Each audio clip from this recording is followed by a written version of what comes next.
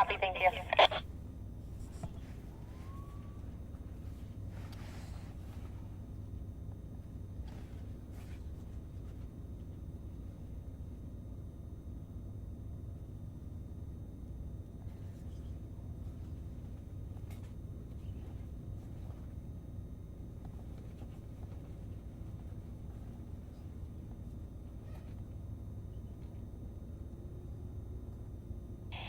Radio check. Read you loud and clear. Over.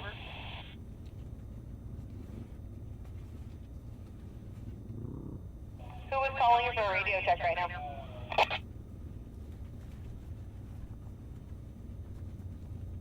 Me.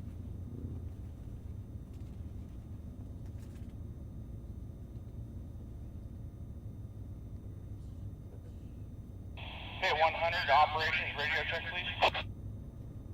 Hit 100, ops coming in clear. Thank you. May everybody have a blessed and good day. You as well, thank you. That's a good day.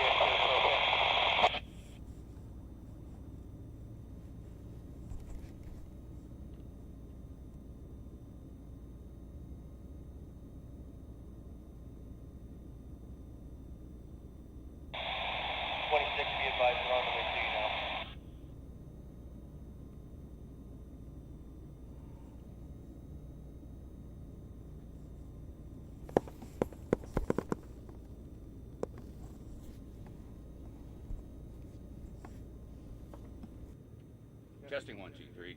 Testing.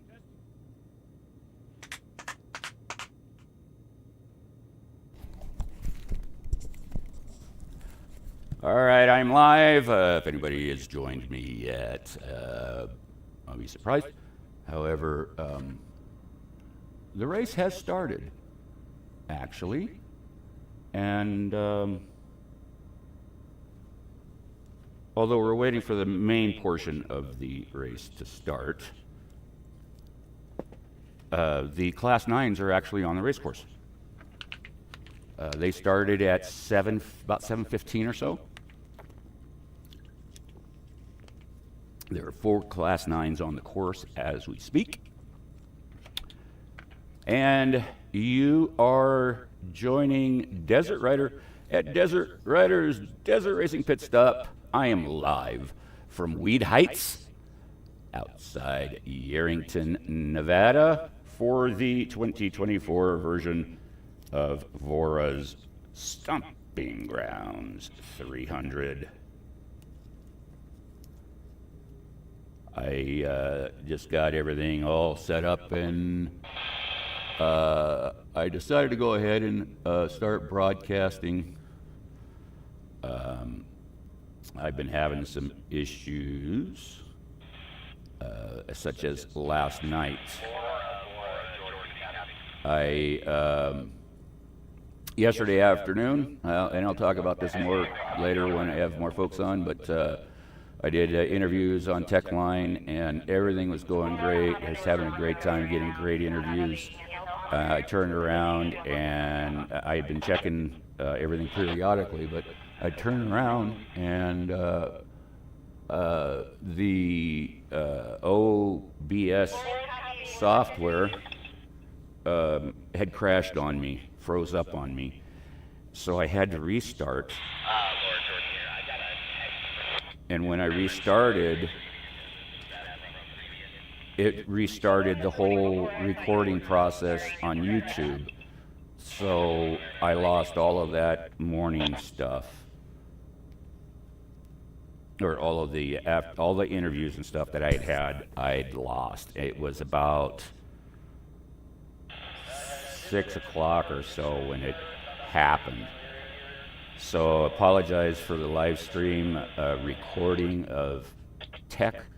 All the interviews that I did were lost, but hey, I am going to, it's a lesson learned for Desert Rider, and when I get to Gold Rush, I should have some stuff dialed in, and I hope to have a good product for Gold Dust.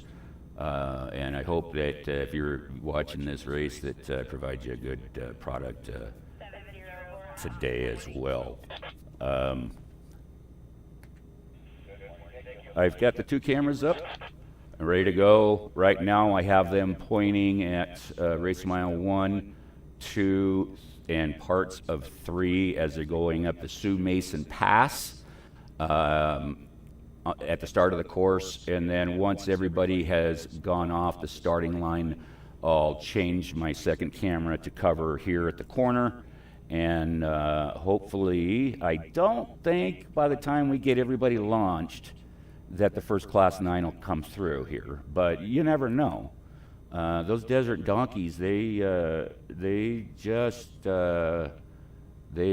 keep the pedal down, and they're like the Class 11s. The Class 11s, the bugs, they just put it in second gear and go. The Class 9s are oh, I had an opportunity to see where he's at. Okay, I see the dust stream.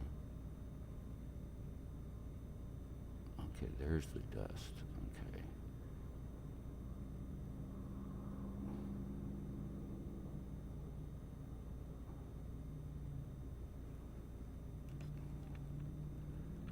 Sorry about that. I'm trying to get my first camera adjusted so I can give you good coverage of the starting line, coming off the line all the way to, like I said, through.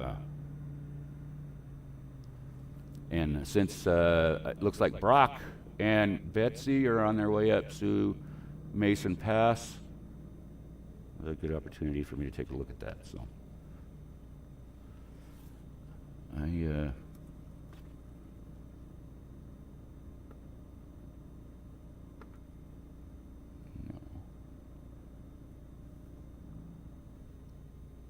anyway, Desert Donkeys. They just continue to crawl around and you know, they just talking to those guys yesterday at Techline. You know, they want to race each other. The 4 cars now have raced all season. The 4th car almost didn't make it this time, but he got it fixed and got it going here. But they've raced all of the VORRA races, and it's a tight race, and they're very competitive. But you get into the pits, and they will fuel the other cars. They'll change the tires for them. Everybody pits for everybody. If something's broke, everybody chips in and fix that car. They want to get them back out on the race course, and they want to win the battle on the race course, which is so cool to hear. The camaraderie between those Class 9s, you know, just keeping those things together and getting them out on the race course so they can have fun and race each other, and just you know, have that bragging rights at the end of the year.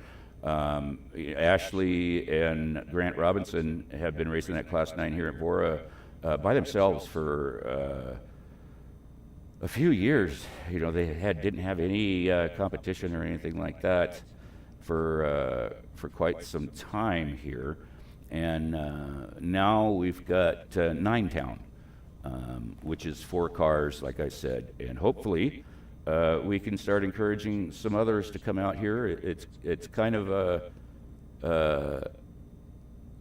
we wish we could get BJ on the course with him, because he has a Class 9, but he's got racing that he's got to organize, and that's his main focus. And it's going to be interesting. We're going to be talking it up quite a bit, probably at the Rage of the River in December.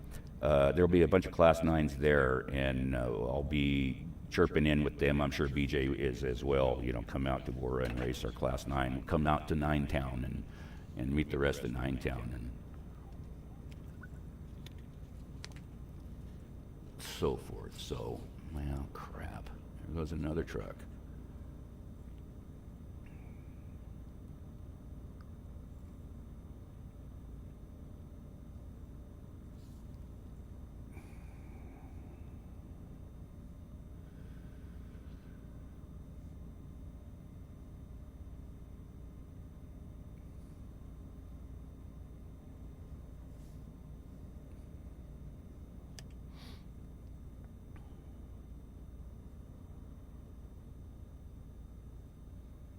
He's not on the race course yet.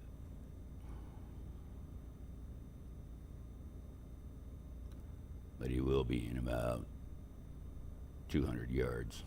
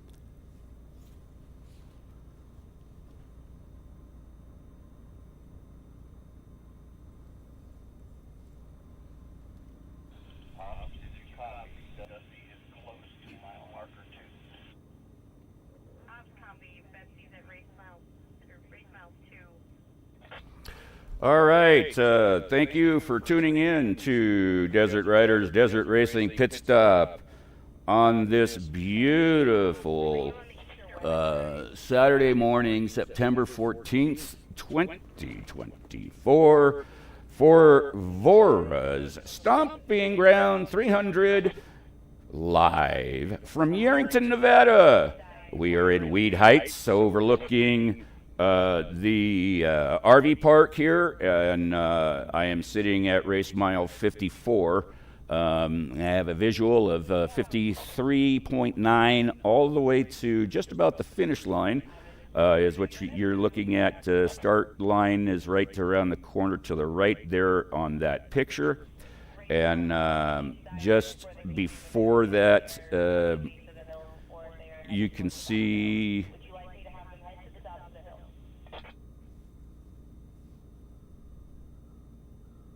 right there is the edge of the RV park there, where we're here in Weed Heights at the Weed Heights RV Park.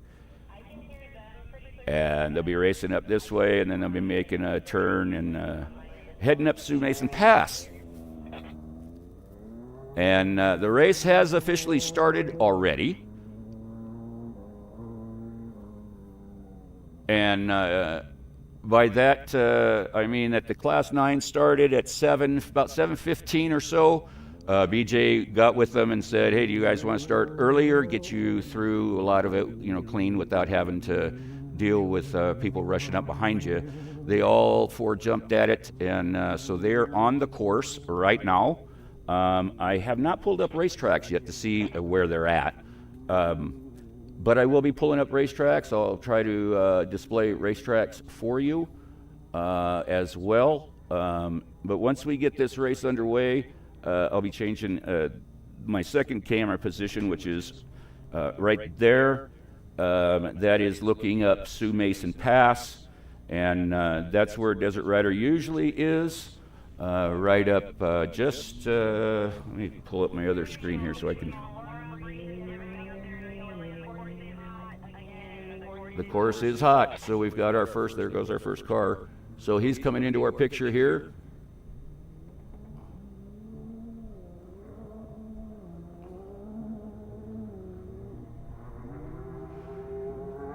As you can see him going up the pass there. I've got it out farther because I want to give you as much as I can.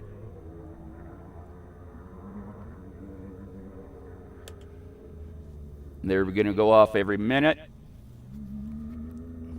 Let me get back to my number one camera here so I can see what the heck I'm doing.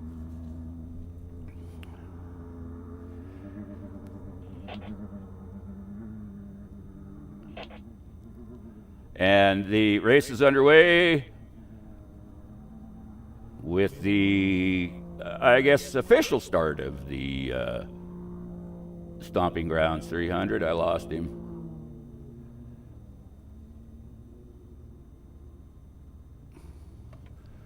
Flip it over to that camera and see if we can.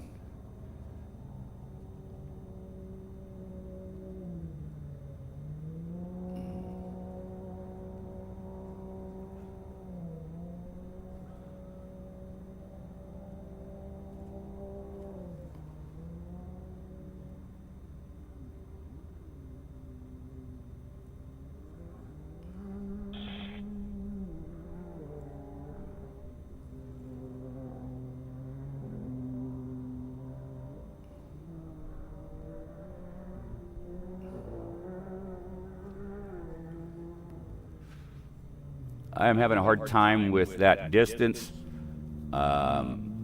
Apologize. But we'll catch him going up Sioux Mason Pass. That's a pretty good shot there, and maybe that's what I just need to do is focus both cameras over there and show them coming off the line up there.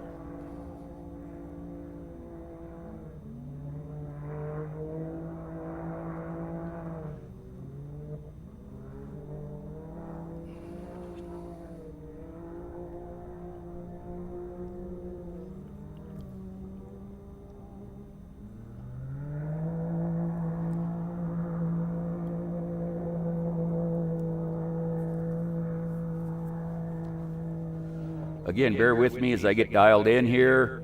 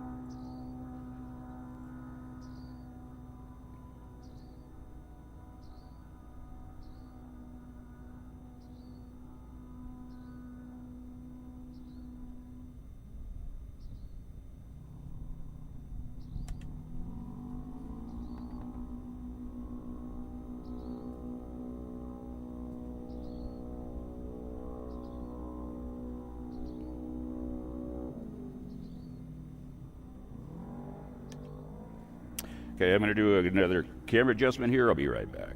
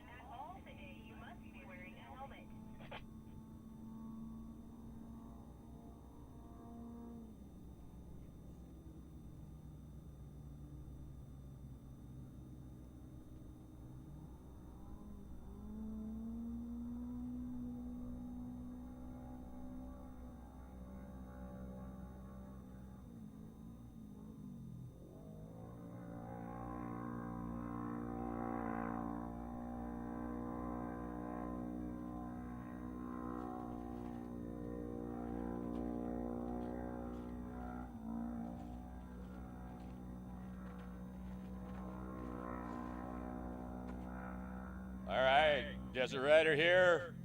Hopefully these shots will be a little bit better. Once they come around here, like I said, I'll be tuning these cameras, give us a little bit better look here in the mile 53 area. But I want to welcome everybody to today's broadcast. Thank you for joining Desert Rider. If you have not subscribed, please subscribe to my channel there, Desert Rider, Desert Racing Pit Stop. It's no charge. They don't ask for credit card. They don't ask for any personal information, maybe an email address. That's it. You don't get spam. I'm not going to send you anything. But what you're going to do is you're going to increase my subscribers, which will help get to those goals where they start paying me back and helping me out financially, which is the optimum goal there. So help Desert Rider out and subscribe to the YouTube channel. I would appreciate it.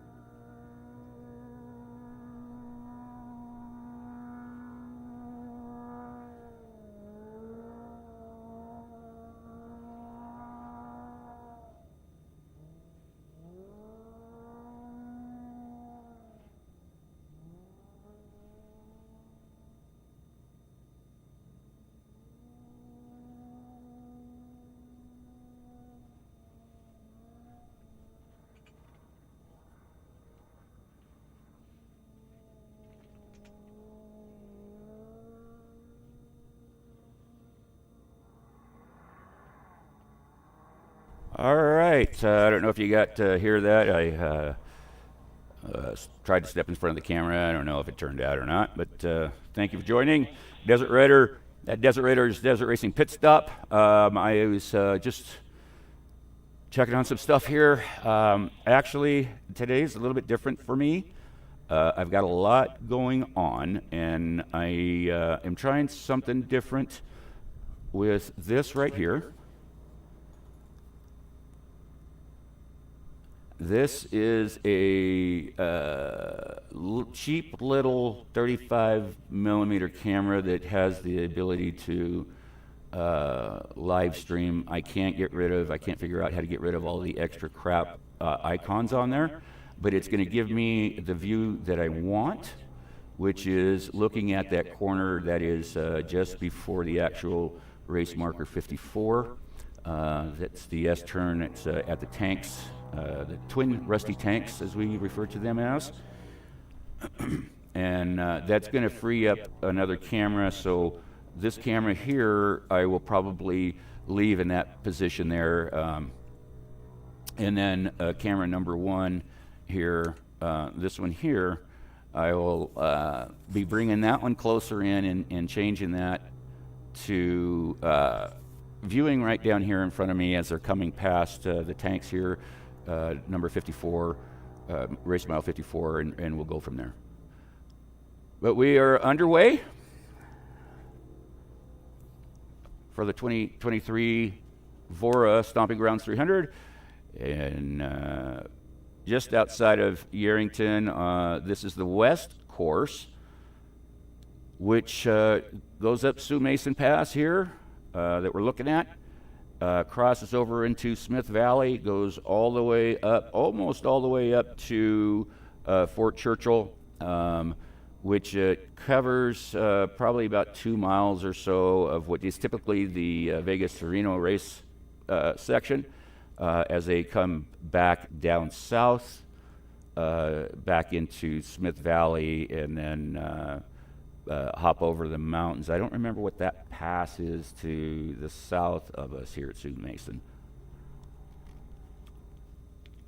But 55 mile loop, 5 laps for the most of the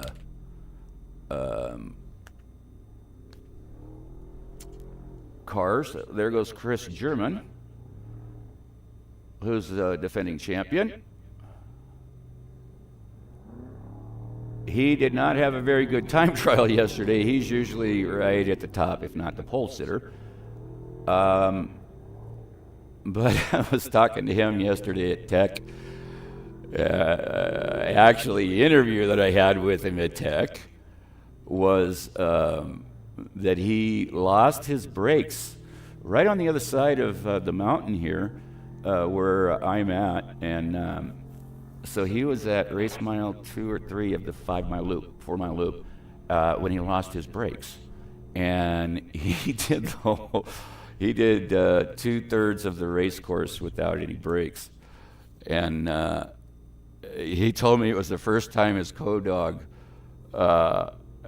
ever grabbed to hold on to something, and Chris was coming up to a corner and he just said, "Hold on," and he did. He held on.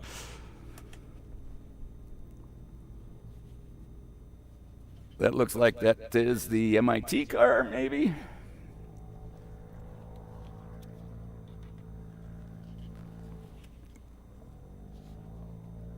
So beautiful morning this morning. Fortunately, well, now kind of a little bit of a breeze, kind of picking up right now, but it has been no breeze at all this morning, which is perfect for this early in the morning. It's been chilly. My temperature gauge here at Desert Racing Studio is 64 degrees, and it's 10% humidity, and it is the September 14th, and it's 8:14. That's off my little weather thing that I carry with me to the race course, so I know what temperature it is, and of course it's Nevada. We are always wondering about humidity. we notice it, humidity in Nevada. So right now I'm just going to leave it on that camera right there. It seems to be the best one. Desert Rider's a little lazy this morning. Bear with me. We'll get through all this. And we're going to have ourselves one hell of a good race day today.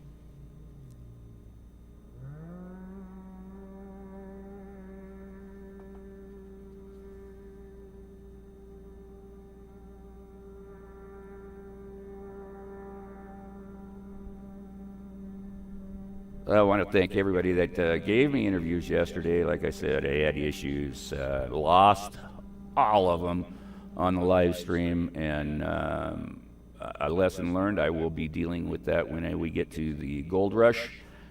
And I've already got spoken with Donald about doing live stream right there on C Street at Tech. I'm going to be similar situation there that I was here in Yerington. I'll be right next to the Tech guys, and I'll try to get as many interviews as I possibly can,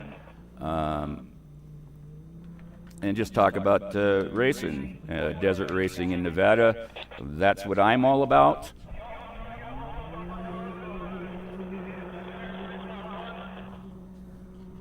What? Rolled over car, race mile 1.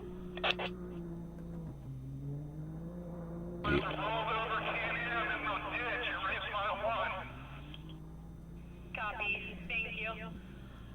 Leatherman.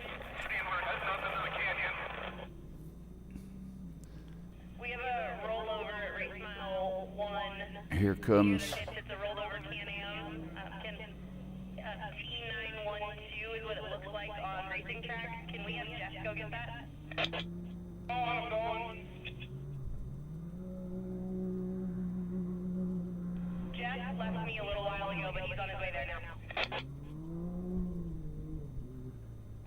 Jeff, let me know driver and co-driver status when you get there. So there you have it. We have our first rollover right here on race mile 1. And there was they were talking about it yesterday in at Tech Line that there were some sketchy sections there on that side there, and I ran some of that yesterday, day before yesterday, whatever. And yeah, there's a couple there, but sounds like we lost somebody over there. It looks like I can see somebody walking. Let's see if I can get.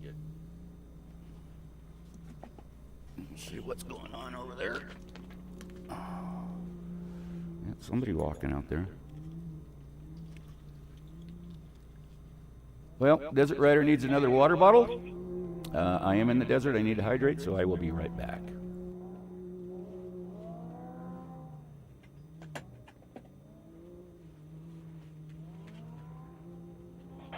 I'm at the rollover. They're fine.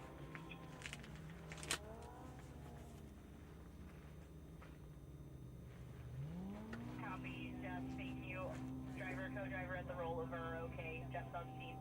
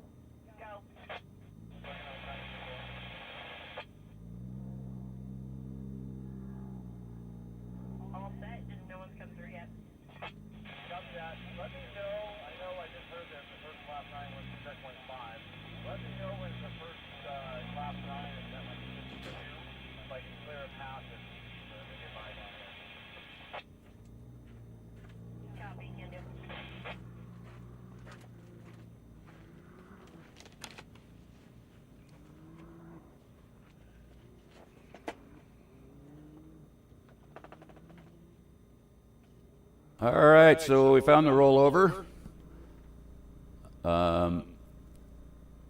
Right there, you see that little dot there in between those telephone poles. That's where the rollover is. E912 is what rollover, unknown on DNF, because they have huge mechanical problems, but they're going to go back to pit.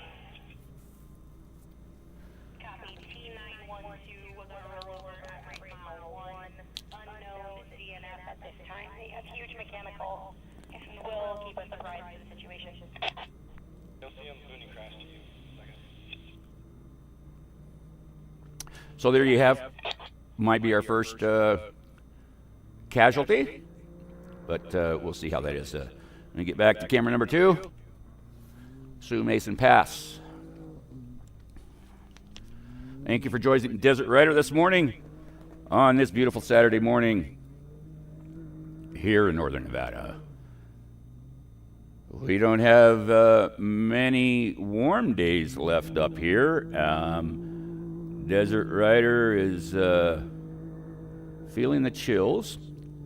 Yesterday during time trials, I forgot to put my back. Forgot my back wall at the camper, and the breeze yesterday was just biting through me. I had wrapped up in my blanket that I carry in Jezebel because I just can't deal with the cold at all.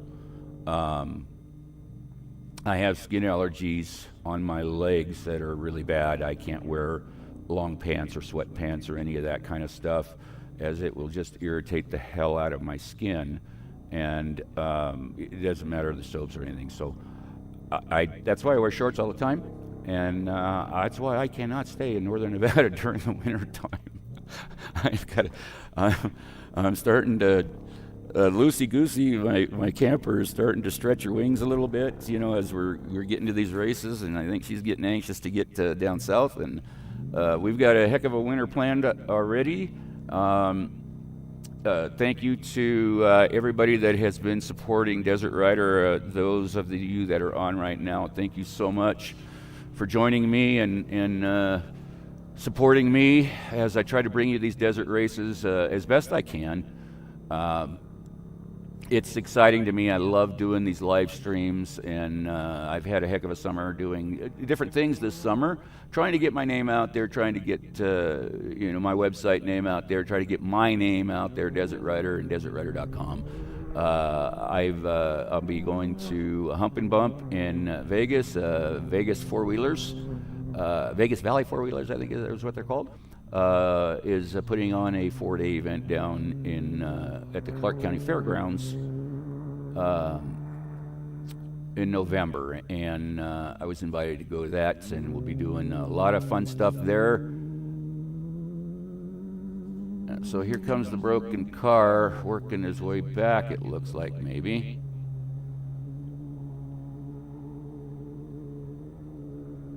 Take a look at that here in a second. He pops back up.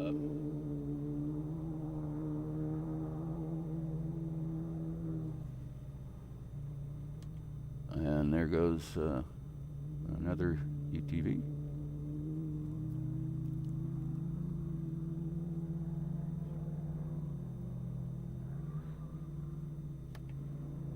So there's our car that needs to repair, our Tumbleina.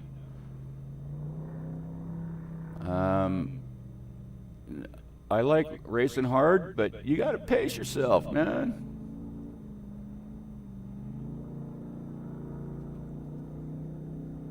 The pit crew's got to get to work.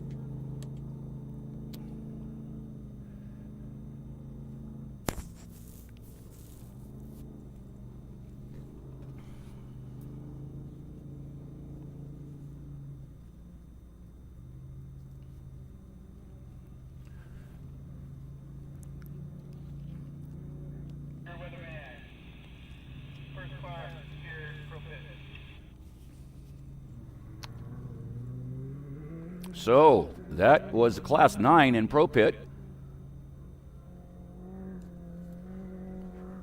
which is, oh shoot, I don't even know what race mile. I better probably pull up and see what the heck the race mile is there at Pro Pit. And Pro Pit, they can go, you approach Pro Pit twice.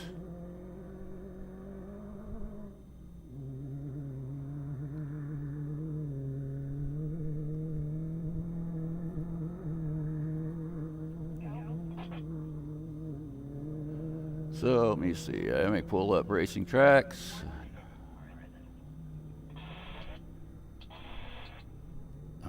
Racing tracks. There's the live map. So it's racingtracks.com and it's TRAX. You can click on the race and see where everybody is at. Pit 3, which is Pro Pit, is at race mile 22 and 27. So it's a 5-mile loop to get back there. So let me see where our class 9s are at.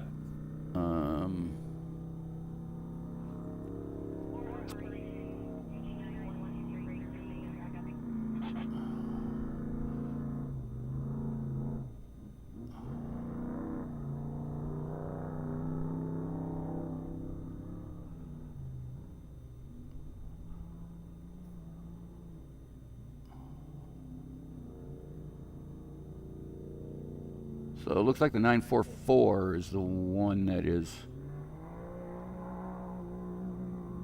Oh, this is showing that they're coming up on me. Okay, well, I'm going to go ahead and pull.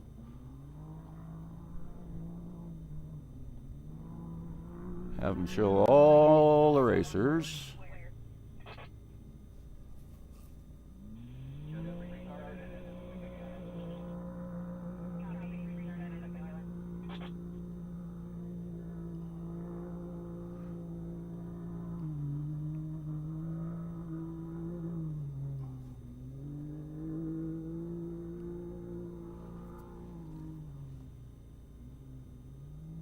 Okay. So they were talking about the lead car, the lead truck, then they're talking about the 2955 because the class 9s are coming up on me. They're at race mile 50 right now. I'm at 54. So we'll be seeing a class 9 here shortly, it looks like.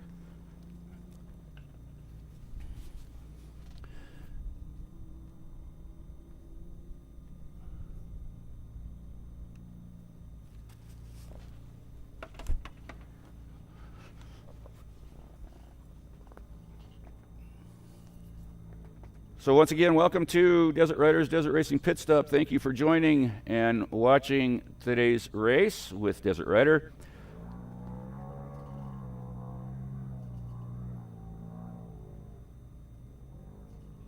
BJ. Car 903 is just about 50 and a half. So there you go. Their 903 is at 50 and a half.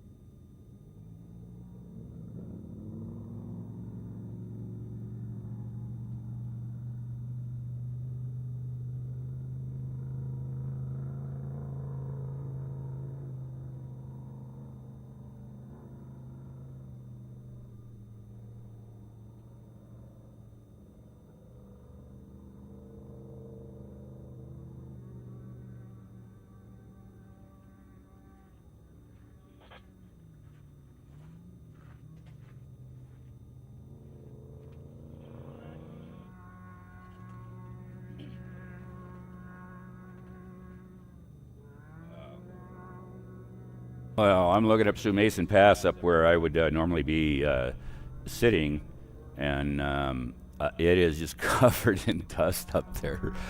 It's like I made the right decision not going up there and broadcasting.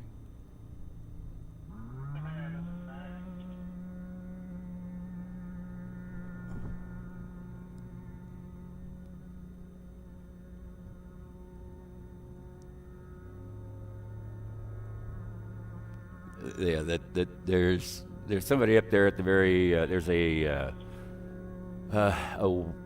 well site up there where they dug a well, and they use it for shooting range up there. But it's a pretty good view of the valley. It didn't show me enough of what I needed from up there, so another 5, maybe even 1,000 yards down lower is where I usually sit, and it gives me a good view of similar to what I have here, except just higher up.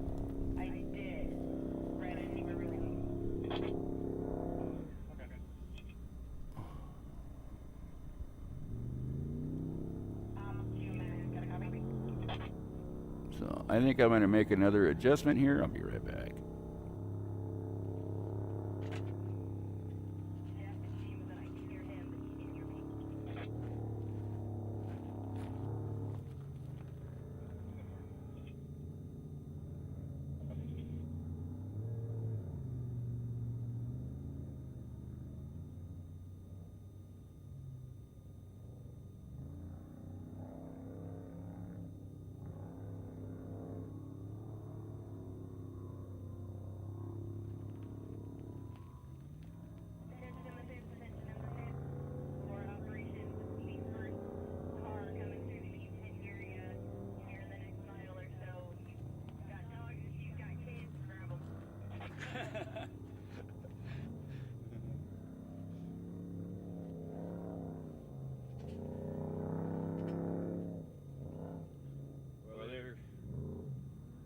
Well, they're getting closer. I just warned main pit to grab all your gear and get it under control.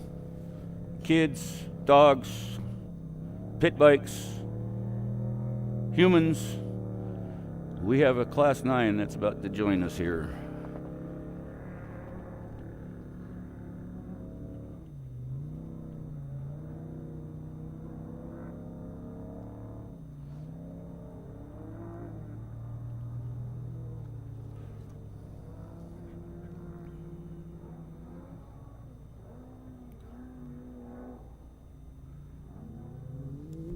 So I'll be right back and I make another camera adjustment here.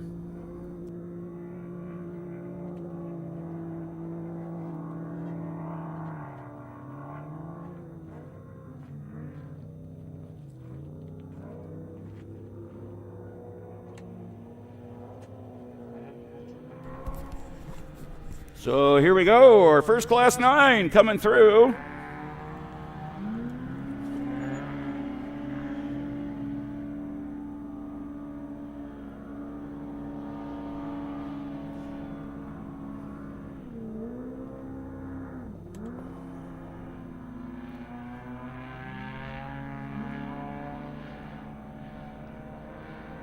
Right up here at this corner here, you'll see them really check up as we get around the pole here.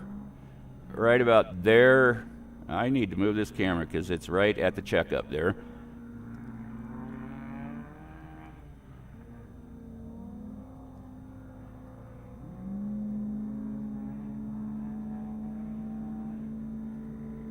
And there you have it, our first Class 9. He is rolling into the pits.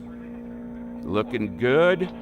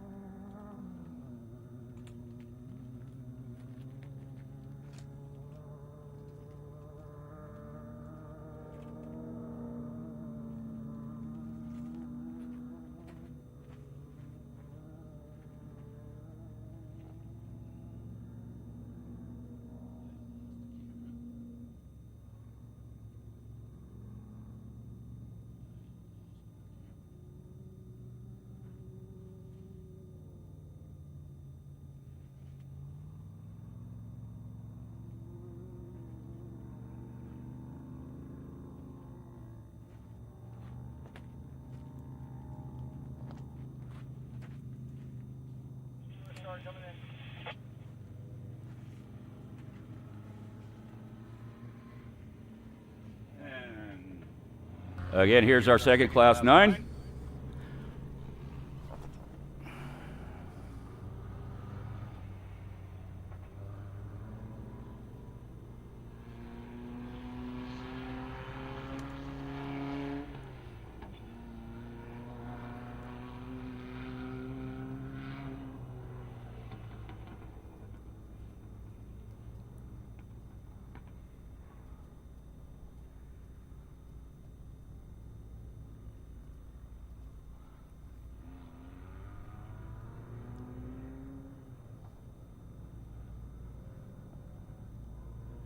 I tried moving the pole, so now I got to move the camera, I think.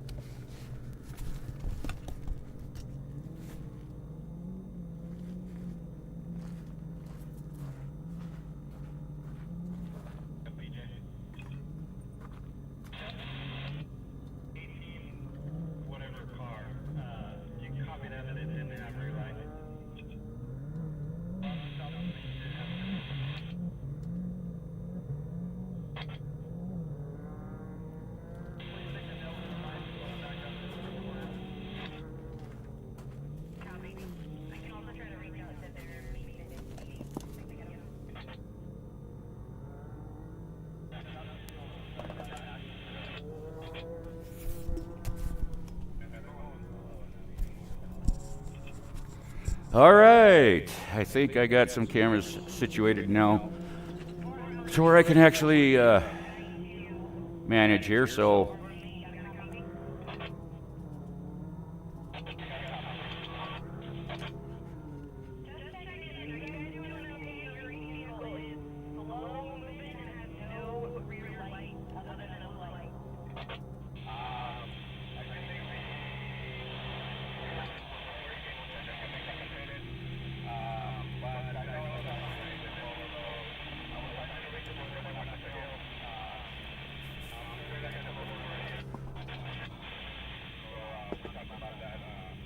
all right, thank you guys for checking in. I do not see a subscribe button. Right when you first come in to desertrider.com, I believe on my first page should be the subscribe button, Brotherhood of Dirt. Thank you very much for you guys checking in on the chat. I love it when guys or people check in on the chat. Covers Dirtworks race day, ladies. there are a few ladies racing today. I have not seen Ashley Robinson yet in that Class 9.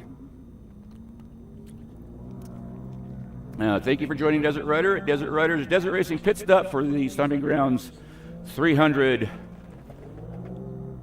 The Class 9 started early this morning at 7:15. Gave them a chance to get out on the course before they start getting run over by the faster cars. We've had 2 in the pits now. There are 4 Class 9s on the course.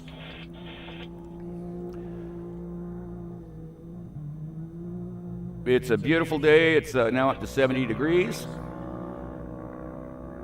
And the official race is started at right around 8 o'clock. So we're not quite 40 minutes into it, and we're still launching off of the starting line. We had like 60, right around 60 start today.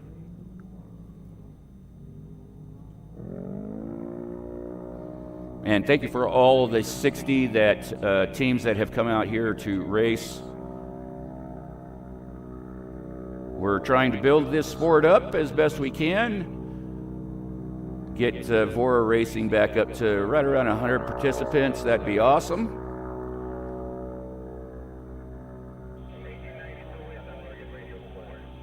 And that's kind of what my purpose is, what I try to do. We're going to see a pass here, it looks like. We have a much slower car there. I should be just coming into view. And a much faster car coming up behind him. You can see him there. We might be seeing a pass here on that camera number 2.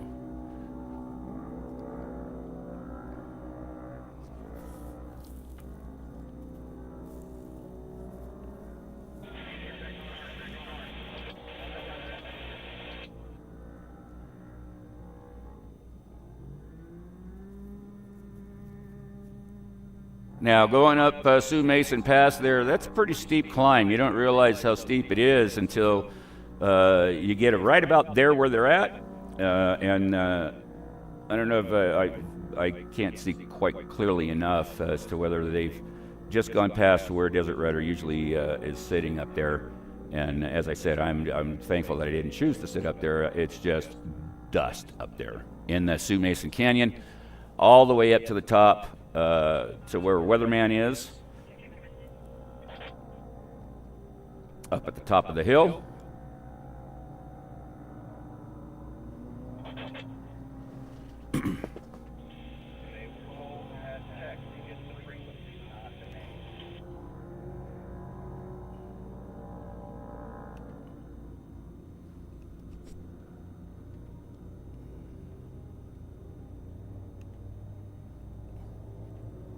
Here comes another Class 9, so we're going to switch over to this camera right here.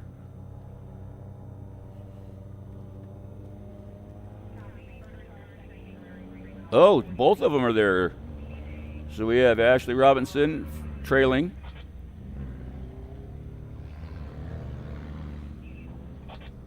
There's a nice little race going on right there, huh?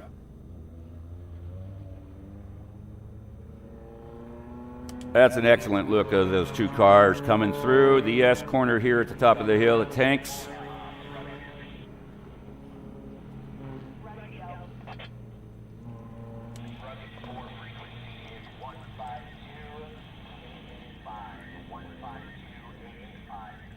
See if I can keep them both in the picture here on this Class 9 battle.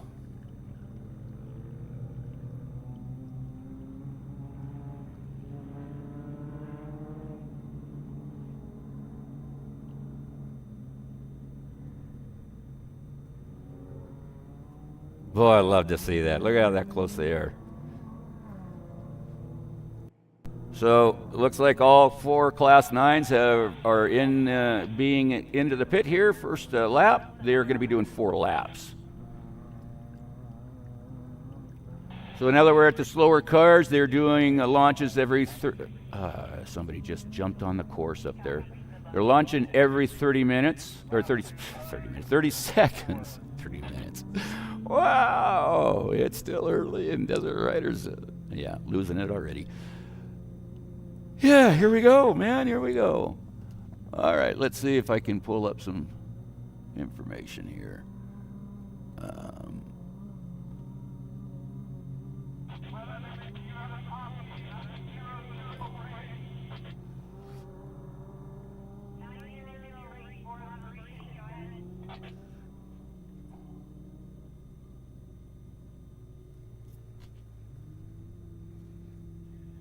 Betsy to 900 range, go. There is a vehicle stopped on course. It's a single lane and is blocking the course. We're able to get around, but it is very bad. It is sketchy. Okay, copy that. 10-4, thank you. Betsy, the 911 or the class 10, class 11 coming up on you. So better get it for you. Well, there's about 10 cars in front of us. I'm not sure how this is going to work out. You want to go or you want me to go? I've got more shit. Alrighty, I'm gonna flip over here real quick. We're gonna look at what the starting order looked like for today's race.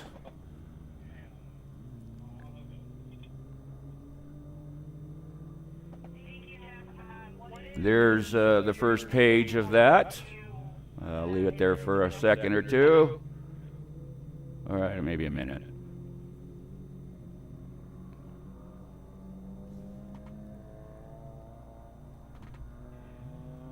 Copy. Up to 944 range, copy.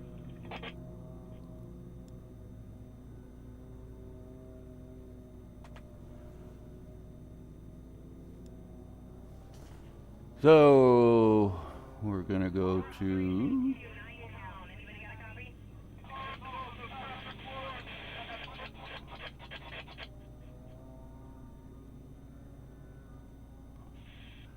and there's the final 64 total.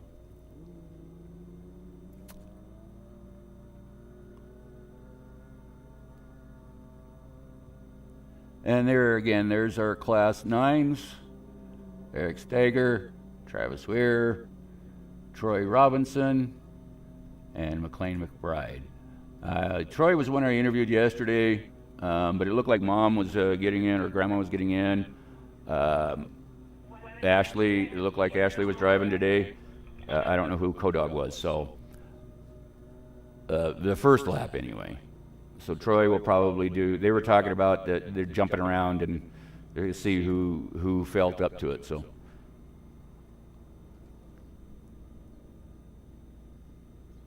So there's that was our starting order.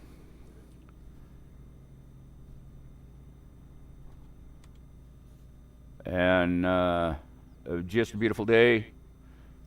Looks like everybody now is off of the starting line.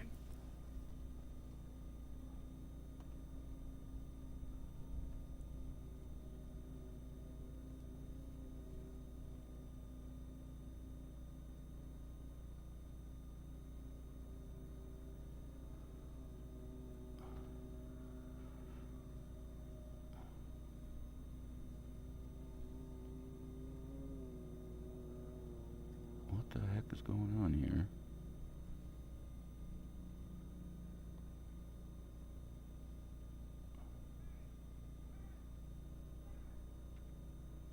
Oh, my racing track's acting up now. I'll close that one and open up another one.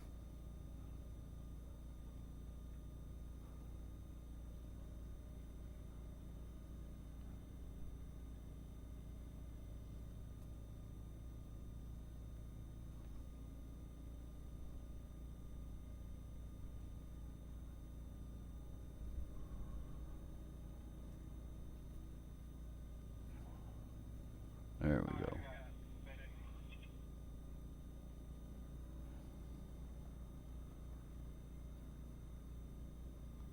So it looks like the T906 will be here in about, let's see, he's at race mile 44.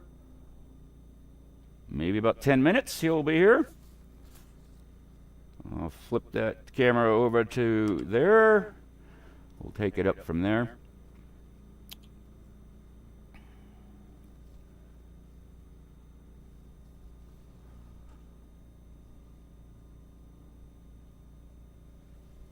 Thank you again for joining Desert Rider. Live from Yerington, Nevada, Weed Heights, up here overlooking the Anaconda Mine, the Superfund site, and the tailings. Main pit is at the at the RV park there, just outside the RV park. We use the RV park, but the actual pit is just below the RV park. And we thank them for allowing us to race out of here. I know BJ and Laura have a pretty good working relationship with the owner of the property here. Allowing us to race off of this property has just been a blessing, and we're very grateful for that. So thank you to the owner of Weed Heights here. I don't have his name, but thank you so much for embracing VORRA off-road racing and desert racing. Absolutely thank you for that. This race course on this side, the west side, is a lot of fun. It's fast, it's rocky, it's got just about everything in it. Some sand, it's got some silt.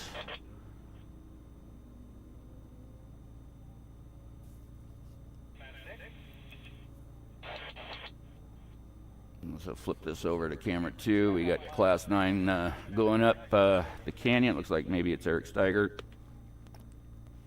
Go, go, go. There's debris in the track on race mile 6. Debris in the track at race mile 6.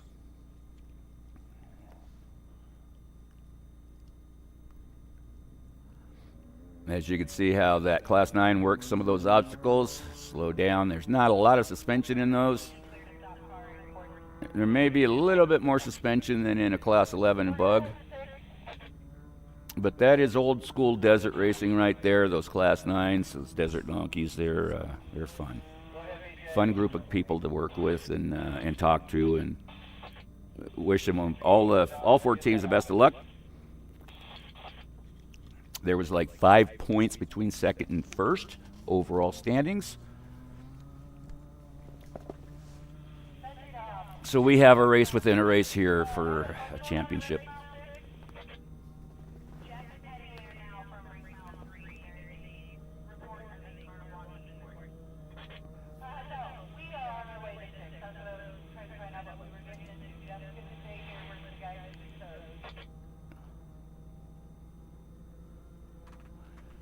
So they've got to get up to race mile 3, which is right up the canyon there. And as you get to the top, it is a single track with a cliff. Going up this way, the cliff will be on the passenger side. We've had, in years past, people break up there and just able to squeeze past them up there on that pass. I can't tell where this breakdown is at. Just watching that 9 car go up there, it didn't look like it had to check up for any of that stuff, and he just went through the canyon. So it may be up there, right up there at the cliff.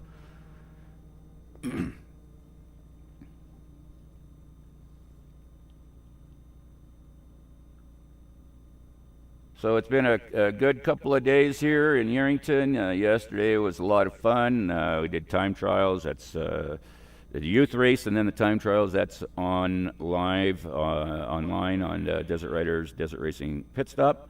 That is all there for you to view. I was going to do live stream of the launch of the poker run, but I wanted to get to town and get set up there at Tech Line so I could start conducting interviews. So I did not do poker run filming this time. As I said, I had some issues with my live stream at about 6 o'clock yesterday, and I started live at 2. So 4 hours worth of interviews and stuff that went down the drain. as my broadcasting software froze on me, and I had to restart. And when I restarted, the recording that was there was gone. So I apologize for all of that. It was a good learning opportunity for Desert Rider.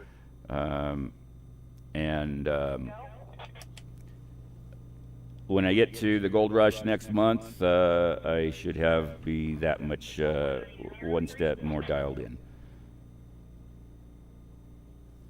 So as you can see, got the feathers out there showing off DesertRider.com. Lets racers know where Desert Rider is perched.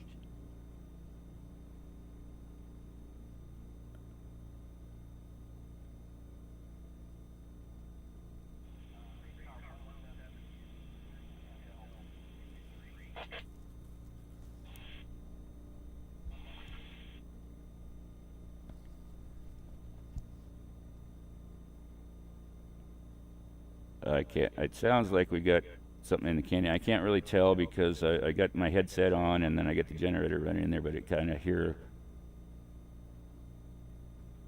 hear some throttle going on here.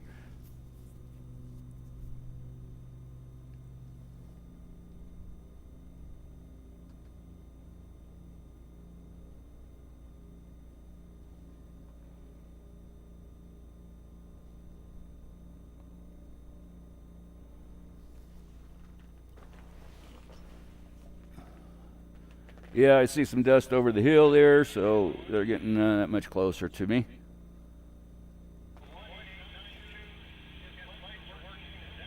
And it sounds like you're right here on us. So here we go, our first car.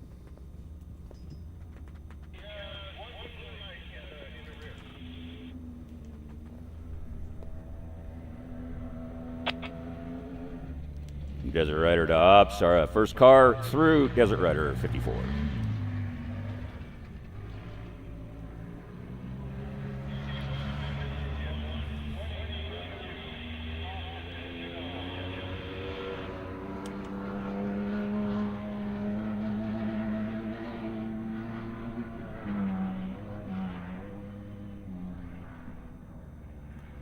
So this is basically what you're going to be seeing today is Desert Rider covering this portion of the race course.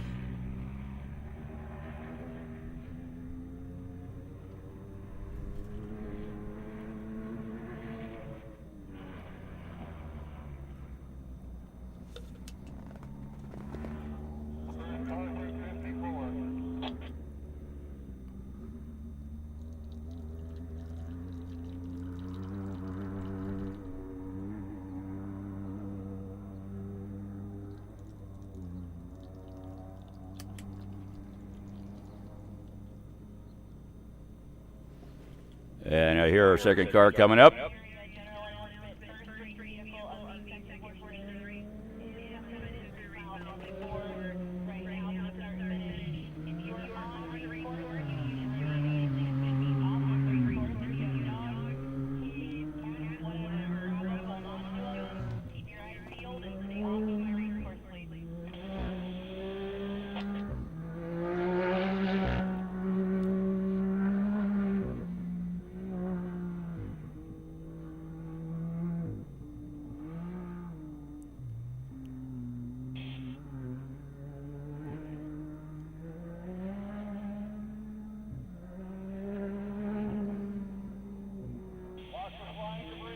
So there you have our first two cars coming through.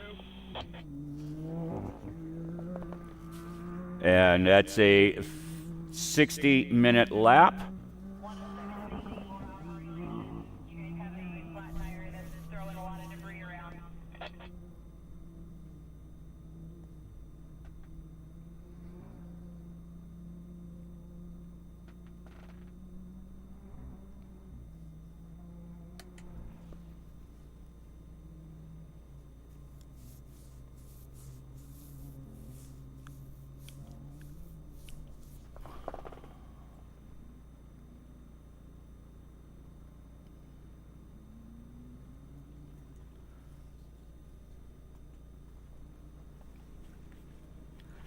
9 o'clock and Desert Rider's stomach's growling already, and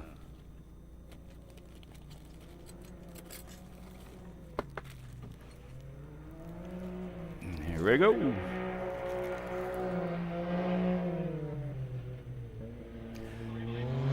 It looks like Alex Baker.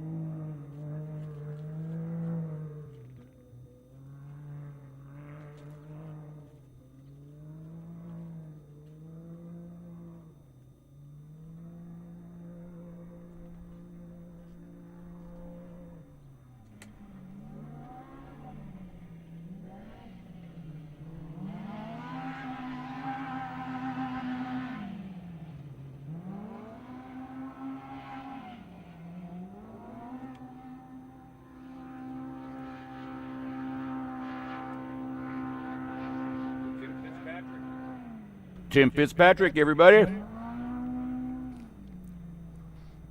He told me he was holding back a little bit during time trials, taking it a little bit easy. He said he was going to take it easy on the first lap. He's doing pretty good so far. He's moved up like probably 4 or 5 places. So keep it up, Tim. And that's the driven team. Driven Off-Road preps those cars. And Jeremy Porter and his team.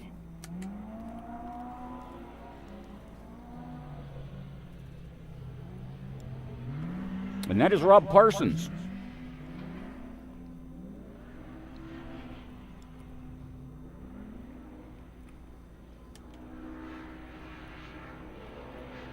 So Rob's having a good run.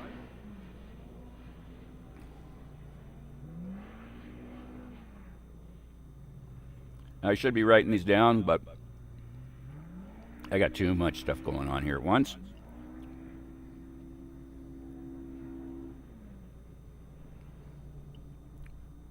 But my main focus is just getting you these pictures.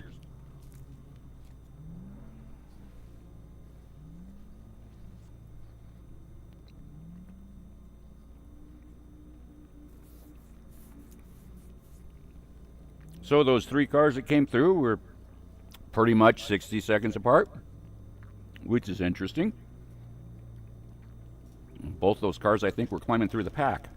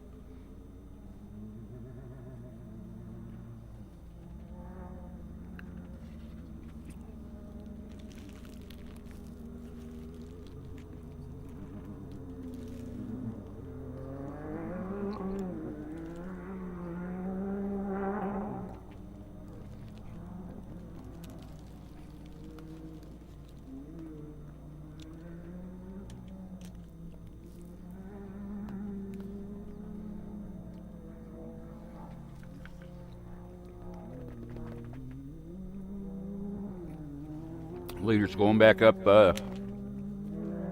Sue Mason Pass.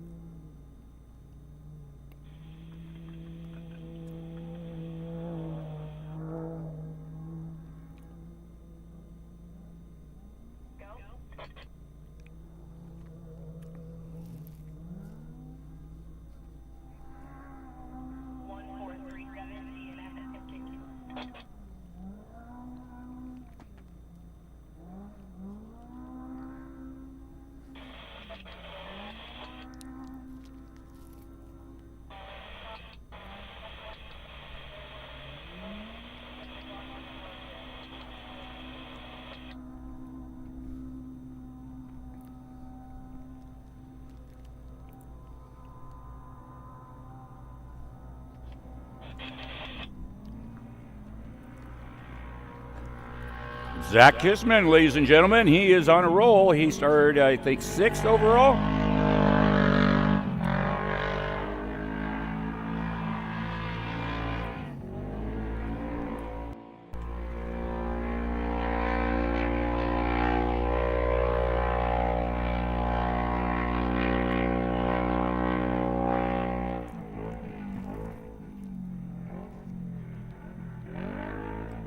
He's got that Kawasaki dialed in.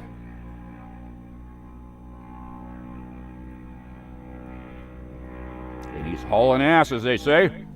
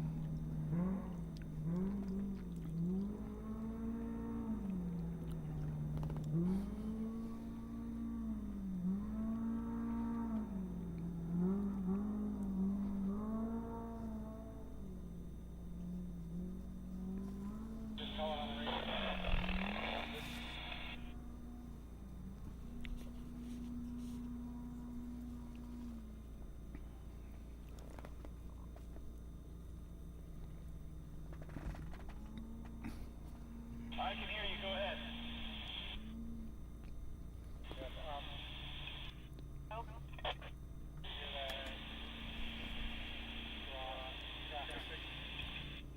Negative.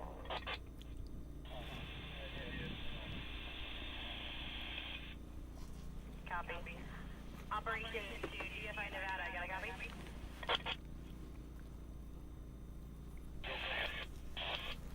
GFI 1941 transponder. There is no reading.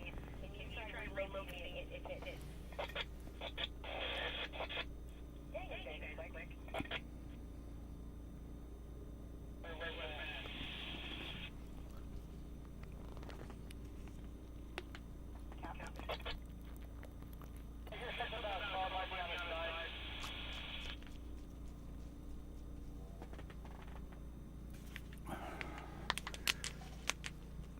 Did you hear a car saying it's on its side on the course?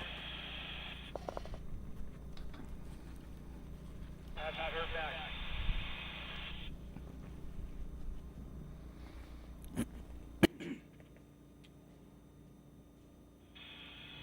Andrew, the car that says they're on their side on the course. I need to step away for a second, so if I miss something, I apologize. Oh, after this car.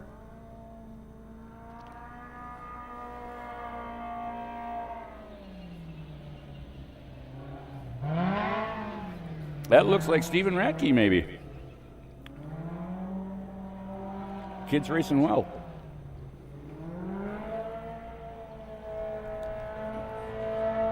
And we got the other driven car, the Can-Am. And he's running smooth. I can't remember what his name is. I talked to him yesterday.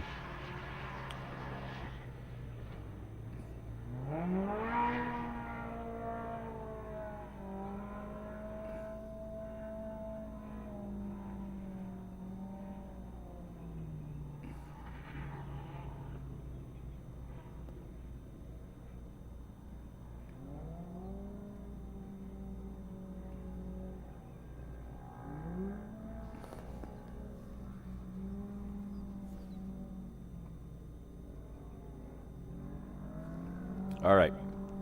I'm switching this camera. I'll be right back. If something happens, I apologize. I didn't catch it all, but here we go.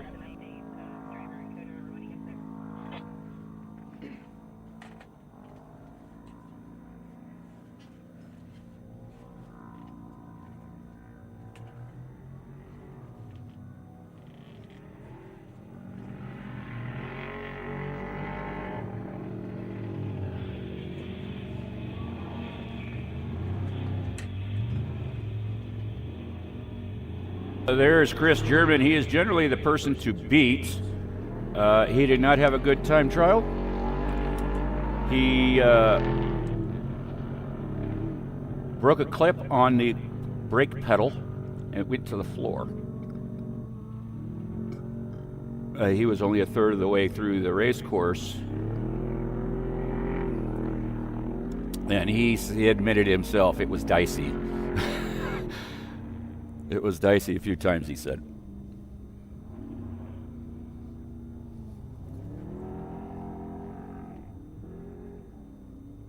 But when you have no brakes, you gotta slow down.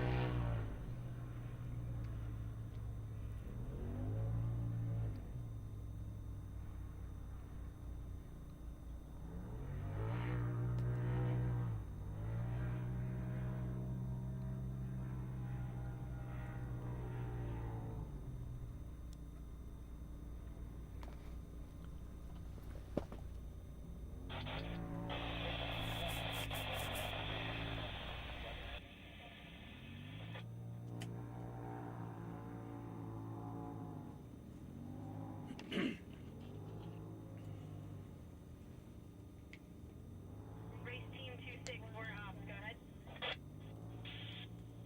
Yeah, race truck 26 down.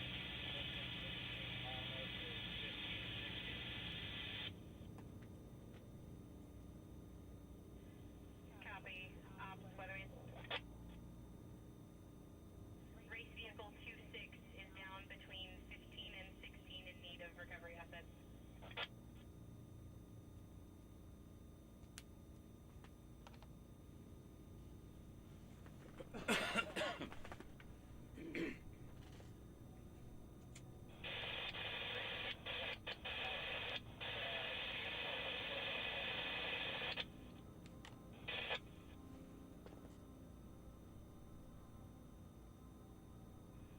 Yes, our current recovery asset is on the way to a tipped, rolled vehicle, and we'll be checking in with your race vehicle, and then once I have an update for you, I will let you know.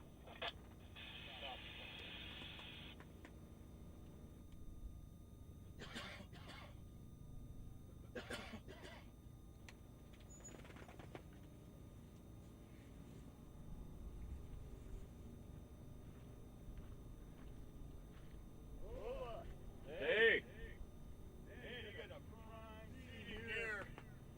I work hard at it. Yeah.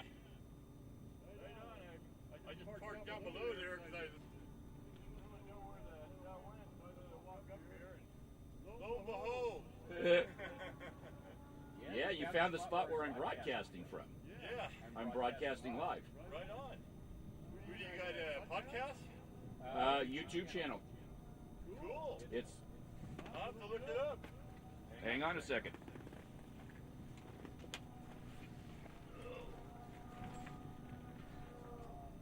My name's Curtis, by the way. Desert Rider. Okay.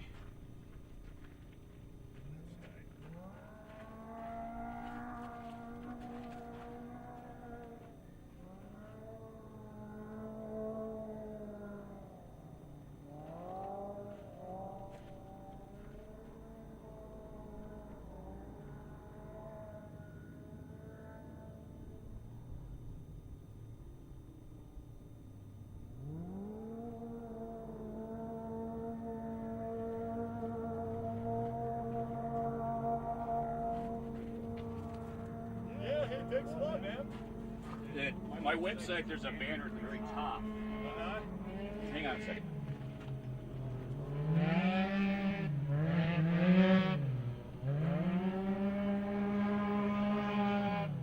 So you want to see what I'm doing? You can come over here.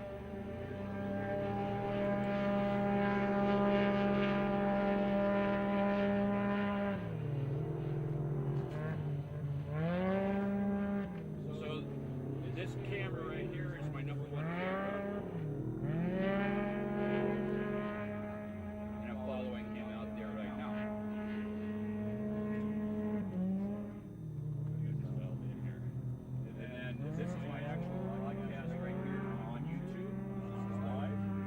this is my software in order to broadcast. So I've got 3 cameras set up. We're going to number 3 now, which is this camera here looking this direction. You got another one straight away here. And then I got one going up the pass. Is this what your YouTube site is? Illuminati? It's DesertRider.com, and then it's Desert Riders Desert Racing Pit Stop on YouTube. Cool. I'll check it out. I've just been watching these last couple of years since I've been back and forth to Nevada.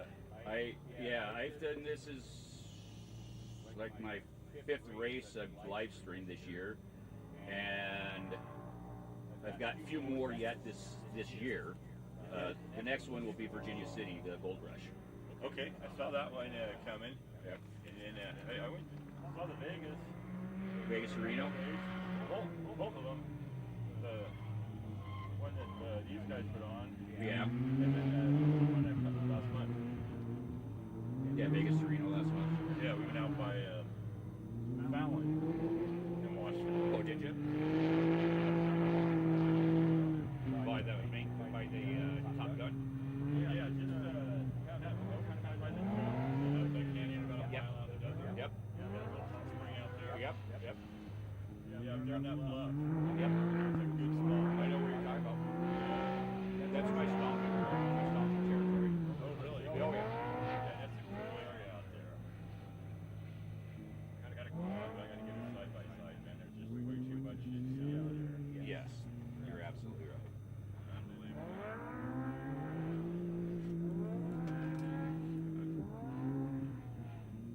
Down there in that corner for a little bit. I left. It's a little hairy, man. That corner's You don't want to be on outside corner. that guy at checkpoint guy's there too.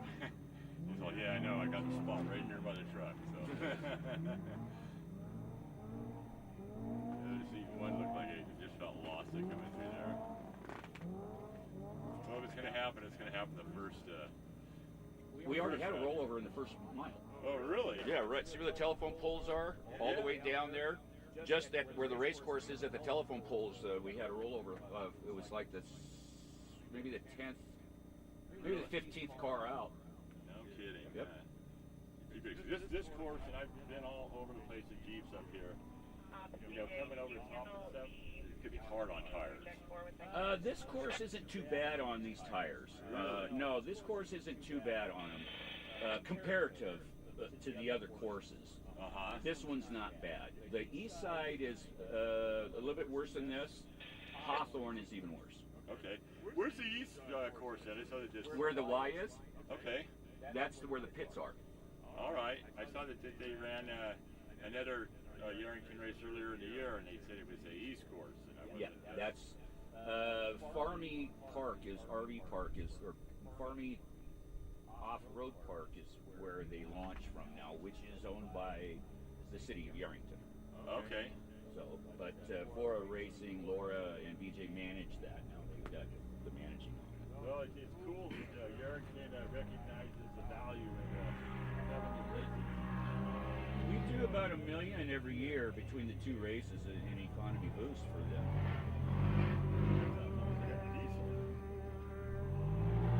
It's a Razor.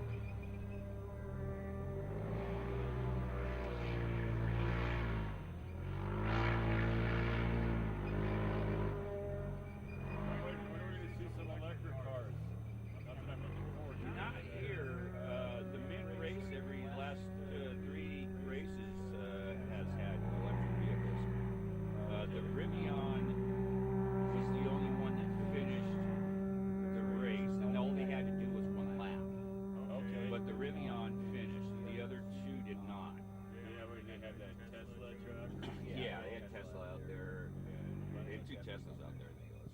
Okay. But Rivian is a pretty good-looking vehicle. I don't know if you've seen it. Yeah. I been back and forth up here to Yerington, living on parents' property and stuff. So I'm from Gilroy. Oh yeah. Yeah. So I pretty much bounce around up here, but I've just moved all my stuff up. You don't smell like garlic. So. No. It washed off. Huh? You know, and I get people it that say, washed off, did it? I fucking love the smell of garlic. I never get tired of it.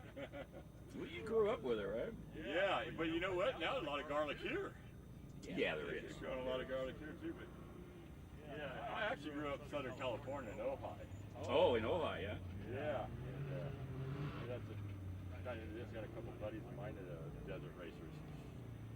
A guy named Dan Higginbotham. Really? I know a Higginbotham. I know Brandy Higginbotham. So she married into Higginbotham.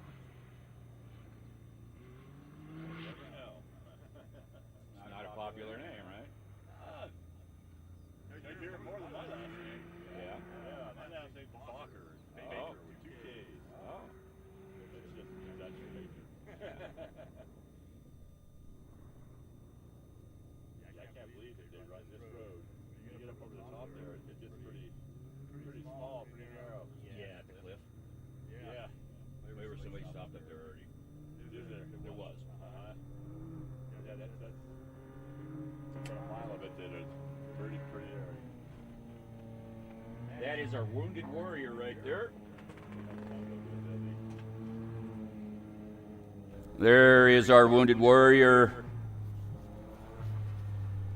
Something must be going on with his car because he is not at race speed.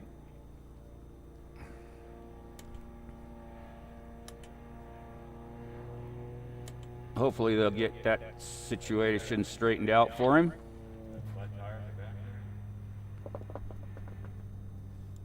Is that what it is? Well, flat tire may not be too bad then. Yeah, you're right, it is. He's limping it into the pit on a flat tire.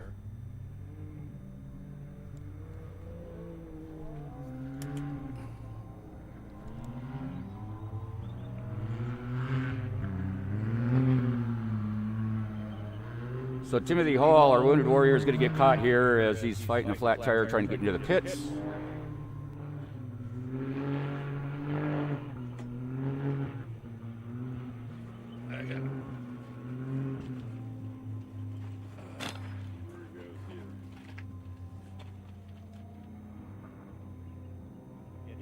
Tim has no legs. He lost his legs. I'm not sure which war he had to do. But. So the guy in the car that is not moving along too good? Yes. Okay. Yeah. I think I saw that one downtown. Yes. Yeah. If you saw him in the wheelchair, that's Tim. Oh, really? Yeah. Okay. He's racing. That's all. Took him 2 years to get that car built. It's all paddle shifted and everything's on the steering wheel. Hey, he deserves a lot of credit just for being here. Oh, he's a great guy. He's just being out here. I'd be challenged at this point to finish one of these races myself, I think. Yes, you're absolutely correct. Yeah, I don't mind watching though. Oh, this is a beautiful thing, man. It's all free. They ask me. That's what I love about Everybody asks me all the time if I race, and it's like, oh no, hell no. Yeah. One, I'd have to pee every fucking 5 minutes because of bouncing around. Yeah, my buddy that I thought he might be up there a little bit. He takes heart medicine like that. I tell him I don't take you anywhere. It takes an hour longer to go everywhere because I got to stop every 10 miles. But yeah, getting old sucks, doesn't it? It does, man. It does. They say there's pros and cons. And other than I got a little bit more money than I used to have. And more knowledge. Yeah, You don't make nearly as stupid decisions that you used to make, right? Yeah, but they were a lot more fun. That's true. That is true. Yeah, they were a lot more fun. The consequences generally weren't, but it was a lot more fun. But. Well, that was it. We didn't take consequences into consideration. They were just the end result of a bad day. Absolutely. 5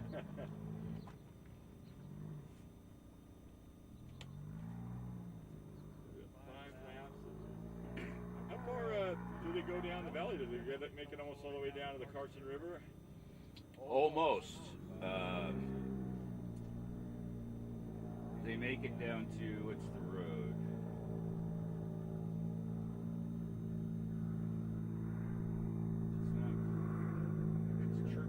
It's Churchill Canyon. Okay. Is what it's called. That's about, I think, where they cross the road from Vegas. They go all the way to that. Okay. Yeah, pretty close to all the way up to that point where they cross.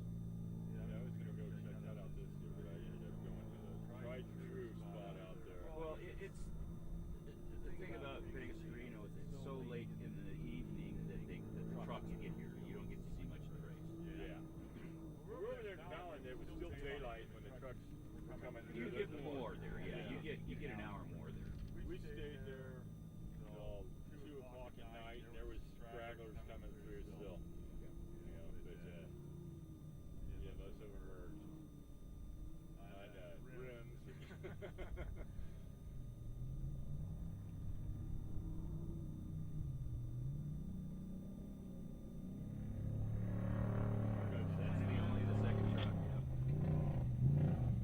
Race vehicle 2008 is roughly between 18 and 19. They severely shredded tire, and they do not have on their race vehicle the correct stomping to change it. But I have their crew standing here with me that has the stockings that they need if we're able to have someone. That just bites. You get all the way out there and you don't have the socket that you need to change a tire. That's bad news. Yeah, I know. This year, we didn't see too much action there, but the years past that corner, we went into the silt. There was some good rollovers and guys coming in there with tires. The guys with the trucks, I got out of the truck waiting for the helicopter. You know, and they jumped out, changed the tire. What kind of lazy ass bullshit is that?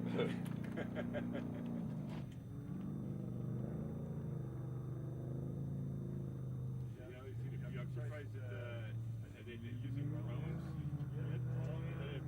We have the BLM puts so much restrictions on them, and when it comes to the racing, especially if there's helicopters flying, they can only go to 20 feet. That's what the regulation is for drones. They are heavily regulated during the race because of power lines and helicopters. Yeah. Helicopters have a whole tremendous thing that they have to observe too. Yeah, I got to read through some of that stuff even now with these guys have to deal with. At least the BLM is allowing them to do this, but they shut down the 400 for a long time.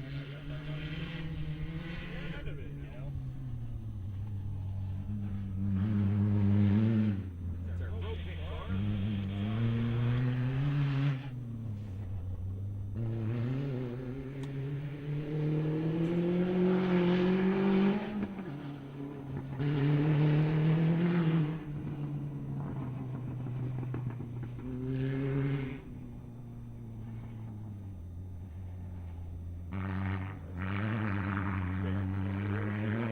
Well, there's that giant hole there.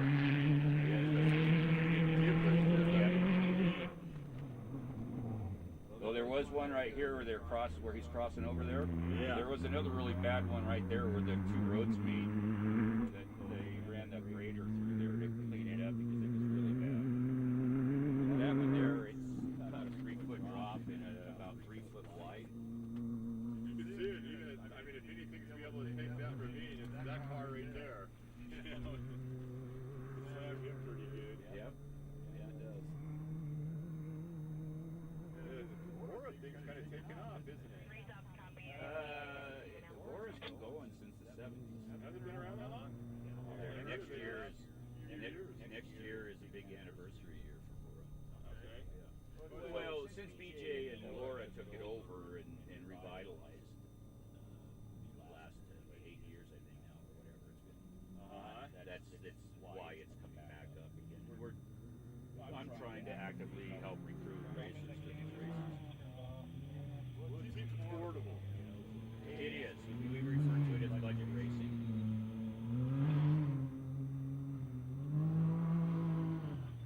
Big trucks and helicopters to watch where you were last time. Yeah, the million dollar shops are great, but this is the core of off-road racing right here. Yeah. Yeah, these little guys right here, those guys paying the bills. They're buying the parts and tires and everything.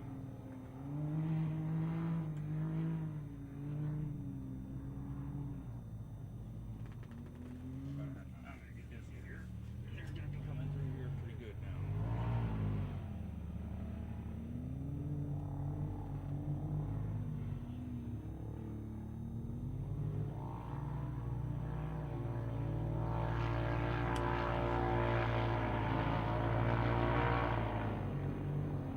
I'm gonna let you go. I love this shit. I smile all day long when I watch it.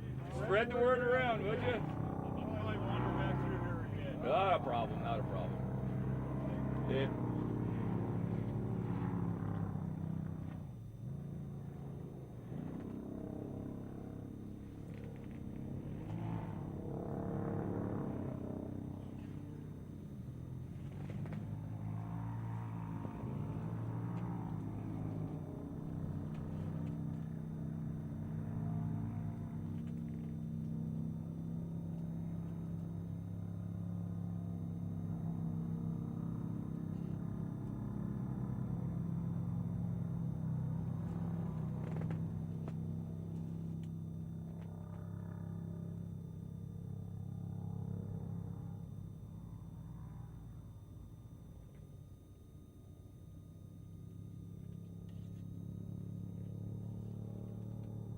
All right, hopefully I got some good coverage there. I had one of the locals walk up the hill here. He didn't drive up, he walked up the hill. It kind of surprised me, which is fine, I know, big deal.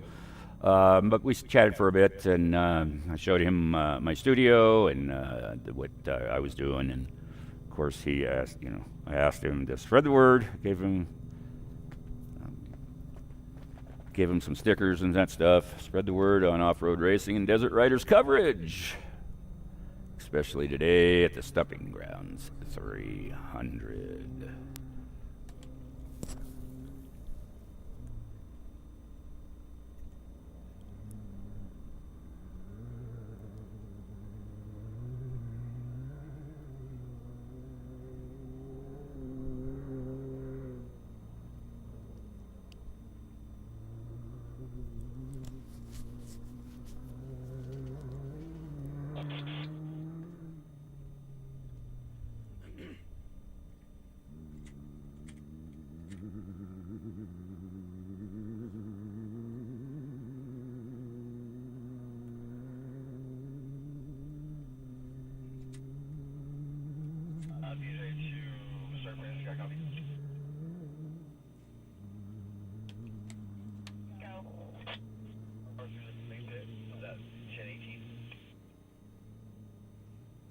Last car through was 10:18, 9:16, and then 39:12.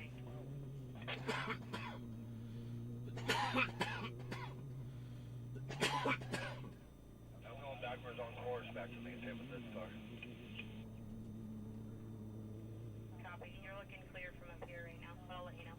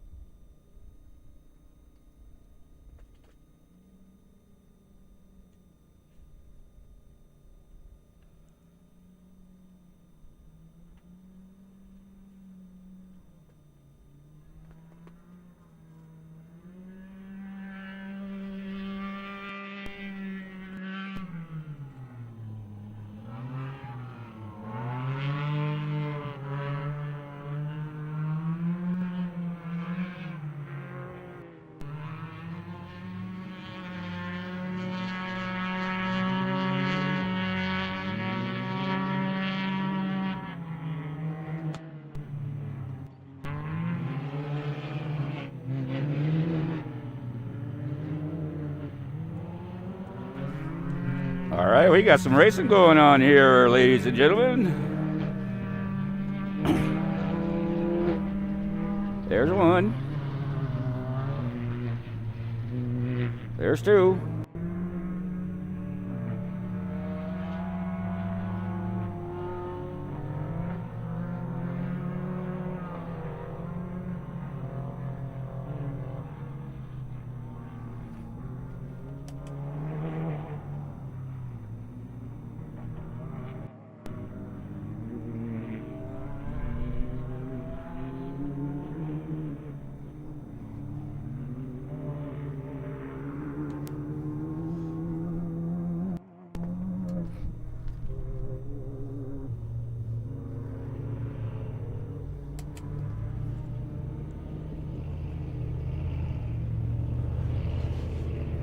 Here we go. We got some good racing going on. Look at that. I'm really...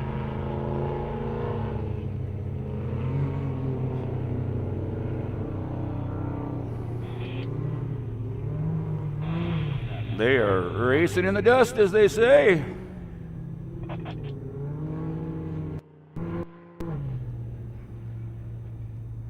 Oh.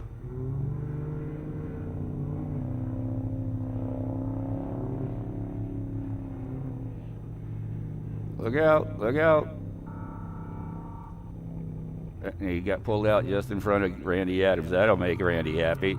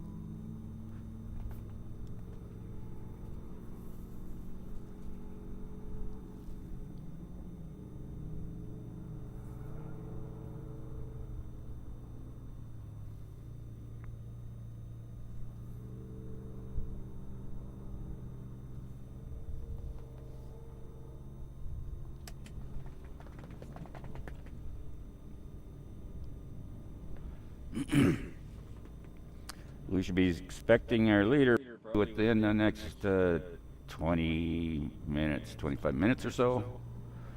I'm figuring probably with lap traffic now, he's probably going to be turning in probably at 10:05 maybe, 10:10. Hour and 10-minute run, that is.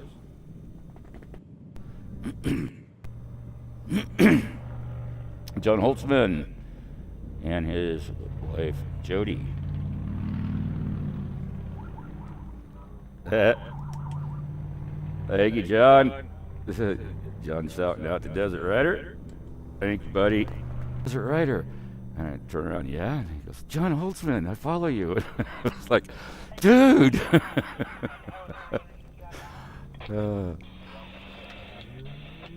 Yeah, he's a great guy, full of energy. He and his wife Jody are the type of people I like to be around. They're just fun, having fun. Oh, here comes Taryn.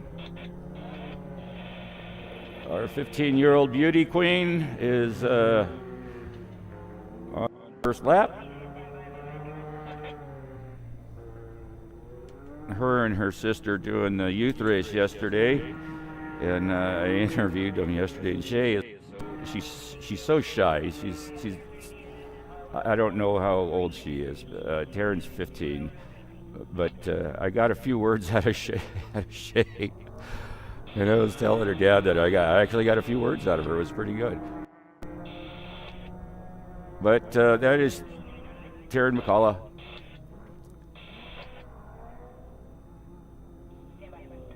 She's got some really good sponsors. Off the top of my head, I can't think of which one it is. Clothing brand. It's a girl's brand stuff, so I can't remember what it is. But hey, what the hell is going on here?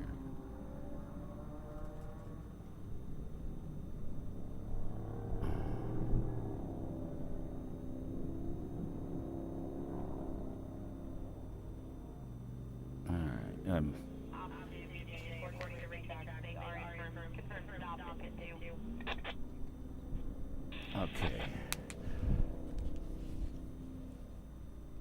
I often have to keep an eye on. I've got two laptops running, and one of them is my graphics, but I also make sure that my live stream is running. Because, like I said yesterday, it failed on me. My program crashed on me yesterday, and I'm getting a timing error now. There we go.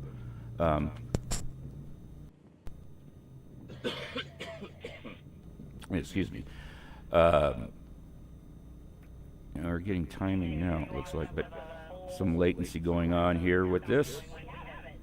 But as I was saying, I crashed. My broadcasting software crashed, and I had to restart. And when I restarted, I lost all my interviews. I would have been just better just to left it alone, and then all my interviews would have been there on the live stream. But I restarted, and I lost all of it. And I didn't conduct any interviews after that, so I got pretty tired, and I think everybody was tired at that time. So, but I learned a lot. I'm taking that with me to Virginia City, to the Gold Rush downtown.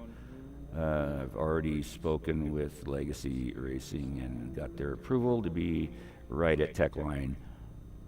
Doing the same thing I did yesterday afternoon, which is live streaming from Tech Line and doing interviews. It was a lot of fun, I'll tell you.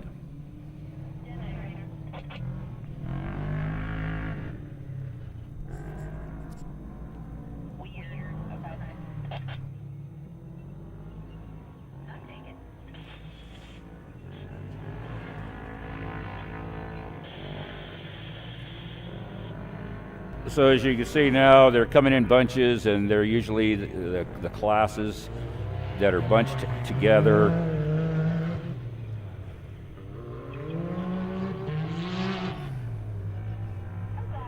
think that was it for just a 3 car cluster here.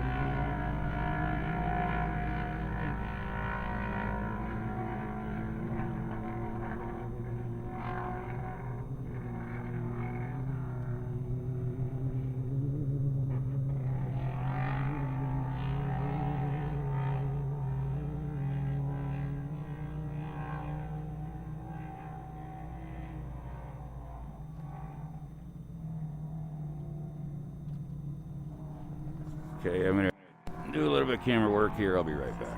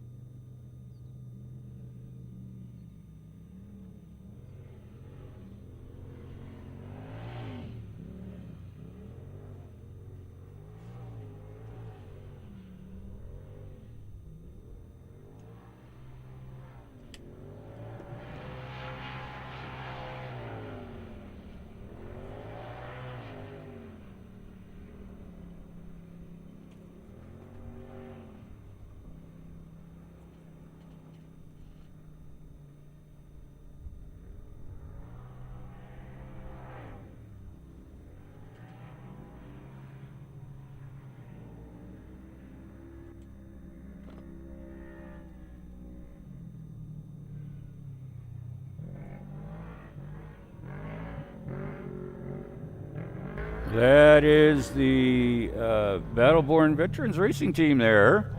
Kevin Hoyland's car, U.S. veteran, and the program that he runs. very, very thankful. He's got veterans in the car. I think his brother is driving right now with a rookie co-driver, and then they're going to make a switch, and they're going to have a rookie driver and a veteran co-dog. And Kevin is not racing. He messed up his knee, so he is working pit. But if you are a veteran and you want to, you're interested in even taking a ride in a race vehicle, contact Desert Rider. I will put you in contact with Kevin. It's a great therapy for. There is Steve Austin in the 316.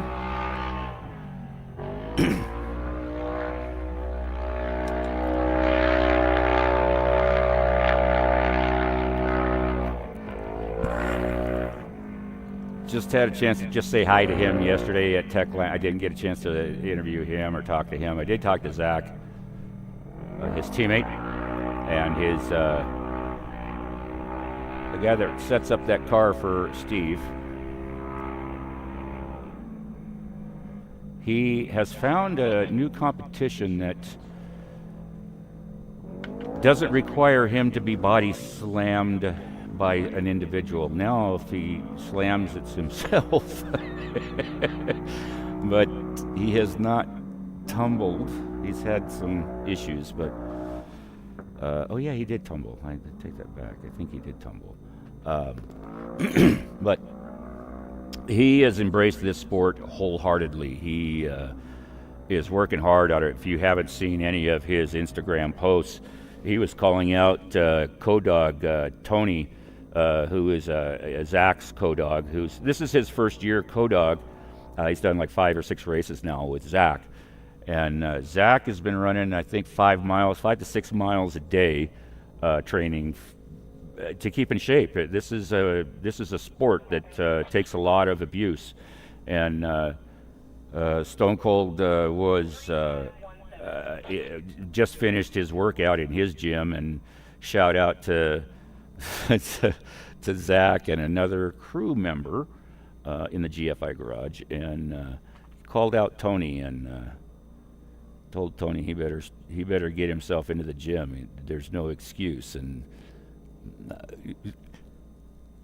Steve's a wonderful guy. He's as intimidating as hell as he is. He's a great guy.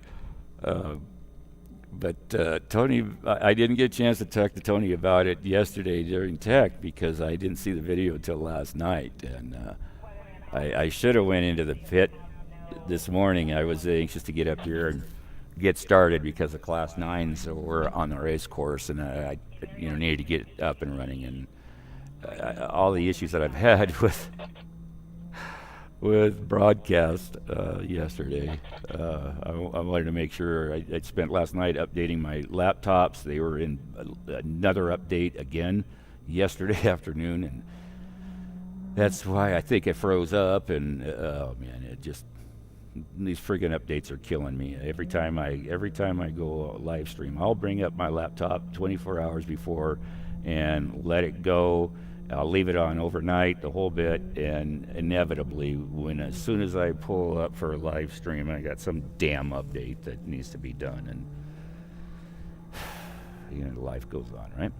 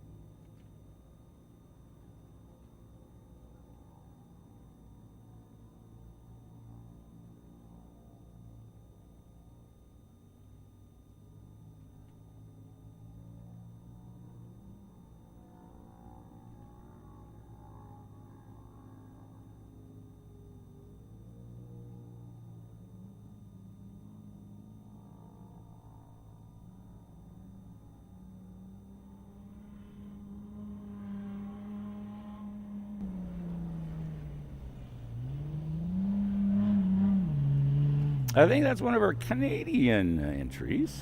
I think. We got a couple of racers from BC.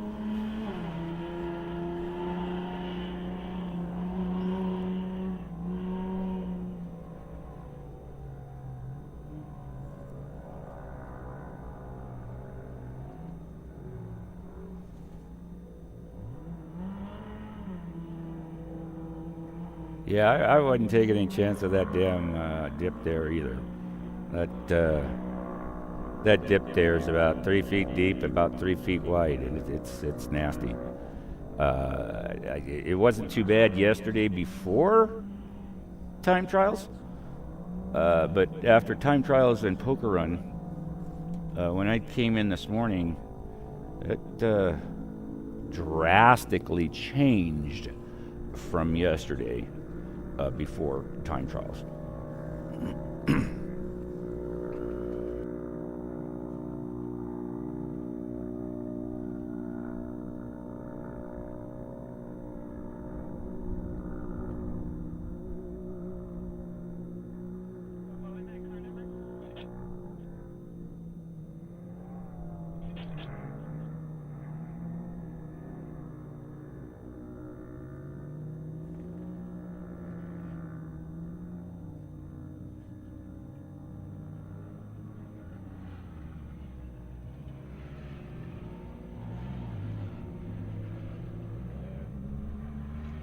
That I think is a class 10.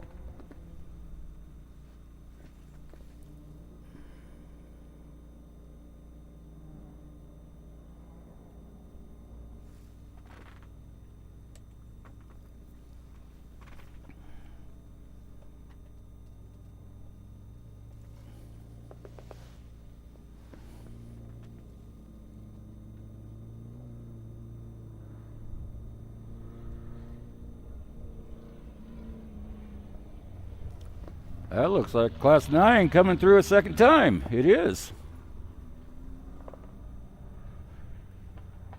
And they will be doing 4 laps, class 9s.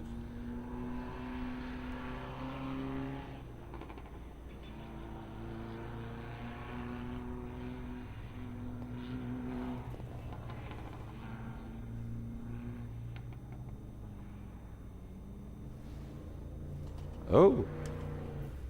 Here comes Gary Taylor in my favorite truck.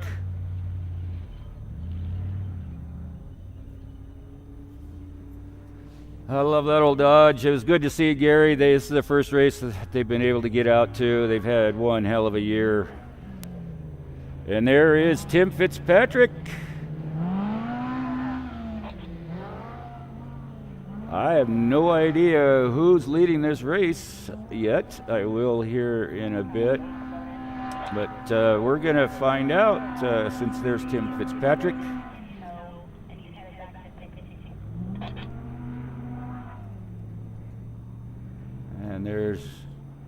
the Taylor truck.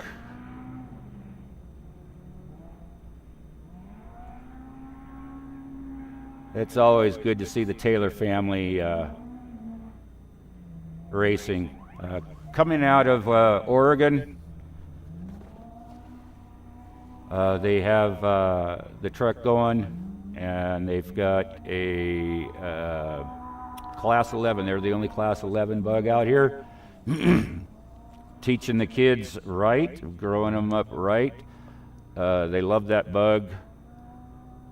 Same color pattern on the bug. And they had, I can't remember if it was a Class 10 or, I don't think it was a 9 that one of the other grandkids was racing, but they did not bring that this time, and they have had the worst of luck so far. I get it, like I said, just finally an opportunity to talk to them yesterday and talk to him on tech, and they brought the UTV out to do the poker run, as they always do, and somebody rear-ended them in the poker run and damaged them severely.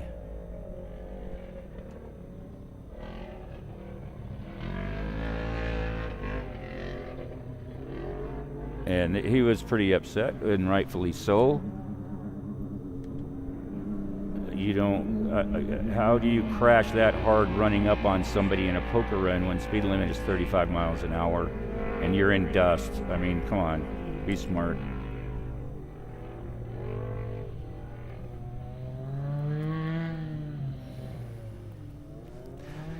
Anyways, you can tell from the coverage, I'm trying to capture them on this S here so they get good shot of their car, and not so much this camera here.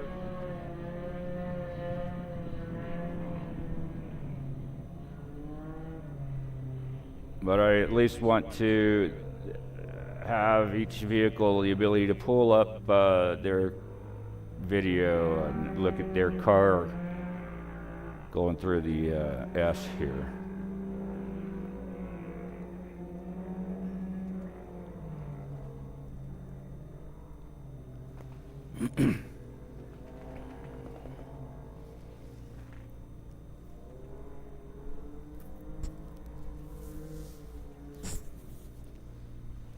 Back to the Taylor boys. They do that themselves. They don't have any sponsors. They don't raise any. It's strictly out of their pocket, and they are very limited to what they can get to get out to these races. And like I said, they've had one hell of a year, but better things are ahead for them, and they're out here racing right now. And wish them the best of luck today. We have not seen the bug. I'm surprised the bug didn't go out with the 9s this morning. Surprises me.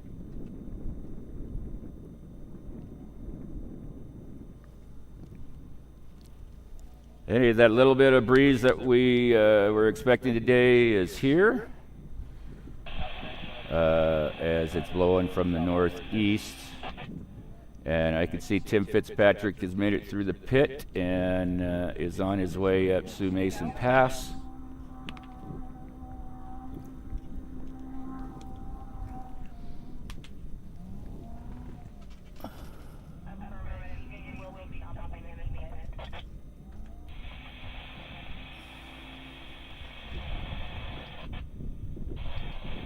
Every time.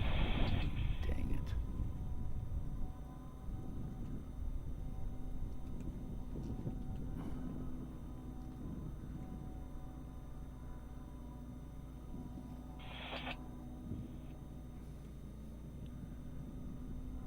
All right, let's see who's leading this race here.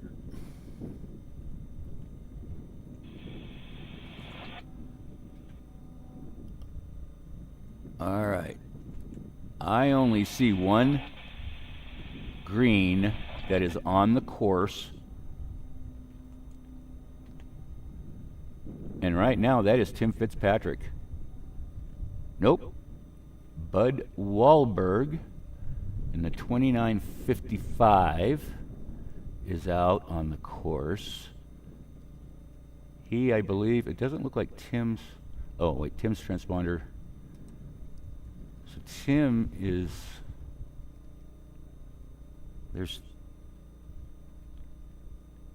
if he leaves right now, he's in second. Oh, Travis Weir's made his 2 laps. Okay, so that's the other one that's green. So Tim Fitzpatrick is in second right now with Bud Wahlberg in first, from what I'm getting from racetracks here. So Bud Wahlberg last pinged at 10:10, and he was coming on to race mile 3 at the time, which is right at the peak. The pass at the top up there is race mile 3 before you start heading back down the hill. The mountain, I should say. I'm on a hill. That's a mountain. So we can take a look at that. Oh, we're not going to take a look at that. We're going to take a look at this. And that is Rob Parsons, currently 3rd overall.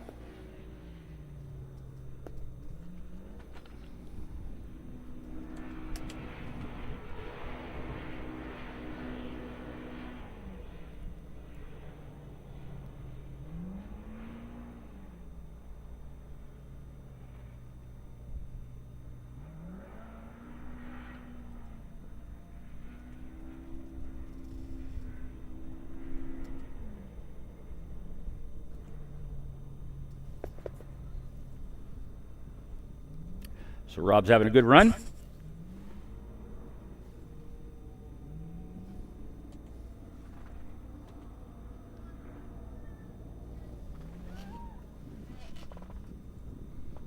I think I got somebody coming up behind me.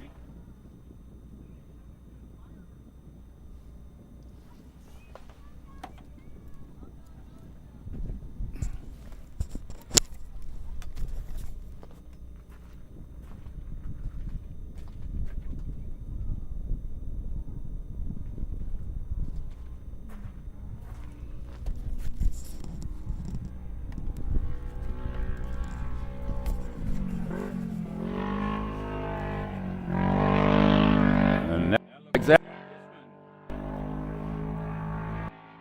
4th overall.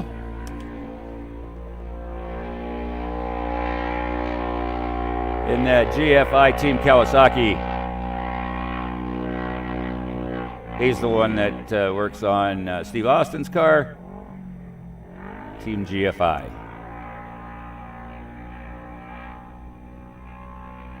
Shout out to Jeff Valdez, who's a GFI photographer. One of my buds. He's awesome.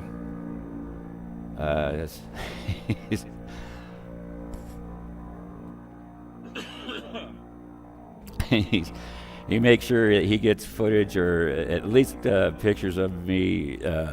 When I was doing Zach's interview, he's going to get those posted for me. And he and I go back and forth about sharing content and working with each other, which is awesome. I mean, I couldn't be happier. He's a great guy to work with, just very positive, always got a smile on his face. And he's a very good photographer. So if you're a race fan and you want pictures of your favorite racer, hit me up, send me an email, and I'll put you in contact with Jeff, and he'll make your dreams come true. He's got, everybody says that, he only posts GFI pictures. Well, they're the ones that are paying him. So people start paying him for photos, and he'll put those photos out there too. So here's one of our first Jeep Speeds, Group T.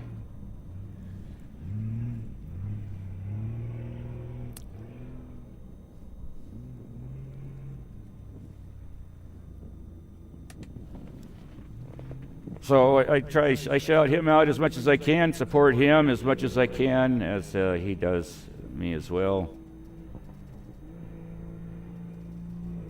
I expect him up here sometime today.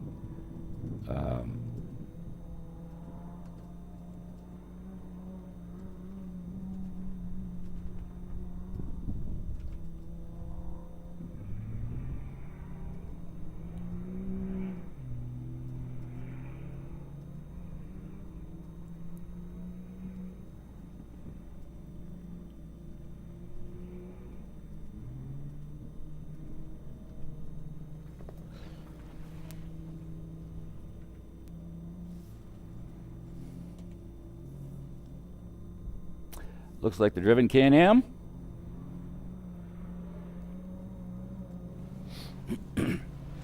Yes, indeed.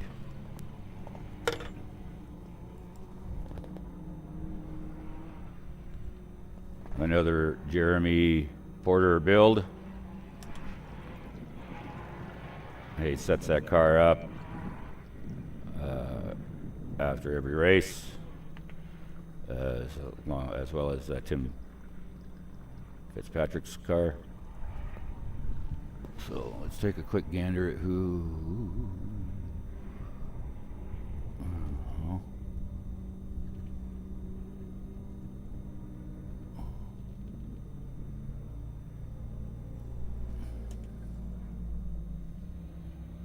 The MIT car.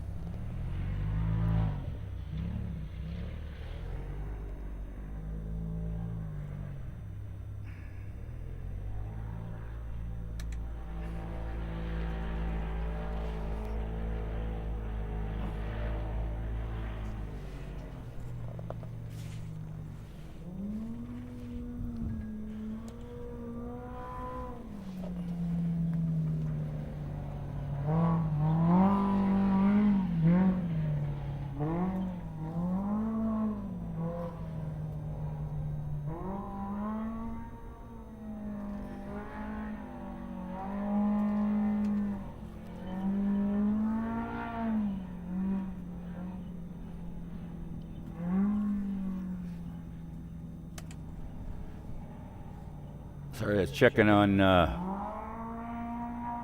leader.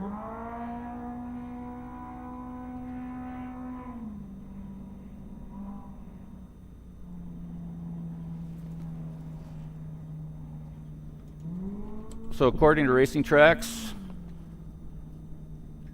that's where Bud Wahlberg is at. He is the leader. And it looks like Fitz is on his heels within a mile. He was within a minute coming through here. He's still within a minute of Bud.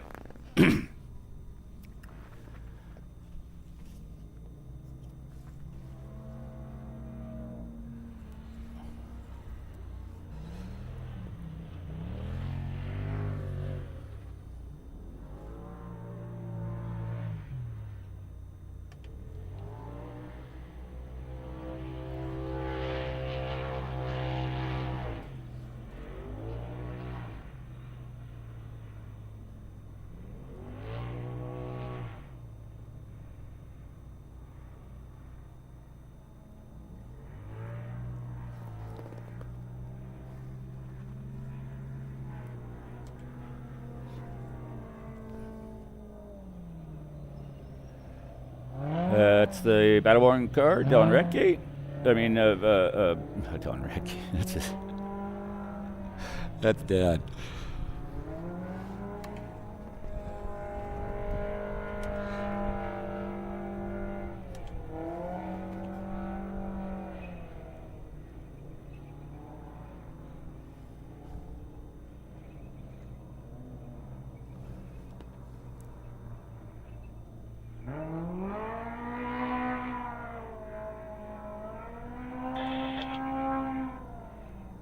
Stephen Radke finally got it. Finally, bing.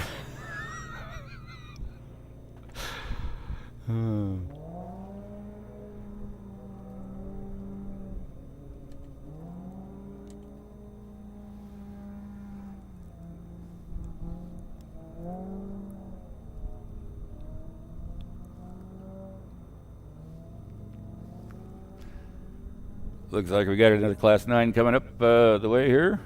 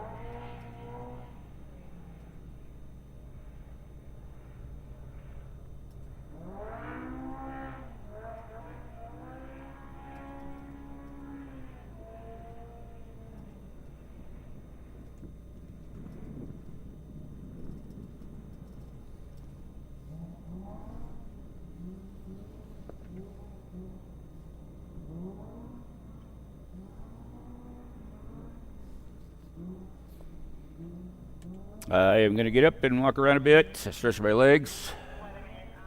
I'm going to leave it right here. Oh, it comes look like Kelly McDonald, maybe. Yes, it is.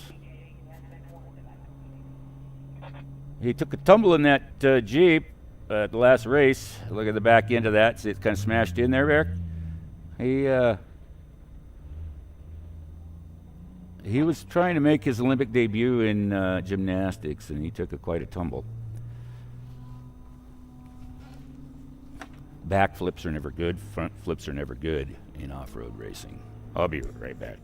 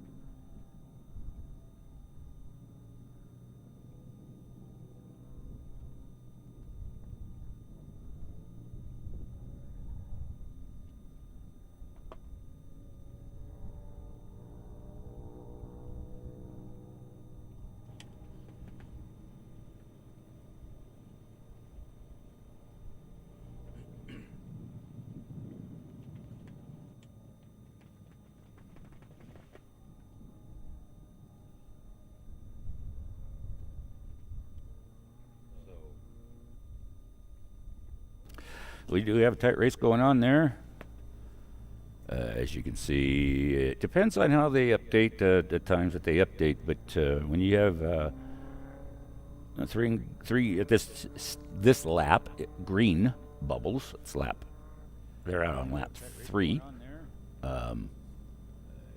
3 green bubbles together. It's a pretty tight race.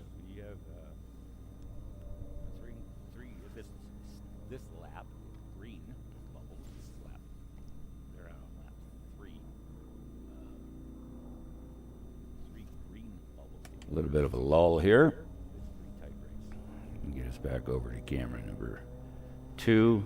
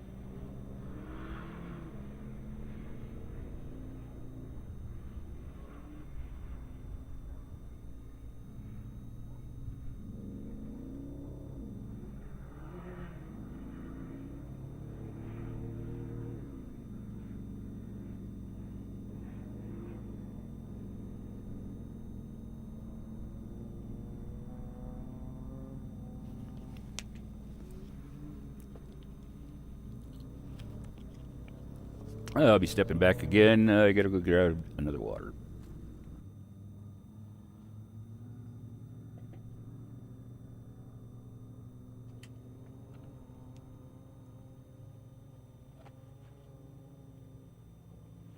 I'll be stepping back again. I gotta go grab another water.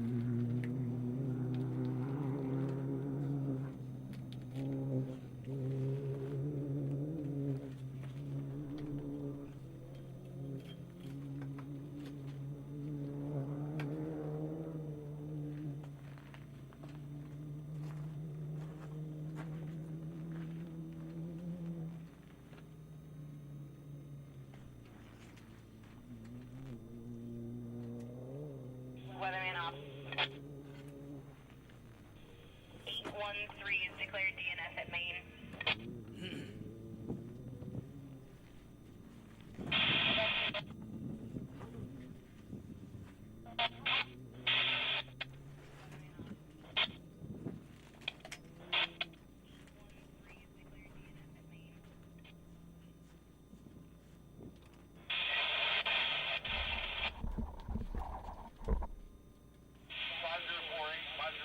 Got a big leak passenger rear. 5048 team, take a look at the right rear, big leak. Alicia, who do you have before DNF? I'm sorry. 813. 813 DNF back at Main. Affirmative.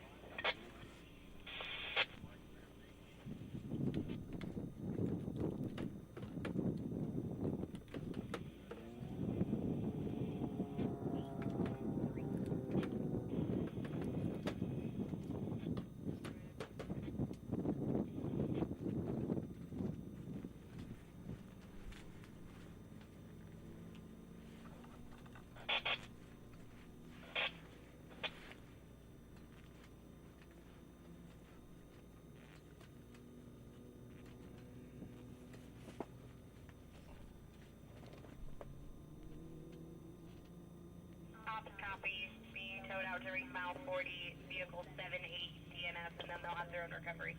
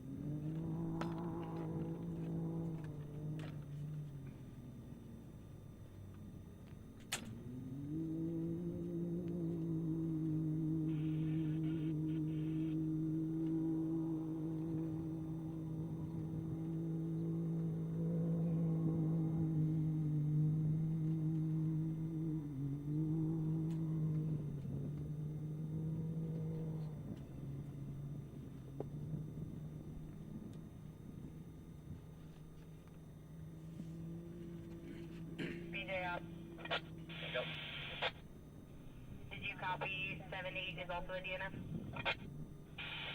Wow.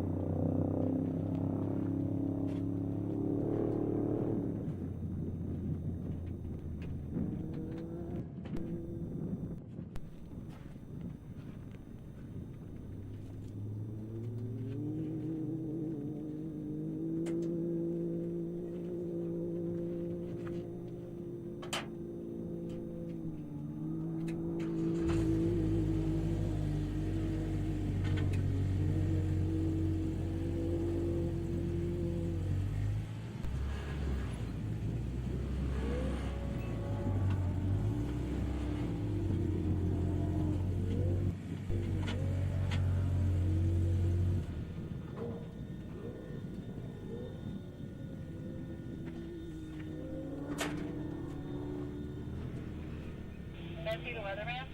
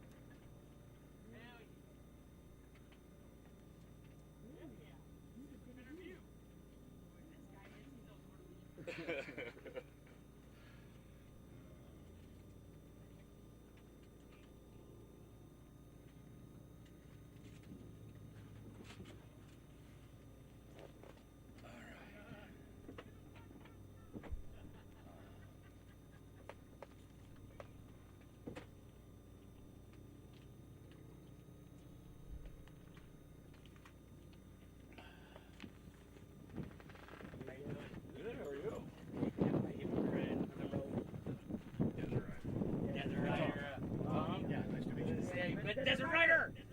Right on, I can hear your podcasts and shit at times. This is a nice little place to see. It's You get a little bit more race area. yeah. So from here, I've got this camera set up right here, covering, as you can see, a little bit here. Sorry. That's that coverage. So they're coming up. I see them go through the S. And then from there, I pick them up. I'll switch over to this camera here, and this camera I can move. I'll follow that all the way. If you come down the hill, right?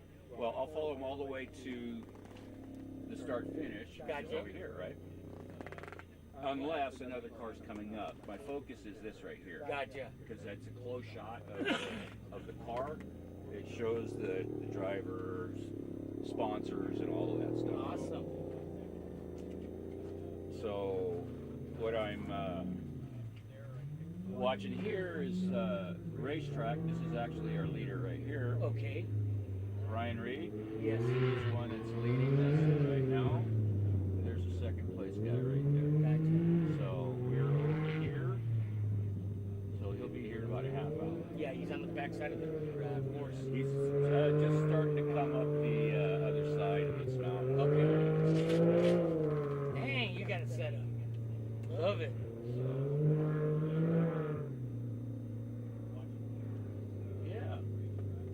Yeah, one of the guys told me you were out here, but I didn't know you were this deep. We're looking around and I seen the tent. It has to be here. I see my alien. Yeah. Yep. I stop at Area 51 every time I go to Vegas. Yeah. I told my daughter that's where we found her. Oh, bless you, bro. I don't think I have other stuff too. Hang on a second.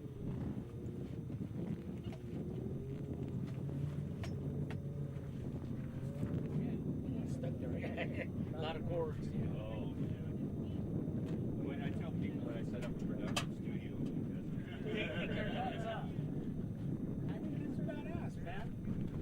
I think it's cool. I've always made I grew up in Las Vegas, moved here. And I got, oh yeah. These are a little bit different. These have the website. Thank you. And I'm with you. Spread the word. Yeah. Subscribe to my YouTube channel. I'll find you tonight. And all of this will be on the YouTube channel. So This evening?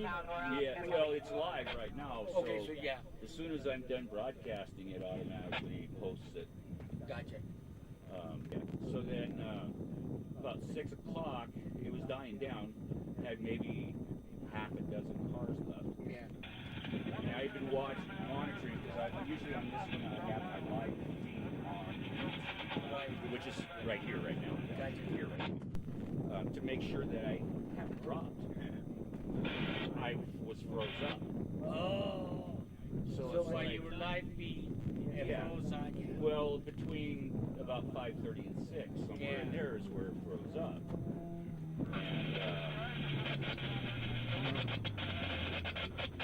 And I couldn't get it to unfreeze without resetting my broadcast software. There's Zach Kissman. Nope, that is Steve Austin. That is Steve Austin. You know who Steve Austin is? Well, I tell you, The it's been a... professional wrestler, Steve Austin. Oh! Yeah.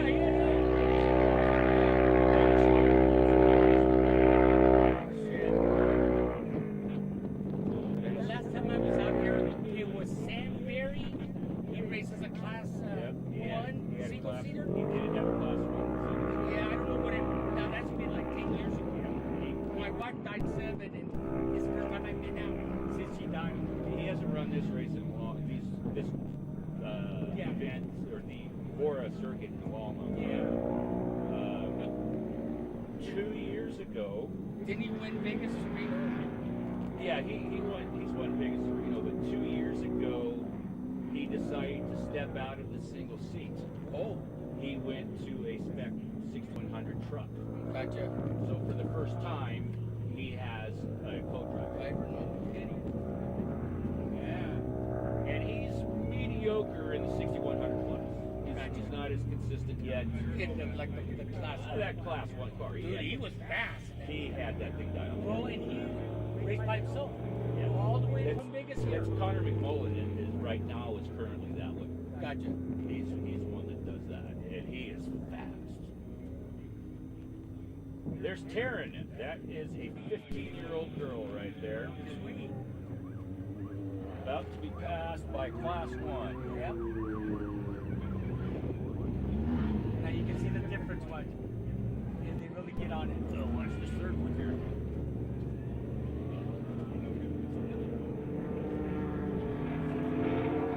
Those two are racing in the class. Yeah. Those are 2 class 1s. Clayton's not racing anymore. I don't think here That locally. might be. He had a red car. Those are the 2 leaders, I think. Is that it? Yep. That's Class right. 1? That's right there's the leader. Yep. Yeah, that's a little. And that's the second. I think that's the second place right there. Yeah, the red one. You can see the difference in speed.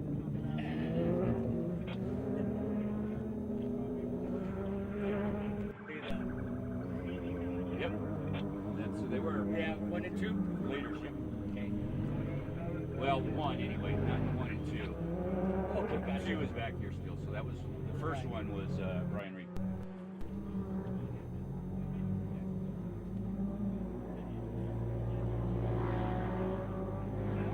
Well, it was 1 and 2, Brian Reed and Bud Wahlberg. Okay. It's back and forth between those 2. How many laps is it? This 5. 5 laps. They're Okay. on. This is finishing 300 up. miles. This is finishing up lap 3 right now. Okay.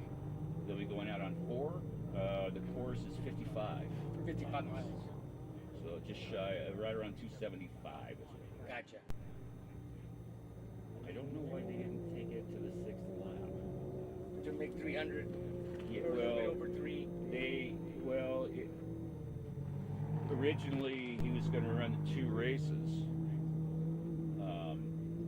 if the entries were high enough, he schedules for 2 races. Gotcha.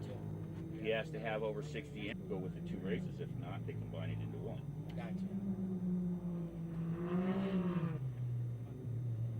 Whether we go. So to kind of get around some of the slower car issues, which are the Class 9s, Yeah. the Class 9s started at 7:15 this morning. Okay, I thought it was like The 6. rest of the race started at 8 o'clock. Got an hour later. So Gave them an hour out. there were 4 cars that were 45 minutes ahead. Yeah. Their crew had to check 4 at that point. Wes used to run this. And his wife, way back in the day, when 15 years ago. What was his last name? Wes. He worked for GE, the radiology, fixing all that stuff. Oh, Yeah, he was. Because I live next to Bill and Jude, that own Fibercraft. Yeah. BJ, go.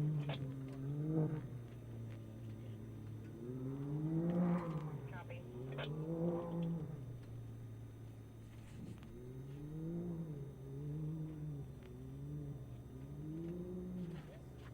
So that was interesting. The leaders came through. A good friend of mine was in that mix.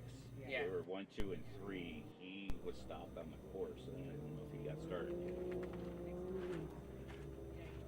No, this is a cool setup you have. Thank you. Spread the word. No, as soon as Next race is October 12th. Okay. Where's that gonna be? That's Virginia City. Oh, that's even closer to me. That's the Gold Rush. Yep.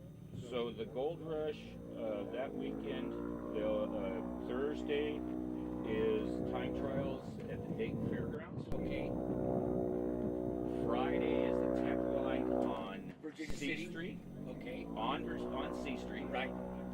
Sunday or Saturday is the start of the race on C Street. Gotcha. So That'd be sweet. it's the race day. I think is the 13th. That'd be perfect. Yeah. Hopefully the weather's still not bad. Yeah. It gets a little cool. I grew up. I tell you, I came here in 1979, and I've lived here since then. And I don't think 1 year I have not had a park on for Halloween. It seems like, man, it's always been cold. Yep. It's There he so- is. Okay, good. That's your buddy? Yep. There he is. Good. He's cutting. He really cut. He might have got a flat or something. Yeah, he's Yeah. making up time. He Yeah. really cut that out. That was. He said, I'm going through here. And he knows I've got the cameras. I mean, he's got the hours up compared to everybody else. He had to. I told you he was stopped, so they must have had a belt issue. Yeah, something must have went. Yeah. I mean, he's revving it, bro. Oh yeah, he's fast. But you can see he's trying to make up some he's trying time to make now. up time.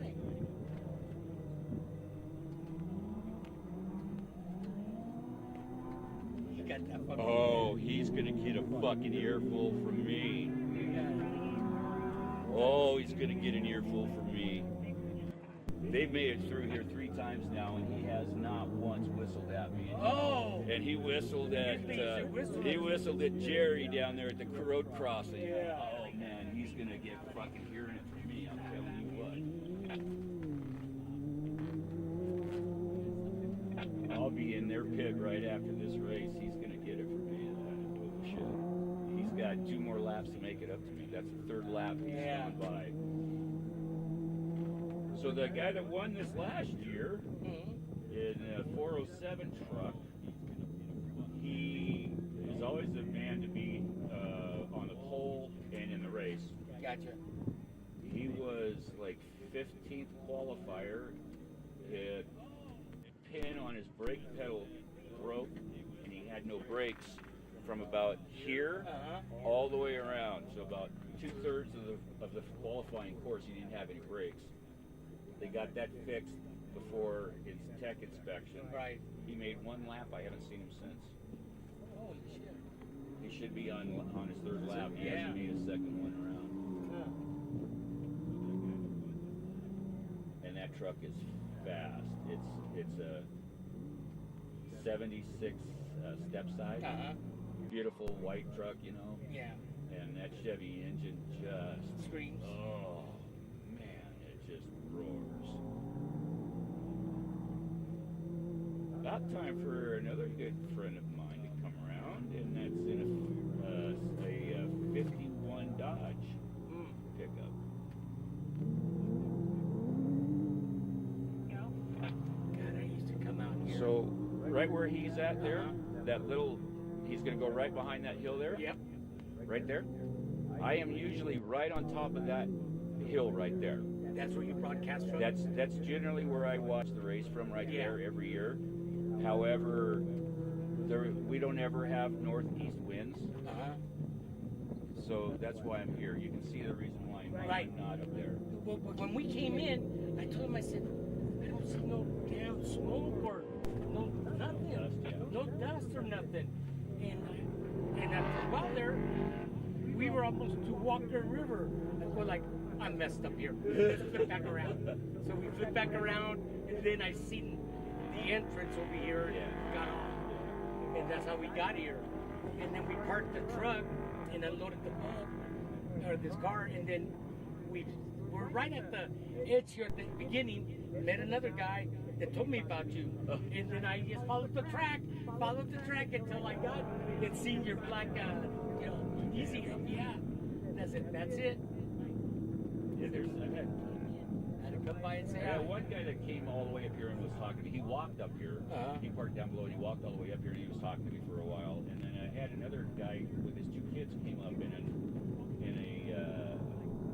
Jeep Gator. I mean a John Deere Gator. Right. They just pulled up. They didn't stop and talk to me at all. They just turned around and went back. Yeah, I think we put around here for a little bit longer and then head back, go to Wheat, unload there, and then go run out there for a little while before headed home. Where's home, you said? Reno. Yeah. I'm at the base there at Virginia City at Mount Rose. Oh, you're at the bottom of Geiger Grade? Yep, right there at the bottom. There's that Walmart right behind it. Yeah. Yep. I have a That's a newer neighborhood there, too, isn't it? It's nice, quiet, Yeah. nobody bothers me. Leave me alone, and yeah. Well, I only have neighbors now and then because I'm a nomad.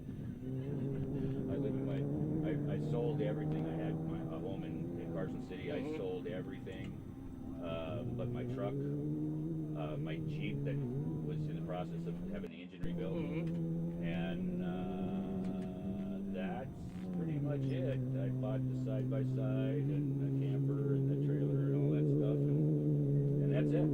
In 08, I retired, and in 09 we sold our house in Spanish Springs, bought a used fifth wheel. I had already a Ford F-350, so we camped for like 3 years. Then she retired. No, pardon me, not 3 years. In 2017, 2016 she retired, and then I went and traded in the fifth wheel, got a brand new one. I traded in the Ford 2015 for 2018, brand new. 3 months later, she died. The disease killed her. It was it's a immune system. It ate her. Basically, her own body ate her. And there was nothing. 31 days in and out. Wow. Recent full safety stuff or no, I don't, bro. I mean, you look at mine. I literally can just take that out to the race course. I can take that. Well, you have to have nets. That's all I have to have. Do you have to have navigation at all? It's already Is it in there. mandatory? Yeah, it's already Oh, I in never even looked at that. Okay. Yeah. So navigation, you have to have a radio, CD. So that's in there. What else? I can't remember all the fire extinguisher. Fire extinguishers, yeah. But a they have- rebreather, do you have to have that? Or Nope. you don't have to. That's not mandatory. Nope. Nope. No, it's been a while. And I have that. I have air blowers, pellet blowers. I have all of that. It's ready to go as it is to race, but I don't. We're know building a class 5 we started in 2020 Yeah. from straight 2. We're Oh, bending it all and everything. Really? Yeah, and I mean, we're like struggling. we just talked about it. It's like, we started too old in this project.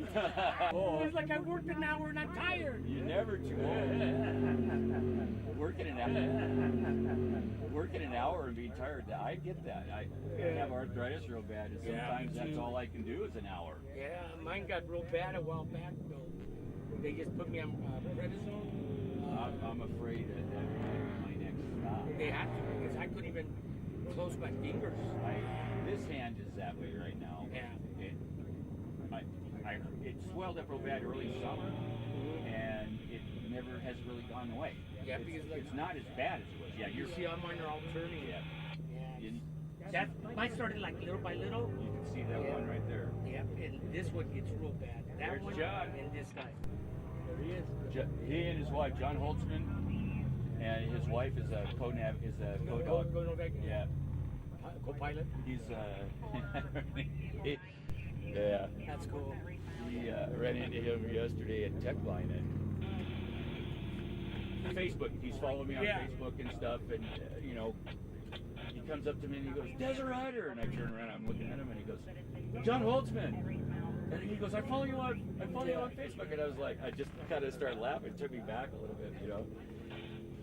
Yeah, our friend that's down here with his son, he knows everybody in all this world.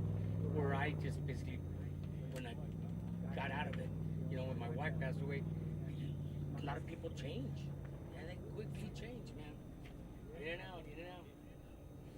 All right, well, sir, Desert Rider, it was nice. Be safe. I appreciate it, bro. Mess around. Be safe, tread lightly, all right? Nice to meet you. Nice to meet you. You guys have a lot of fun today.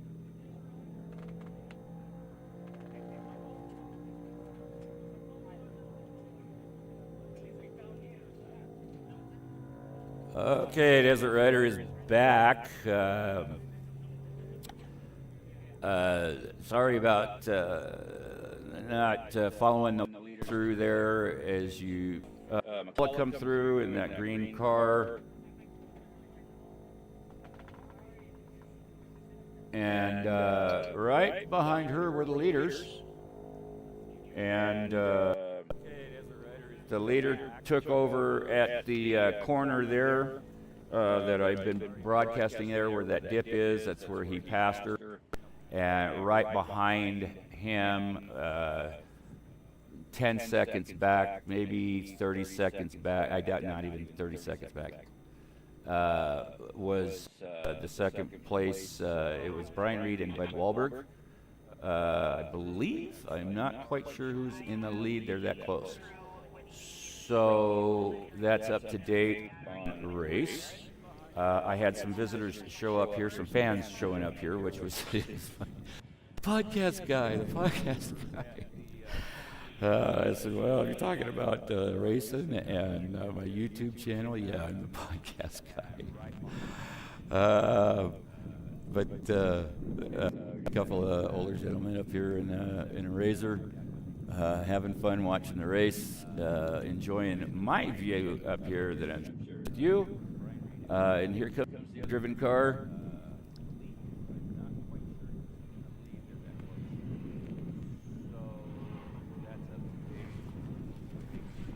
So, let me get over here a little ways. So that's Stephen Scott that just went by in that Mav, and the other driven car by Tim Fitzpatrick came through earlier. I saw earlier that he was stopped. He had red flag on his bubble, and he was making up some time on the race course.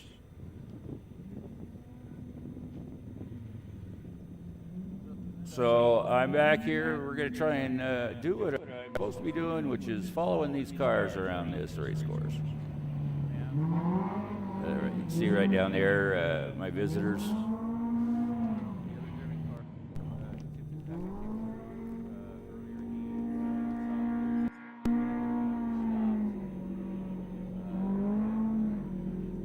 But nice of them to stop by. It's difficult for me to talk and carry on conversation and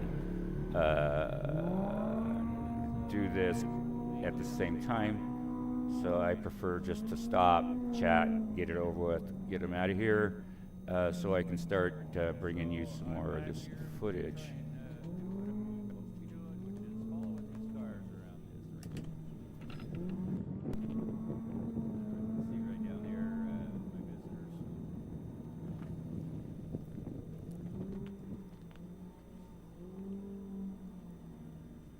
So we get quite the battle here on lap 4 of 5 between Bud Wahlberg and Brian Reed.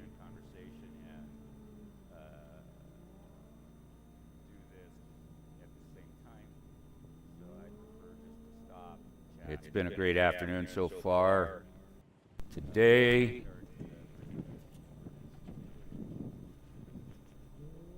it is 80 degrees out with a slight breeze from the northeast.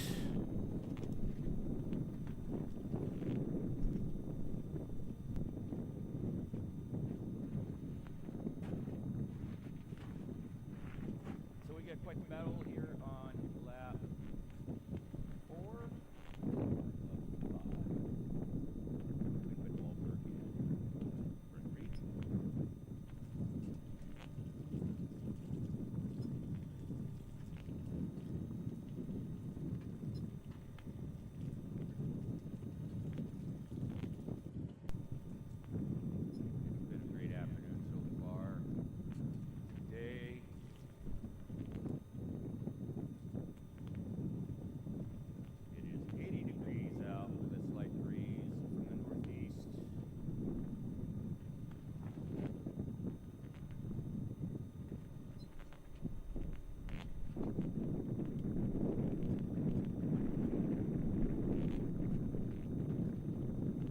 Had to go down a little bit earlier and position the microphone a little bit differently, and put up a couple of rocks to kind of block the wind from the microphone as it was starting to pick up a little bit. And this is what we're supposed to have all day today, the rest of the day. This slight breeze, 9 to 10 miles an hour or something like that, was the last I had read. I have not checked any updates since then.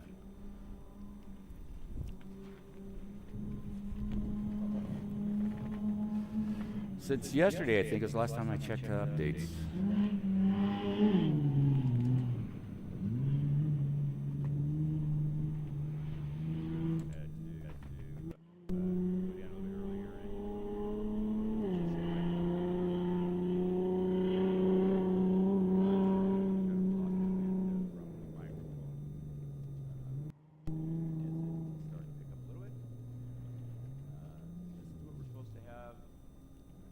All day today, rest of the day.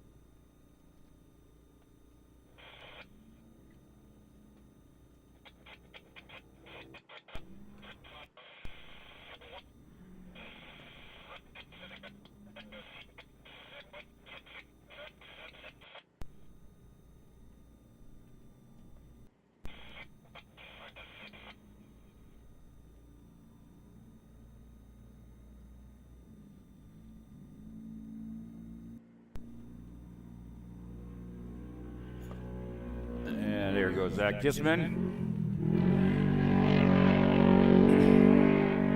GFI Racing.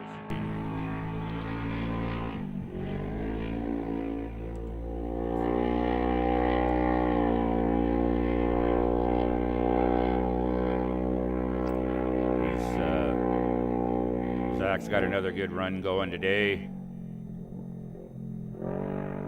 He is pretty consistent in the top. Race after race, he races this series, he races leg. Well, they did Vegas to Reno, did fairly well in that. His teammate didn't though.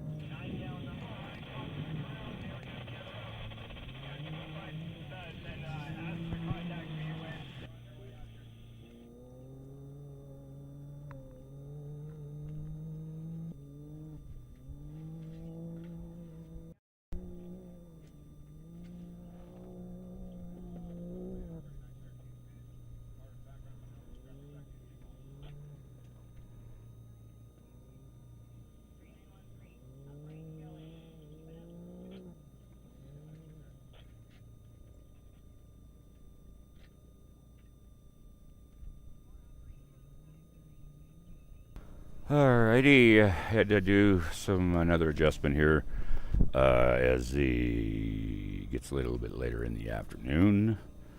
I have to keep kind of moving around, which is kind of difficult with this table full of equipment.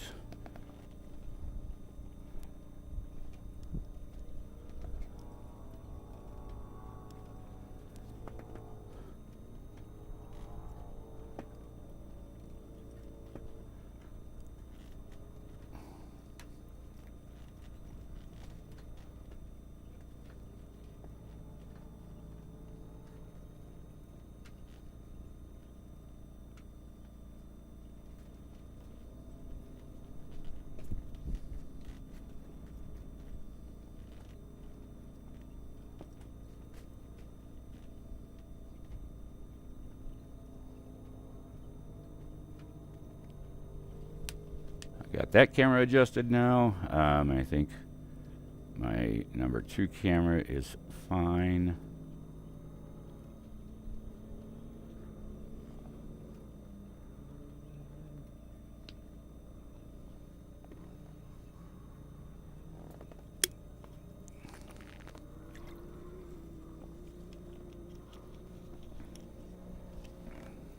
And where are our leaders? Our leaders are right at race mile 34.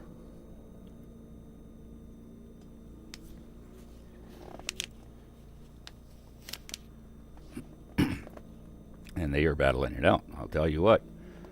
I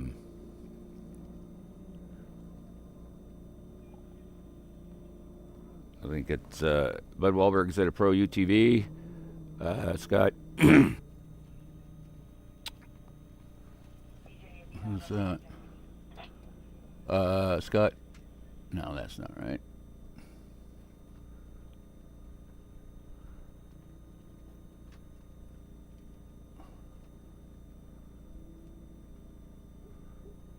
Bubble on top of bubble, and I can't see who's who.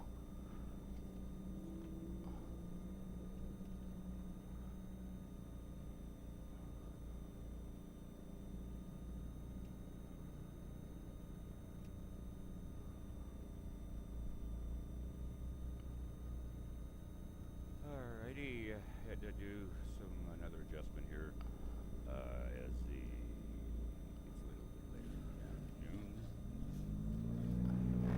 All right, back to business. Here we go, racing.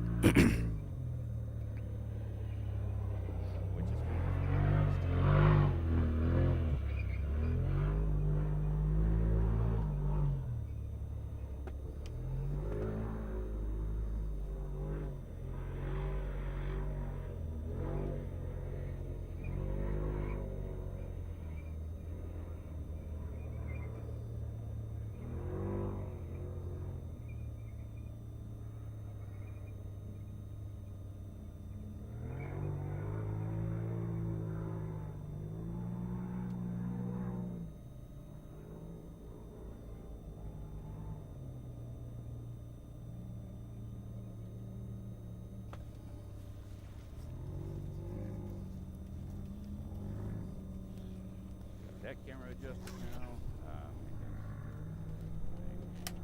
Camera is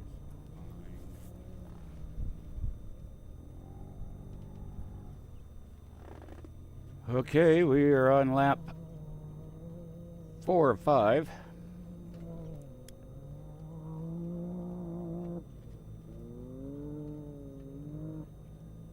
I think we have a Class 9 winner. I'm not 100% sure, but I think we do. And I don't know who that is, but the Class 9 did come through. And I don't remember if it was 3 or 4 for them. And they are battling it out, I'll tell you what.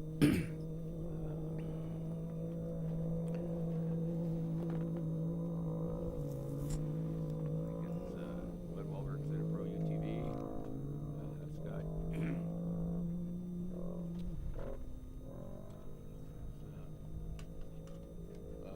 Scott.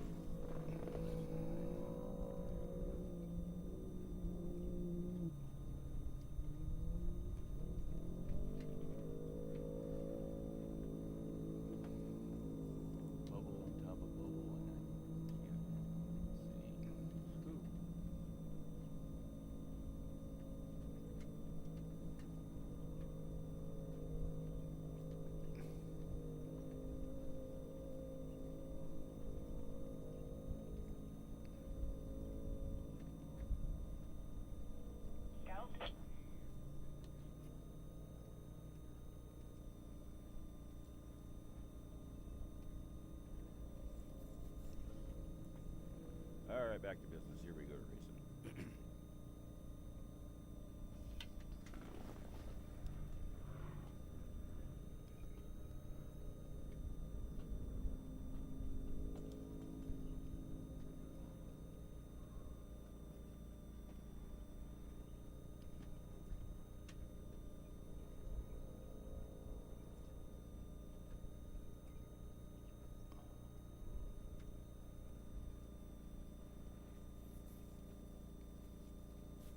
So looking over racing tracks right now, it's tight. It's Brian Reed or Bud Wahlberg.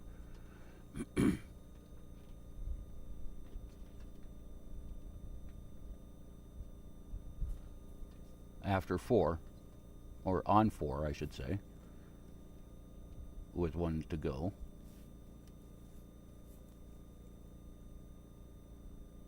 Although Brian Reed says lap 4 of 4.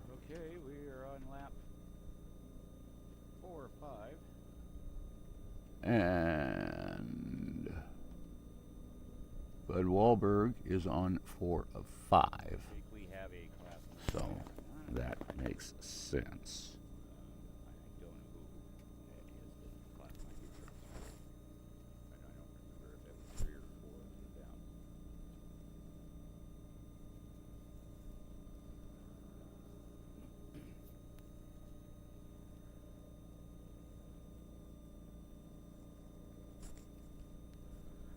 So Bud Wahlberg is still out in front.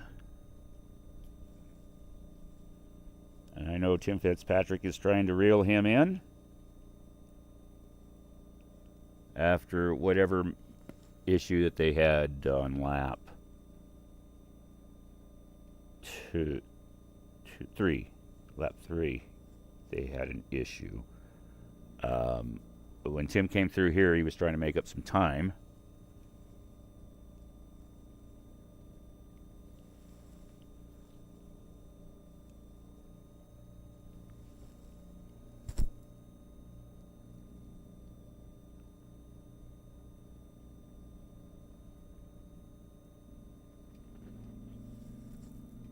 So I have somebody coming up. It's a truck.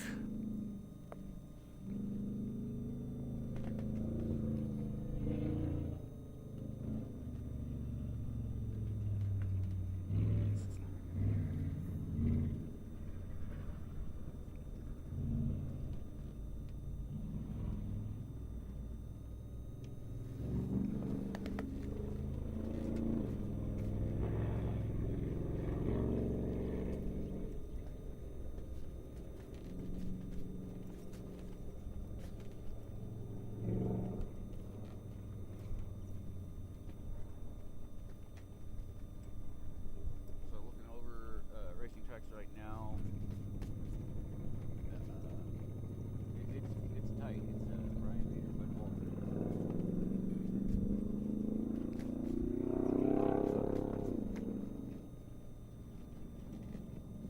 After 4, or on 4, I should say.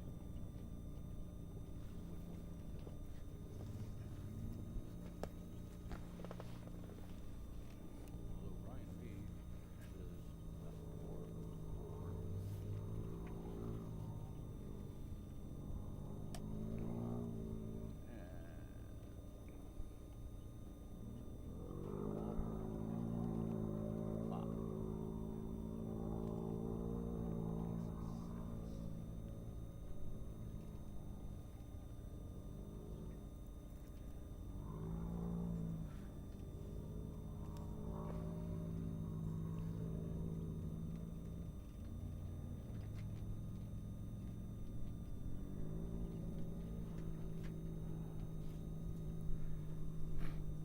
Bud Wahlberg is still out in front. I know Tim Fitzpatrick is trying to reel him in after whatever issue that they had on lap 3. Lap 3, they had an issue. But when Tim came through here, he was trying to make up some time.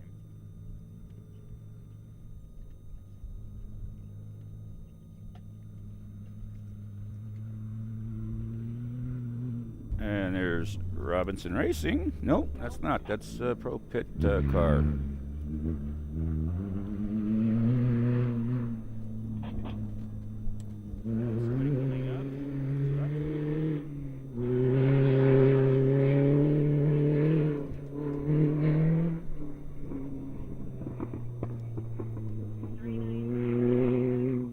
Ronald Day is correct.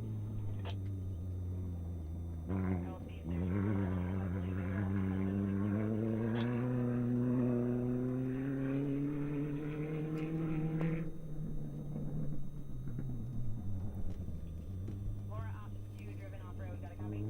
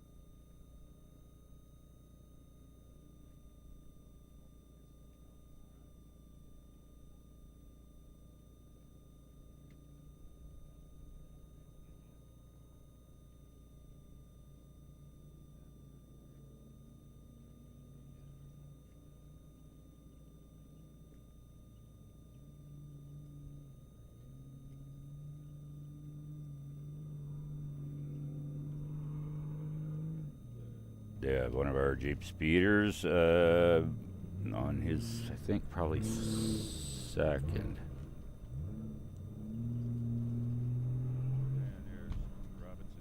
We've only seen the McDonald truck one time, so I would assume that that's either his second.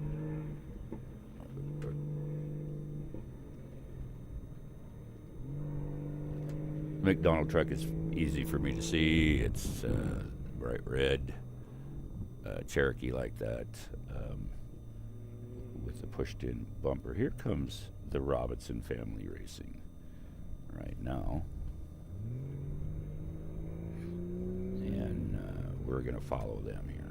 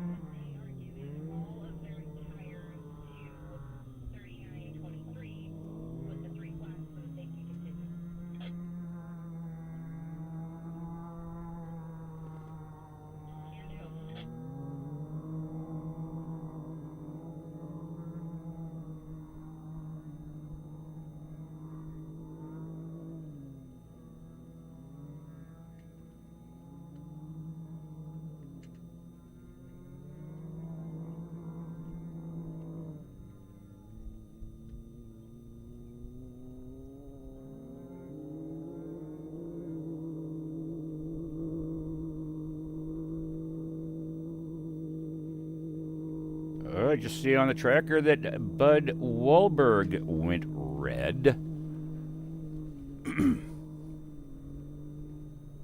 And Tim Fitzpatrick is closing on him.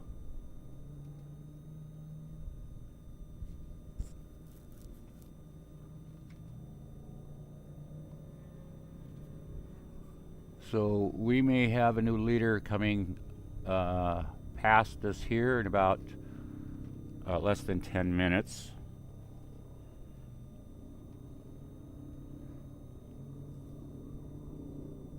I hear some sirens going off. I think that's on the hill going up Ann Mason. Maybe.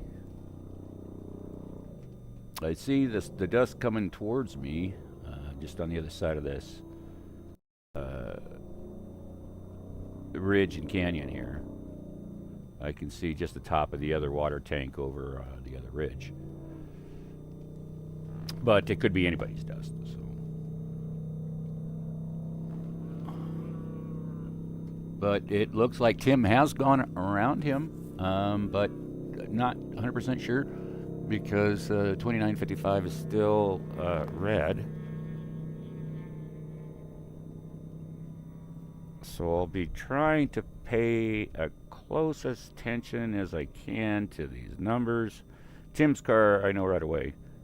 This looks like McDonald coming up here. And it certainly is. With his Cherokee hatchback.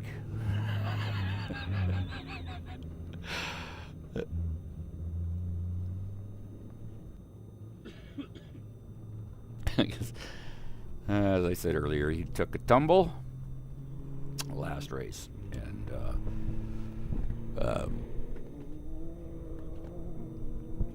he can laugh about it now.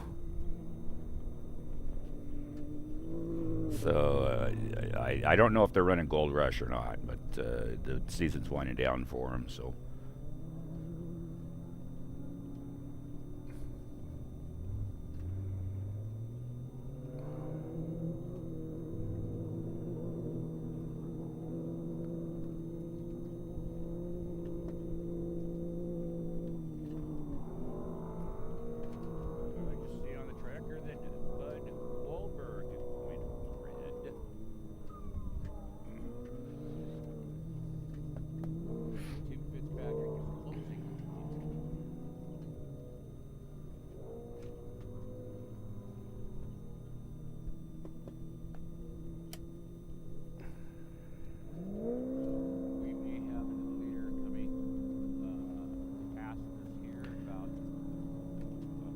So here's what I'm talking about. We got Tim Fitzpatrick down here. Right there. And Wahlberg right there. 12:14. It just updated. Just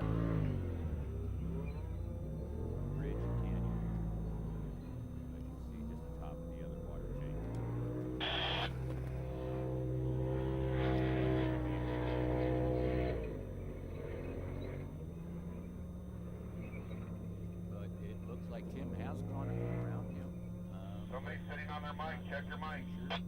because 2955 is You got a mic and a cup holder. Somebody's got a stuck mic somewhere.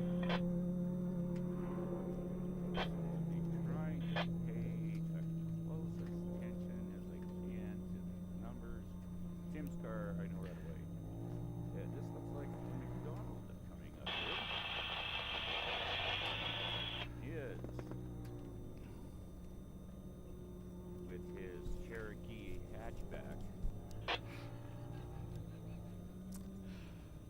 Check your mic. Check your mic. Open mic. As I said earlier, he took a tumble.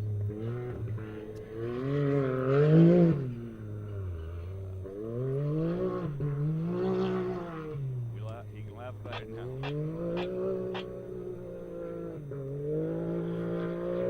Open mic.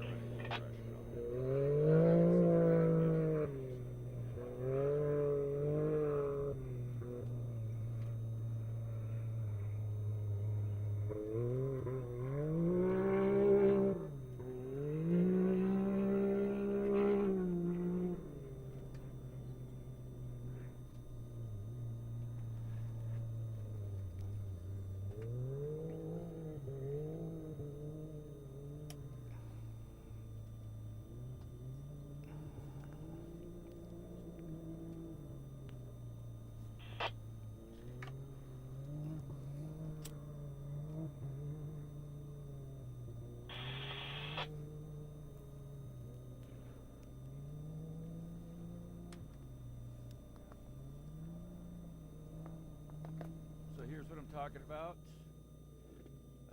We got Tim Fitzpatrick down here, right there. Wahlberg there. 12:14. It just updated. Just.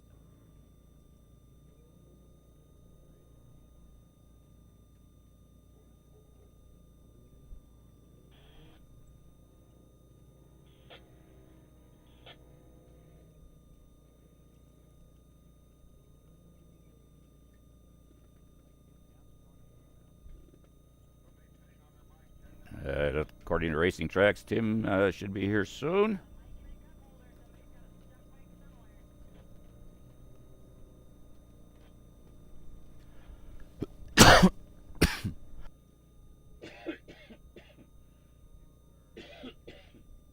Sorry about that. That snuck up on me. Apologize. So we're anxiously awaiting it looks like the new leader, Tim Fitzpatrick.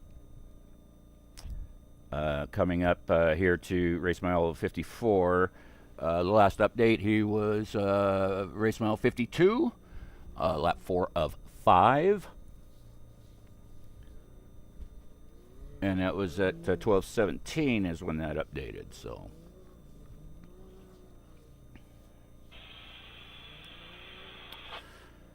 Should be coming around that edge of that canyon, and I should be able to hear, well, no, not that Pro R.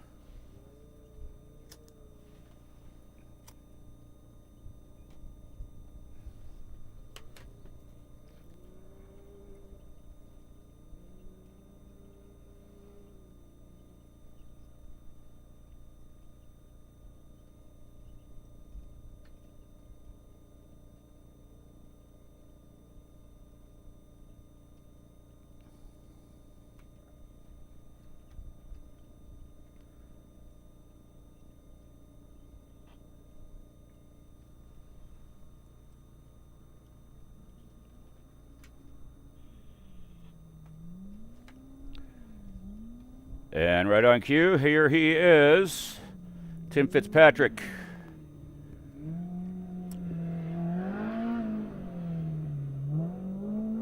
And he's gone through again through the S corner, and not once has he whistled at me up here on the edge, on the ledge, and he's going to get an earful.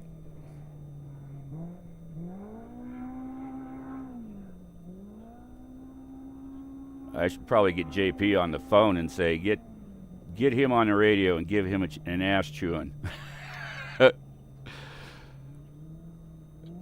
better give the Desert Rider some love. Yeah, he's honking at everybody else down there, but he's not honking at me. They're whistling at me.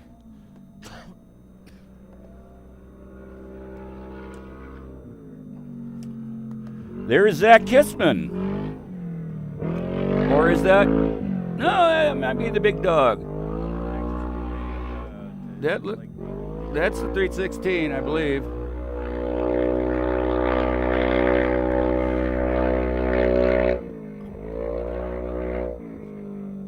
Yep, that's the 316.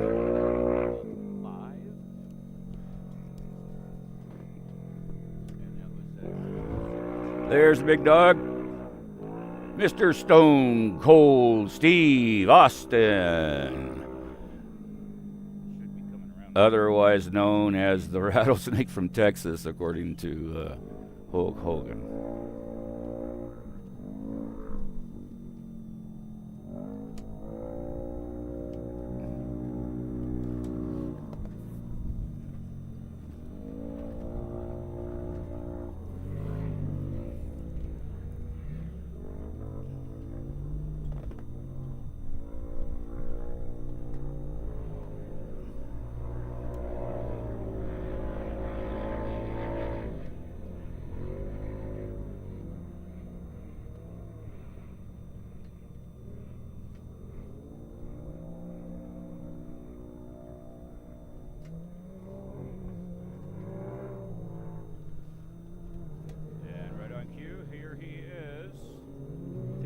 Patrick.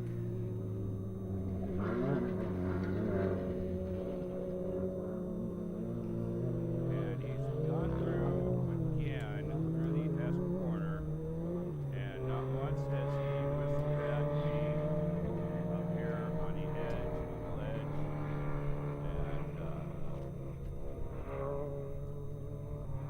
And he's going to get an earful.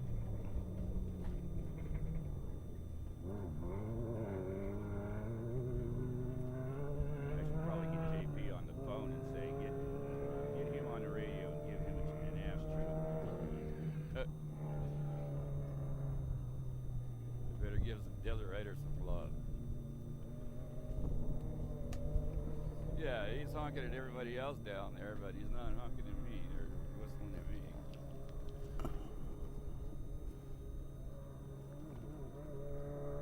Tim's got a pretty substantial lead because he's got No, I mean the big dog. 10 miles, it looks like. That's a 316, I believe.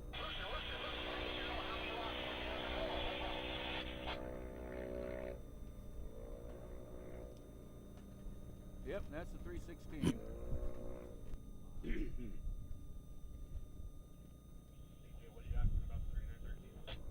There's Big Dog. Mr. Stone Cold Steve Austin. So Fitzpatrick has made it through the pits, and he'll be climbing up the hill here shortly. Up the with me for 2955. They are broke with a AR. Van Mason Pass. Torn off the front of the car, and they're in need of That a looks tow. like him going up there now. He's having a good run.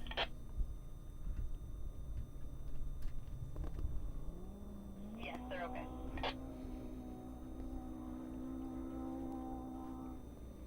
We're waiting for a response on that.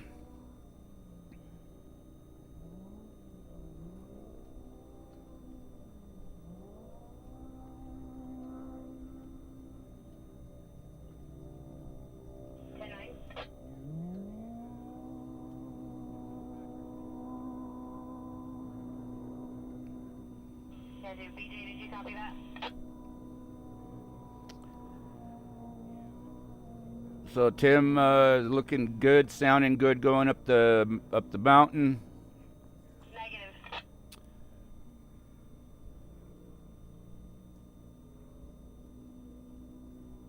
That's a pretty long, steep climb. He's just going almost out of my view. Copy me on that. And then he'll be on the ledge, as we call that. Correct. I guess that would be Ann's Ledge, wouldn't it? If it's Ann's Pass Road or Ann Mason Road or whatever the heck they call this road. As he works his way up to the top of the mountain pass and heads back down, where Weatherman will be able to get a pretty decent view of him. Weatherman is very top of the mountain here, broadcasting our safety requirements across the 55-mile race course. I'm not getting Weatherman on the radio a whole lot, so he's more on the back side. There's something must be shielding me from him. I've got radio ops clearly, start-finish line clearly. So if anything happens, I can get a hold of them. But Weatherman, I had good communication with him earlier, so I don't know why I lost it, but I will be communicating with race ops.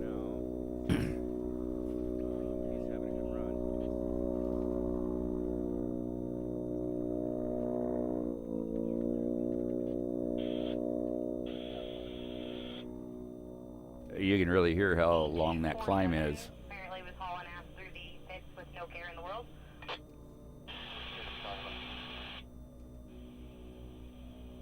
I'm assuming hours, but weatherman. 647, was that my pits or was that a pit somewhere else? Pit 5, BJ.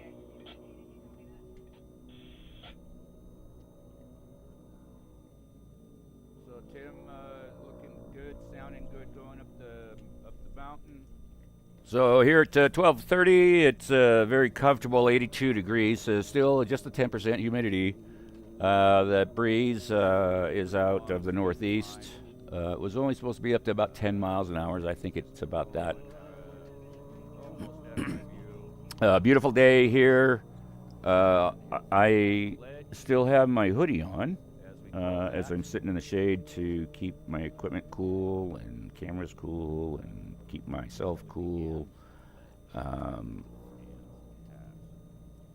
But it might be time shortly. I might have like an hour window where I can take this hoodie off and be comfortable enough.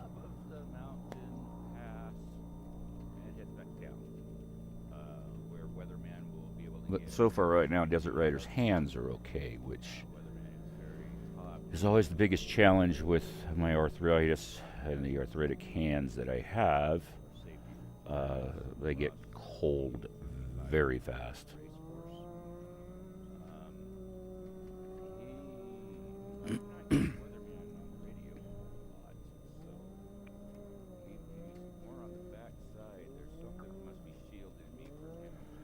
So let me just verify that Tim is the only dark blue bubble. All we have are light blue bubbles. So it looks like Tim is indeed leading this race. Do we have anyone in the direction of 2955 at 47 to 48? Let me pull up on this other something here. What the hell? Did I just close? I did. Open that up. Go back to that. That. And then I want to go back to that.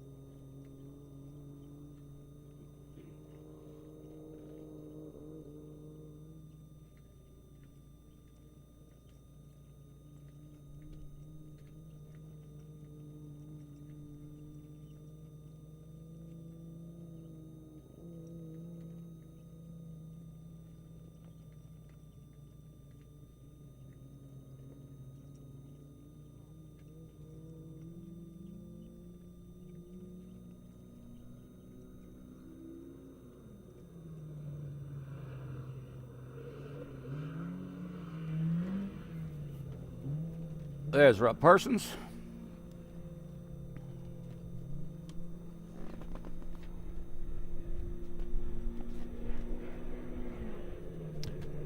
Who is currently in second, I would say. There's Rob Parsons.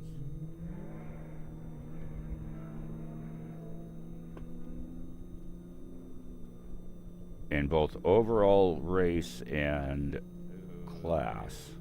I think he and Tim are racing the same class. They have the same machines.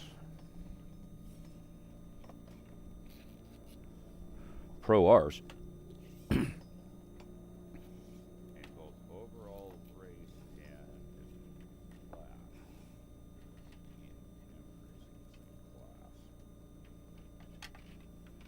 They have the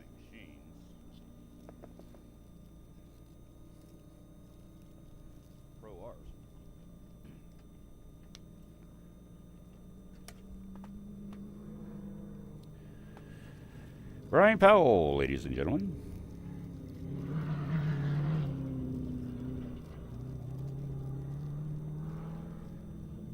He is a U.S. veteran. Marine Corps, I believe.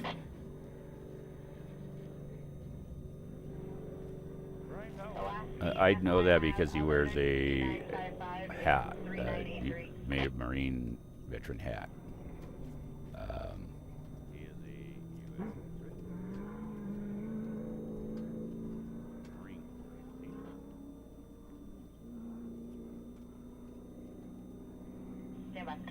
Good guy. He's this is his first season with this car. He says he's still learning it, which I don't doubt. There's a lot of power in that car. A lot.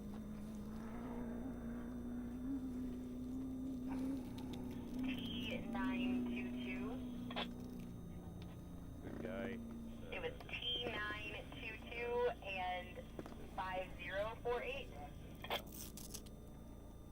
a lot of power in that car. A lot.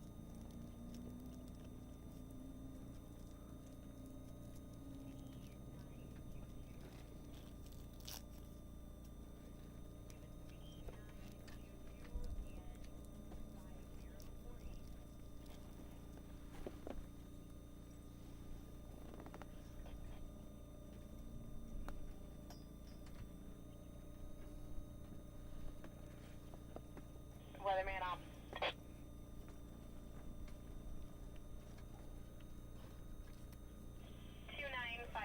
Responded to their crew. They are just barely off the race course. I do not know the actual distance of that.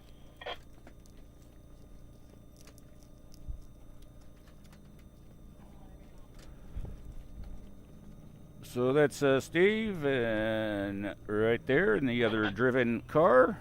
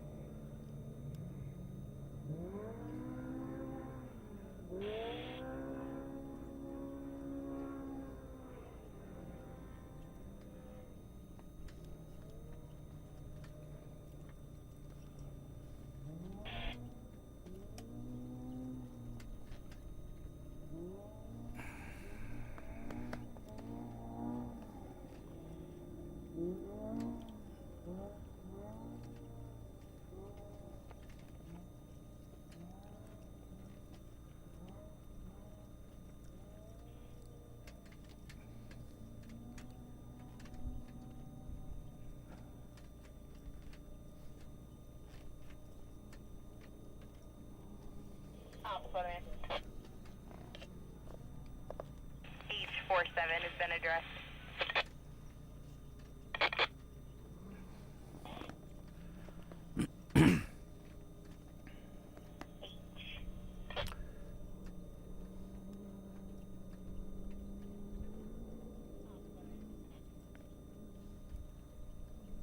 So as we're getting closer to that 1 o'clock hour, which is about when we figured our winner would be, somewhere in that 1 o'clock hour, which is right now looking to be pretty accurate, as our leader looks like just pinged at 12:35.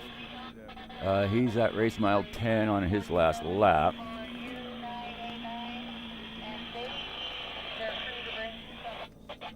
Right now looking to be pretty accurate, as our leader looks like just pinged at 12:35.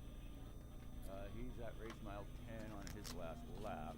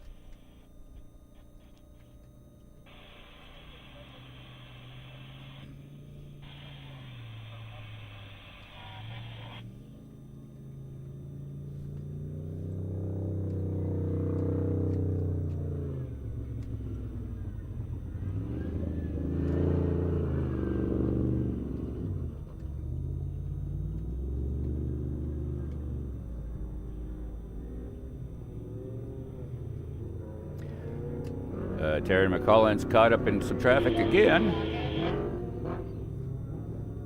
as they mosey around the race course.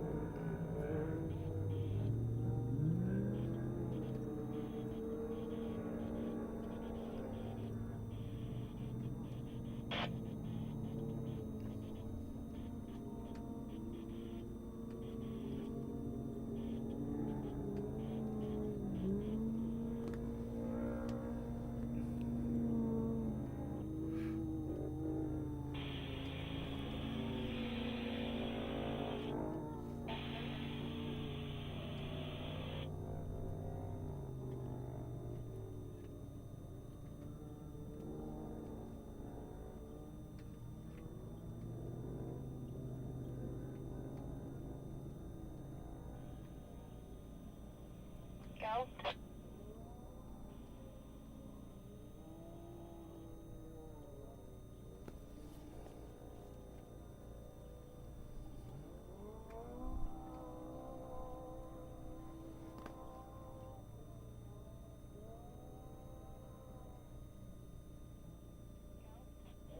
U989, race mile 47.5.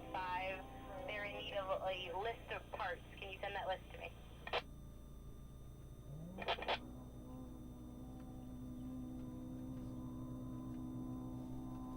Yeah, but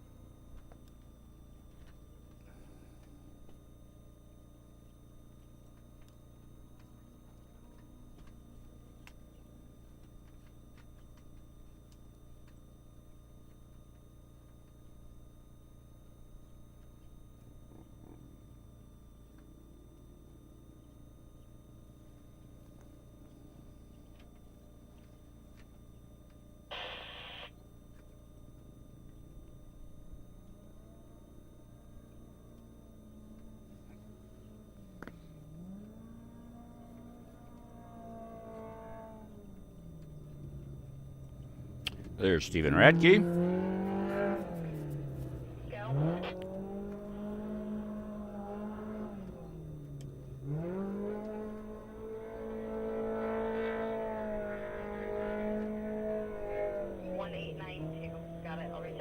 Normal. There's Stephen Radke.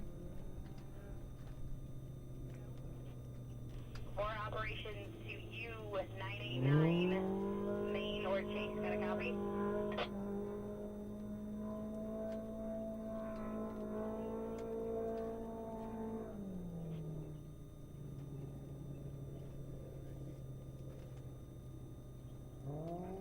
U989, for operations, got a copy?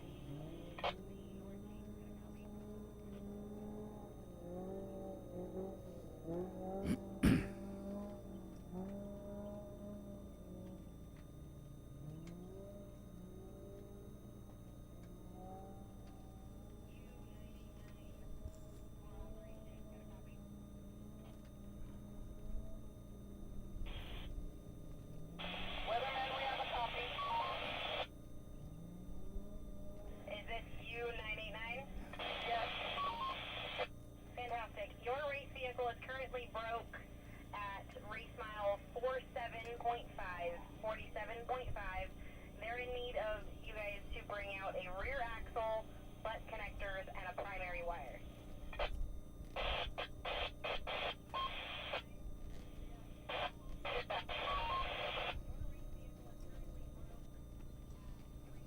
Weatherman, they're asking me how is best to access that.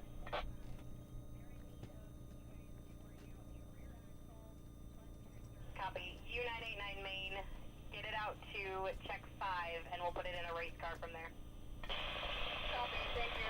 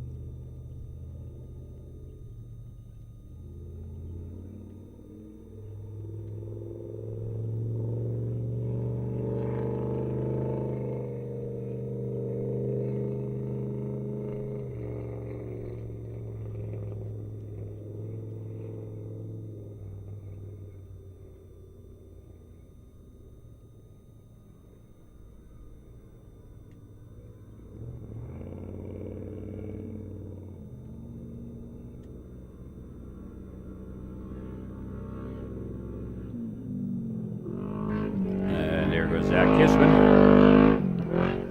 He is still on a charge.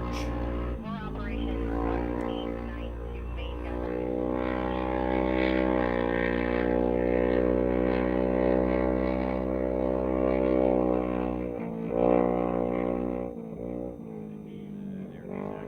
He may be third overall.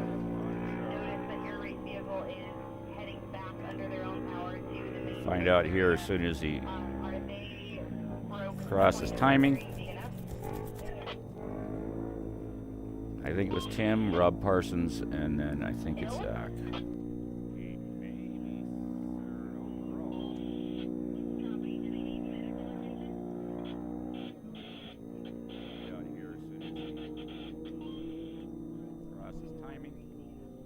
Copy. Please let me know if when they arrive back, if they need our medical attention. And if they'll be continuing on when they resume, or they're going to call it a day.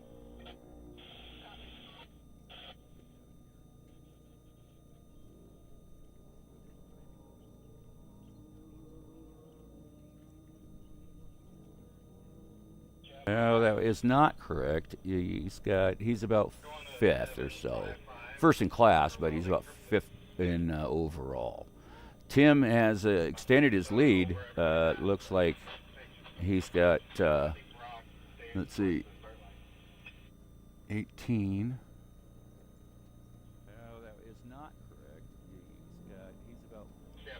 He's got 10 miles. So he's got a 10-minute lead or so. For operations, guys.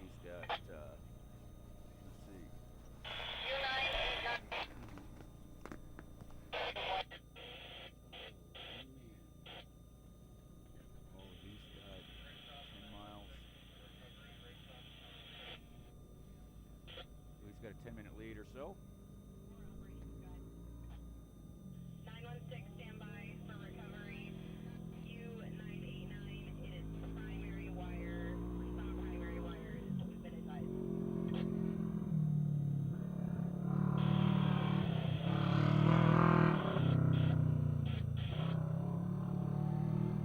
No problem. 916, what's your response?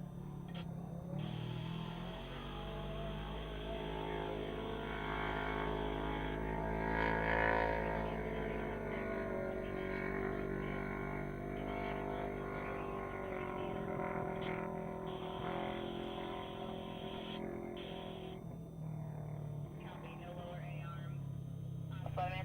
So there's two cars that I'm really concerned about. I haven't seen them since their first lap, and they're my veterans. Battleborn Racing, Patriot Racing is hasn't been seen, and neither has Timothy Hall. And a little concerned about him because that did not sound good when he came through here the first time. We thought it might have been a tire, but maybe it was not a tire. Or if it was, maybe it did damage by the time he got in. So hopefully if they're okay, and if they're not racing, hopefully they're logged in and watching the race with you folks. Don't forget to chat if you guys want to say something out on the chat. I will call it out. I had a couple this morning. Thank you for putting some comments in the chat. It's been a beautiful day so far. It's 89 degrees according to my thermometer here. Chat if you guys want to say something out on the chat. I will. They were asking for recovery, but let me follow up. I should probably get my phone and double check to see what temperature it is. So I will be right back. It's been a beautiful day so far. It's 89 degrees according to my thermometer here. Copy. Southern, they're looking to declare DNF. I should probably get my phone and double check to see what temperature it is. So I will be right back. Copy, thank you.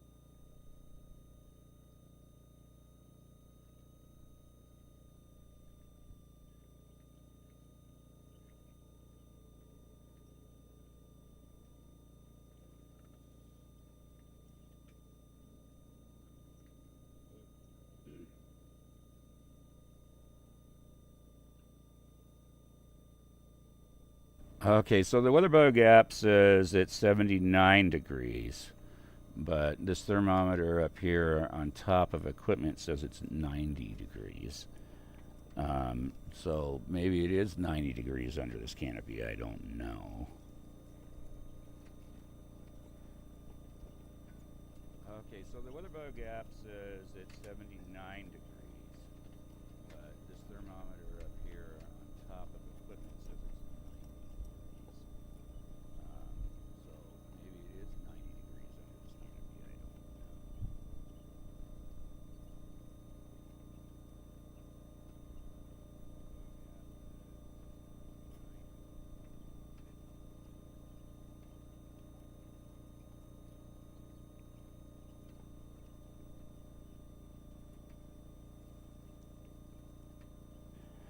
This is awesome. I I can't wait. So as many of you know, I run into Race to Erase 22 in Pahrump the beginning of this year, and I took Corporal Holman as my hero. And I've kept him with me this whole time. He's seen baseball tournaments. He saw the summit in Virginia City and so forth. He's here with me again today, and it's a great program. And I reached out to them to find out if Debbie and her husband were going to be in Virginia City to promote that organization for this race, because I am going to be live streaming from Tech, and I want them there at the live stream so we can do all of this in live stream and get it documented, and stress how important it is for those of our heroes that suffer from PTSD due to their service, whether it's public service as a law enforcement officer or as a veteran to the United States military. These folks are committing suicide at an alarming rate, and this is a race to erase that trap that our servicemen and our heroes, I should say, find themselves falling into desperate despair. Programs that can help you with PTSD are the programs like Battleborn Racing, Patriot Racing.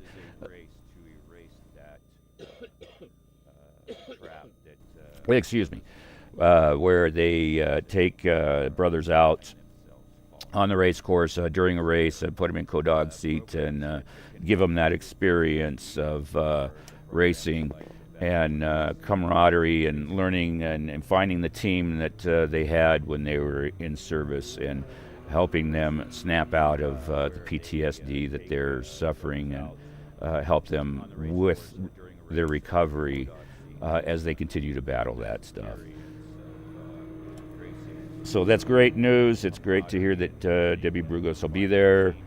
I can't wait for that race. I shouldn't say that because it means I'm leaving the area as well. That's when I head back back south. So that's great news. It's great to hear that Debbie Brugos will be there. I can't wait for that race. So, here comes John Holtzman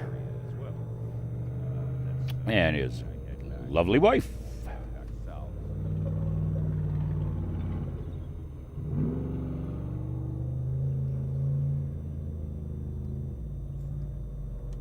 And we're going to follow John on his Saturday afternoon cruise, unless we get another racer coming up the hill here.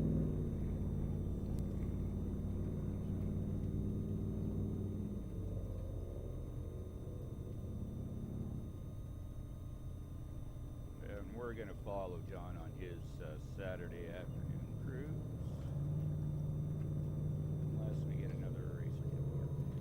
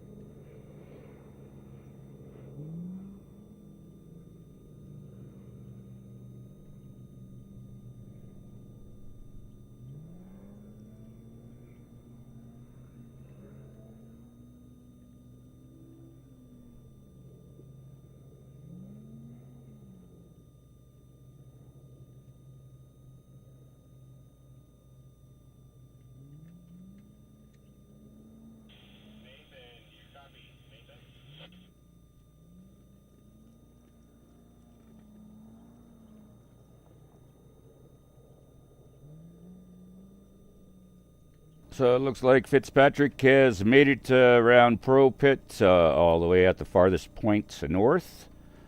And he's headed down the back stretch now. That's our leader.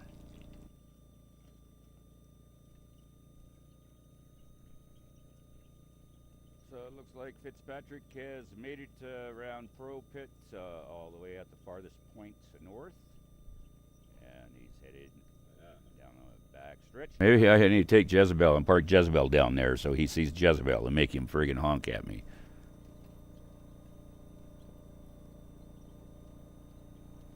Although he knew where I was going to be. I talked to him yesterday, so I'm not cutting him any slack when I see him tonight. Maybe I need to take Jezebel and park Jezebel down there so he sees Jezebel and make him friggin' honk at me.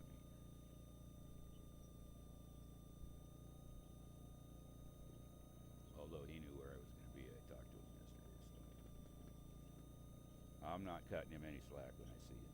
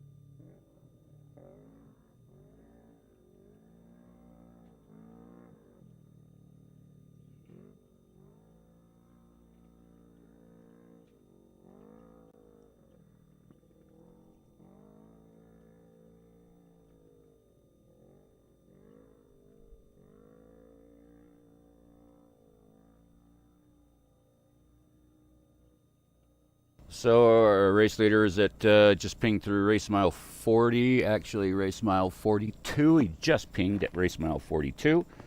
So we're less than 10 minutes away from our race leader coming through on his final lap.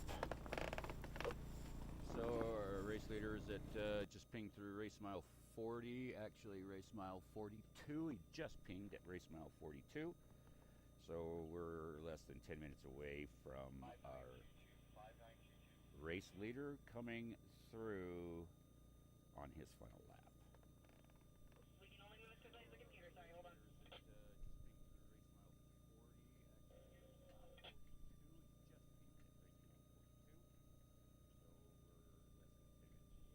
BJ, we just had that being them going on their second lap.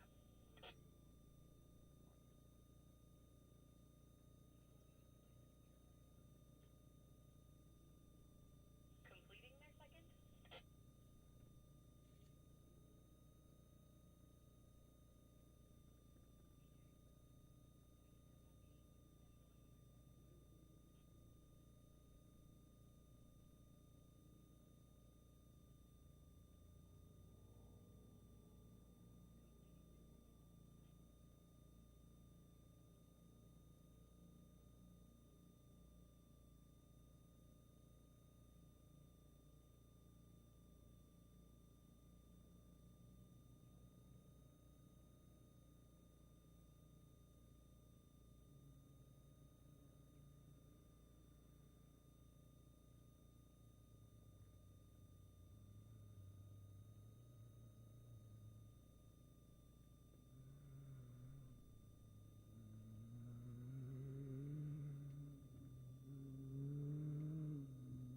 And here's the Pro Pits entry.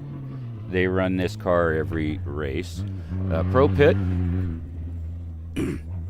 is out there. Race. I can't remember what race mile it's at. Anyway, that is a paid Pro Pit. So VORRA pays that truck to be out there and pit for our racers. So during tech, they set up at the tech line and they take extra cans of fuel and they take extra tires from racers. So some racers use that pit exclusively and some as an emergency pit. Some of my favorite racers out of Tucson, Kroger Racing Team, uses that Pro Pit exclusively. All of their fuel, tires, everything goes to the Pro Pit because it's just a husband and wife team with no support. So they bring their vehicle in and use Pro Pit, which is a great feature. Tucson, Kroger Racing Team uses that Pro Pit exclusively. All of their fuel, tires. That is really nice to have. So if you are interested in off-road racing, this is where you want to cut your teeth, right here at VORRA. And the reason being is it's what we call budget. We try to keep the cost down as much as possible so racers can get out here and race. It's tough to race. The owners are former racers themselves. They know. So they're trying to keep the impact as low as possible for these racers. It's what we call budget. We try to keep the cost down as much as possible. If you want to know more about off-road racing, first thing I would suggest is you come out here and witness this. Come out and watch time trials. Go to the tech line, learn what they're doing, what requirements are. Those kinds of things. If you are just getting into it and you have nobody that's into off-road racing already, that's what I recommend. And then get yourself a 1,000 cc UTV and start off in the lower classes. The naturally aspirated classes are typically where you want to start. They're a much slower vehicle, but that's where you learn to race. Learn what the cars can do and what they can't do. You can't just simply get in these side-by-sides and push the pedal all the way to the floor and expect to have success in off-road racing. That's just not how this works. It's 5 currently, and they'll need to be, the car will need to be recovered. 275 miles in the dirt, in the rocks, in the silt, in the sand, and expect to have success in off-road racing. It takes its toll. But hey, it's desert racing. That's what these guys all live for. It's what I live for. 275 miles in the dirt, in the rocks, in the silt, in the sand. So we are just moments away from Fitzpatrick and his entrance. I'm going to leave it on that camera for the time being, at least till he gets here. There's a couple stragglers in front of him. Whether he gets it past them or not, I don't know. Before he gets here. Oh, I am mistaken. He is. Yeah, it's going to be a bit, yeah. He is at race mile 46, so he's got 10 to go.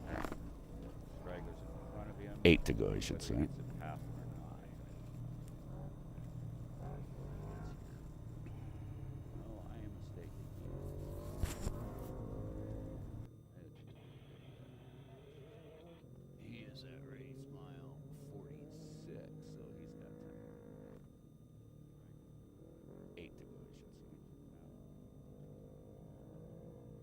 Well, looks like I got another visitor showing up. I don't know who it is, though.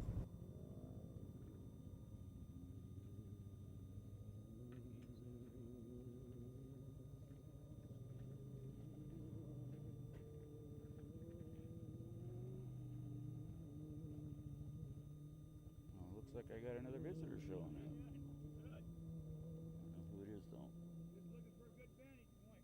Well, you got like 8 minutes and the race leader will be here.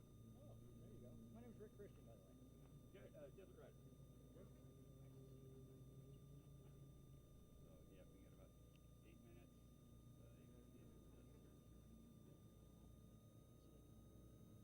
minutes. They come down, see the roads up there, you see the clump of dust right there? Yep. That's the race course on that other side of that, on the other side of the field.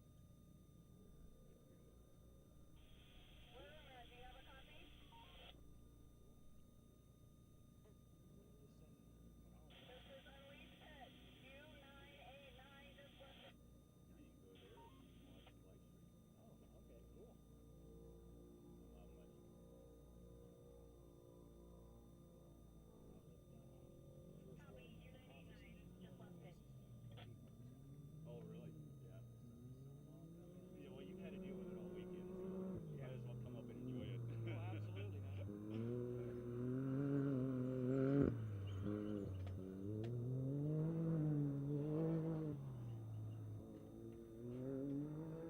many classes do they have racing? Oh, there's at least a dozen. Yeah, oh yeah. Oh yeah.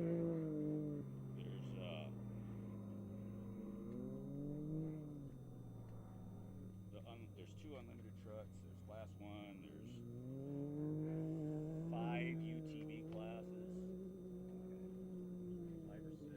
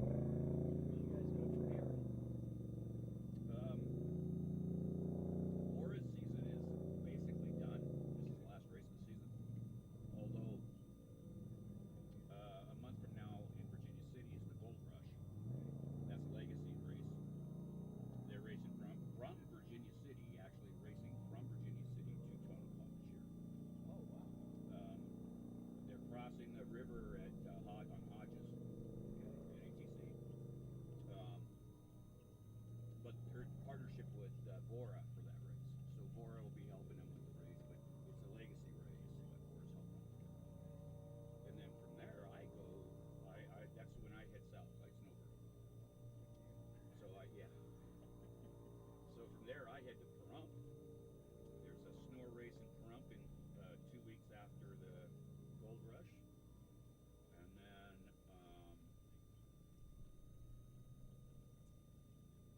I probably will spend a week in Parker, do some riding around, and then I check into my RV resort at 1st of November, and then the 12th, no, 8th and 9th, I'll be in at the Clark County Fairgrounds for the Hump and Bump. Really? Never heard of that. I know. It's a Vegas Valley Four-Wheeler Club. 4-day event. They take over the entire Clark County Fairgrounds vendors, and they ride Logandale trails. There's an RV kind of park there right at Valley of Fire. So there's 3 days of riding there.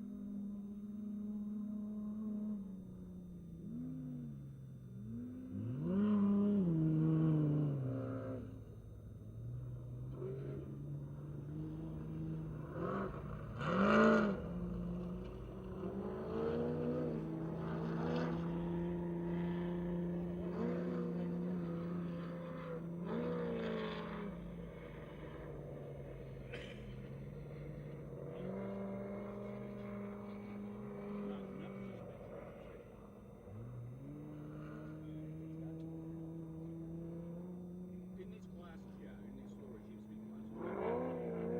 But it's fun. It's the fun classes. Class 9, which is the classic desert buggy. You know, they're small. We call them desert donkeys. They ran 4 laps. They started 45 minutes early because they're much slower. But there were 4 of them started. I think 2 of them finished this time. And that's the big goal. And they all camp together. They call it 9 count. It's class 9. They call it 9 count. And they all work together, you know, in the pits. And you come in and pit. Everybody helps with the pit. This is our leader. This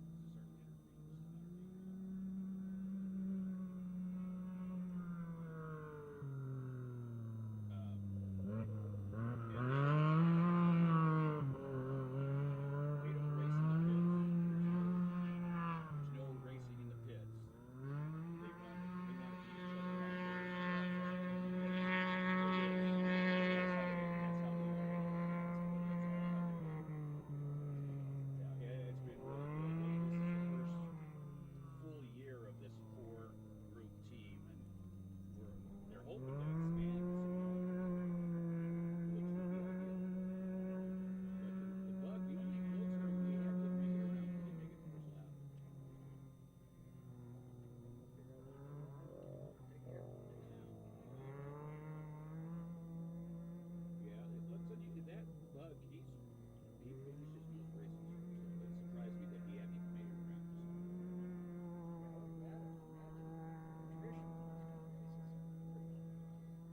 Typically, you're looking 30 to 40%.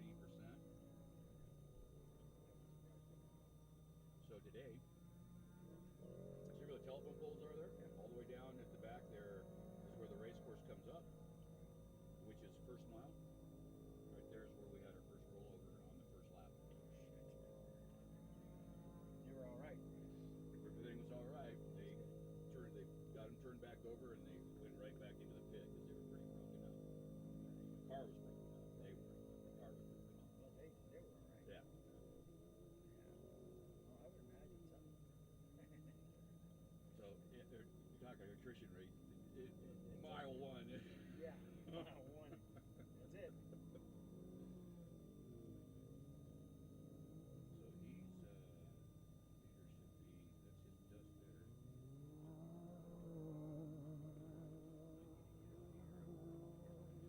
He has not once whistled at me today, and he's going to get a friggin' earful if he doesn't start friggin' whistle. He doesn't whistle at me this time.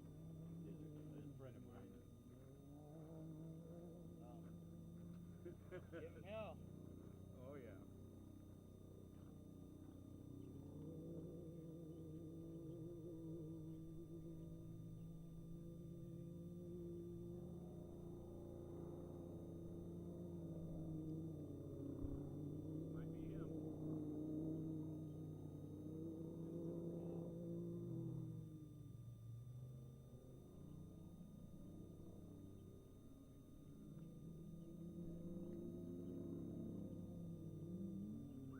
Yeah, baby!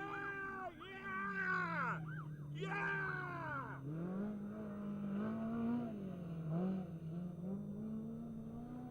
They've had some rough luck since they took second at the Mint.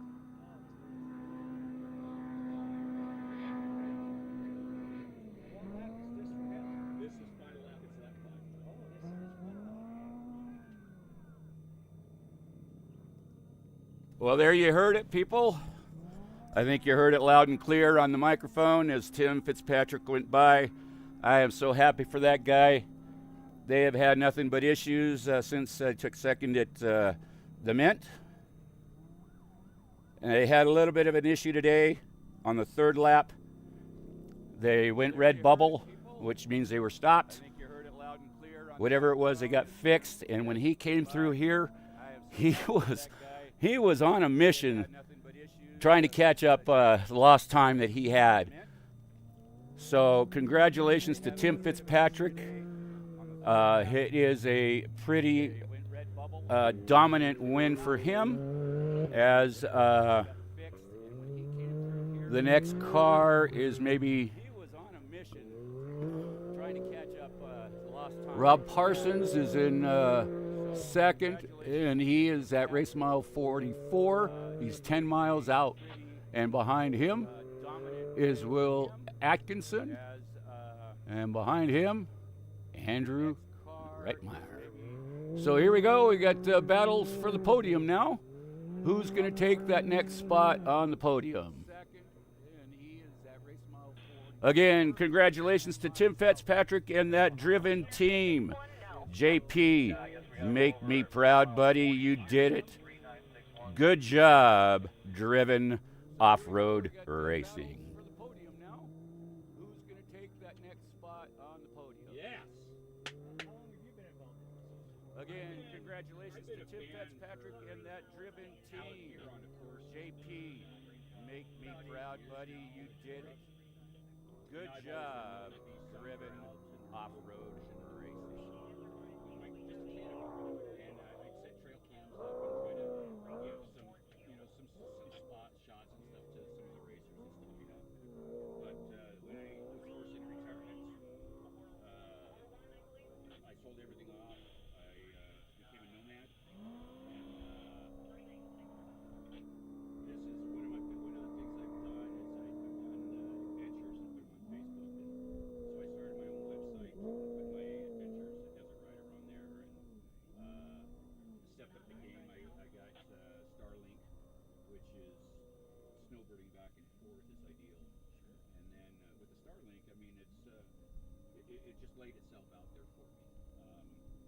Video cameras are kind of my background. I did video surveillance systems for a number of years, working on them, repairing them, and that kind of stuff. So it's kind of a natural progression, I guess, for me. And so I've been doing this live stream since the beginning of the year. Okay. And I've done like 7 races now. I did the 11U baseball tournament in Fallon this summer. I did the Fernley Parade this summer. And just trying to get my name out there, try to get this stuff out there. And seems to be working. I'm gaining a lot of traction since the beginning of the year, especially up here in northern Nevada. And the hump and bump will be a big charge for me in southern Nevada. But the racers up here all know me. That's the crazy guy that sits out on the race course all day long from sun up to sundown to watch the race. And now that I'm doing live stream, they're just completely jazzed about that. They just absolutely love the fact that I'm out here trying to showcase them and their talent. Well, sure, and it gets out to the public a hell of a lot more. that's it, and And that's a big thing. it's been my focus with VORRA all along. I've told them my goal is just to promote off-road racing, desert racing in northern Nevada, what we already have. Yeah. Nobody knows that we have these races, and nobody knows that our races are comparable to Baja Oh yeah. with the type of terrains that we have. We don't have the Seguras and that kind of stuff, but Right. everything that you want in an off-road race is here in northern Nevada, especially northern Nevada. Oh yeah, absolutely. And so I'm just hopefully using desert racing as a financial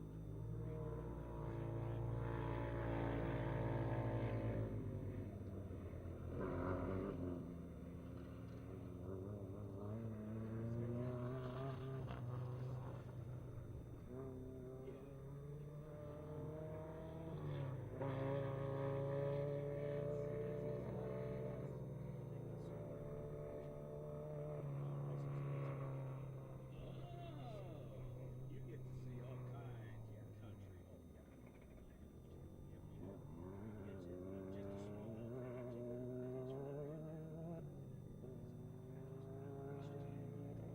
That's how most are. That's how most survey companies I are. got a roof over my head, food in my belly. Well, that's it. No pressure. No pressure. So I've been all over these hills. Yeah. Yeah.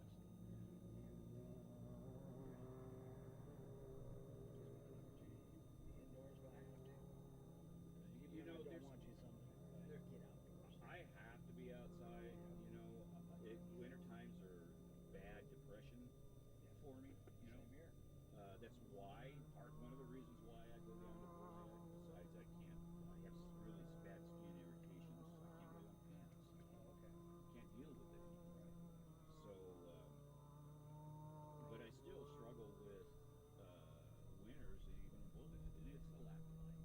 It's a lack of sunlight. Not having 12 hours of sunlight. I mean, just keeping me awake. I go so freaking stir crazy. When it's cold, it's even worse. Yeah. Oh, I know. Because you're locked in.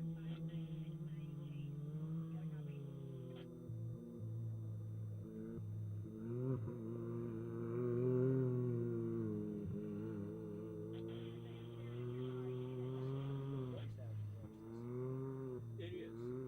So right up there, up the hill there, where they just went around that's where I've sat for the last 4 years or so. But this weekend, it's been northeast winds. They're usually southwest winds, but I didn't want to get covered in dust. It's like, and I've done time trials from here. You know, come up in this area, do time trials, and this is a good location that covers a lot of the time trial course. Hard to get here. It is not. No, it's good to see these races. Come to these areas like Yerington and stuff like that. You've got the terrain, like you said. It's the normal battle with the stigma and the 1 to 5 to maybe 10% of the population that find off-road vehicles irritating in town. There's a drastic minority because the majority of Yerington wants us here because of the influx of money. I mean, it's $1 million a year. Those 2 visits that come in here, you bring a lot into this economy, and we're happy to do that. We're happy to come in here and spend our money here because you're letting us into your community to race. Very true. I mean, shit, all you got to do is look at our little couple of parades that we have around here. The majority of the vehicles that are in there are off-road vehicles. Because that's what's here. It's the lifestyle. Yeah. You see them around town. People get upset about it, but it's the easiest, cheapest transportation to get around.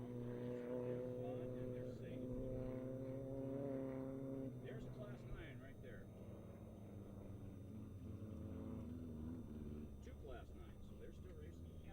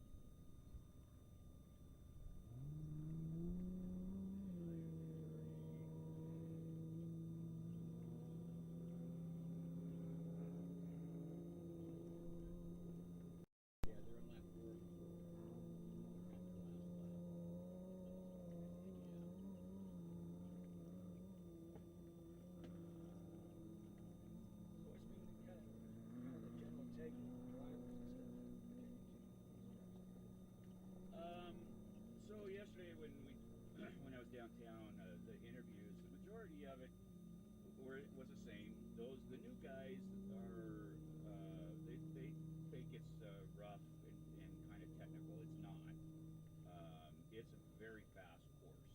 You talk to those that have been here, they know this is a very fast course. The other side's the slower side. It's more technical because it more turns and tighter and that kind of stuff.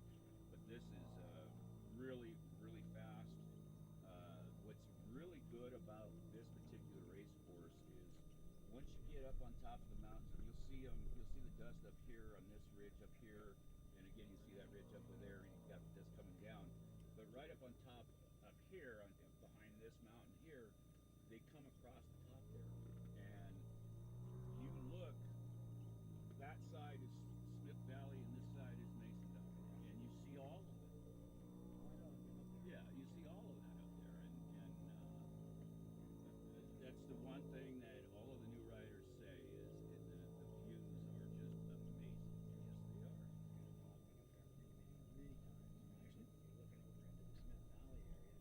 Actually, when you're looking over into the Smith Valley area, you look straight down to this range or up the Podium. Yes, exactly.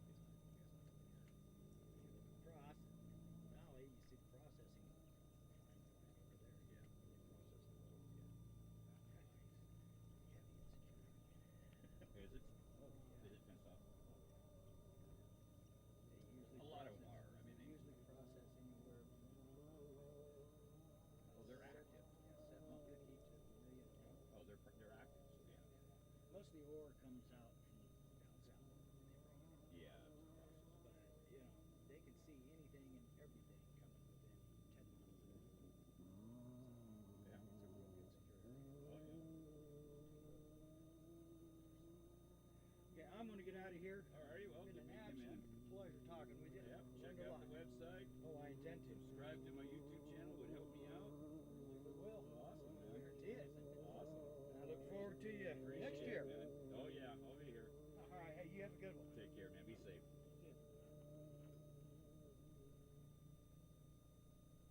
All right, I just had another local up here and introduced myself. He saw the operation and everything. He was up here when Tim came through, and I think he was laughing more at me than anything else. As I said, very happy for that driven race team. They've been battling it this year, and Vegas to Reno, they were in the middle of the pack. They did not have a good qualifying, and they had some issues in that race. They finished it, but in the middle of the pack. A couple of races, some damage caused them way back and so forth. But they had a good start to the year at the Mint, taking second in class, and now here taking what appears to be overall and first in class. Vegas to Reno, they were in the middle of the pack. They did not have a good. So as we're kind of winding down on race vehicles, I'm probably going to be here till probably no later than 4. More than likely right around the 3 o'clock hour, depending on how Race the Tracks looks at that time. So kind of give you an idea of what to expect.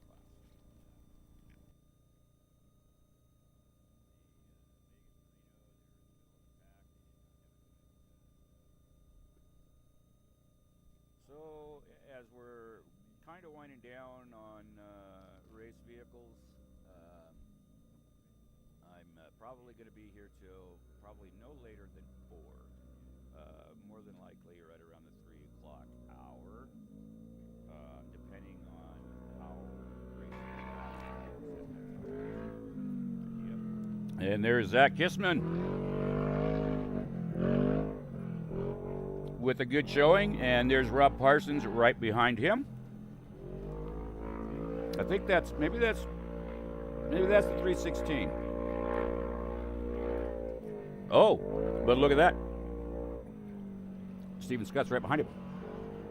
So we got a battle for the podium here, second and third.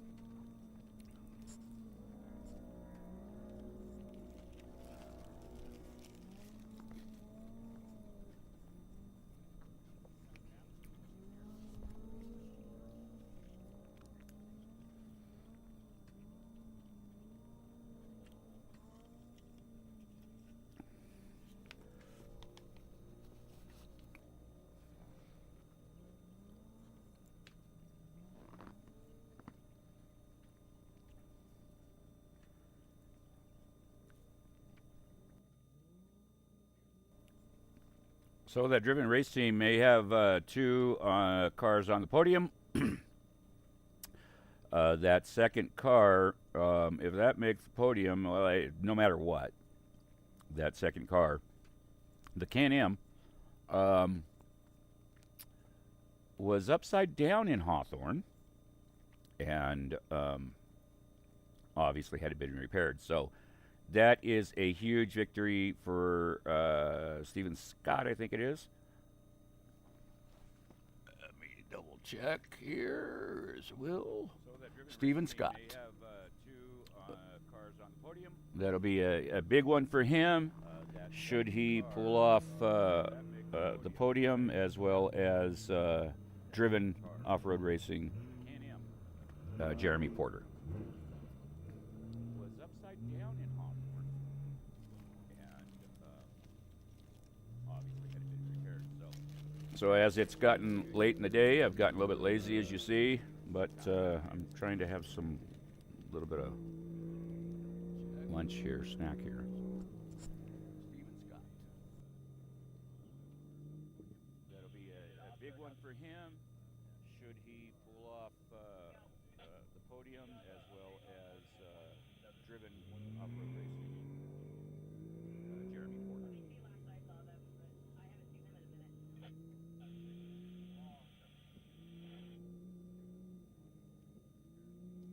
So as it's gotten late in the day, I've gotten a little bit lazy, as you see, but I'm trying to have some little bit of lunch here, snack here.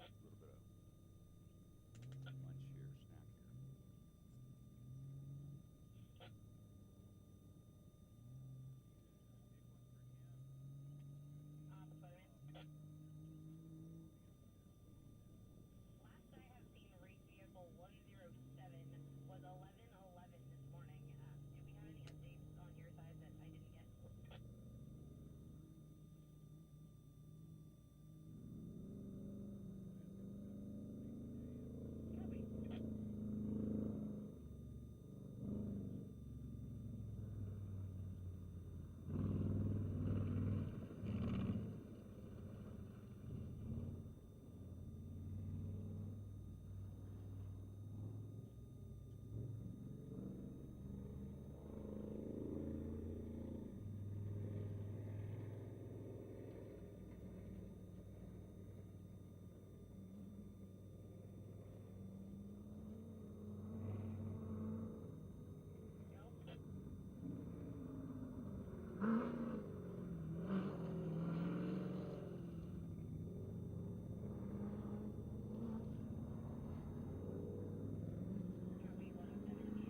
Well, and that was Brian Powell that just came through in that green Class 1, although he's not running Class 1.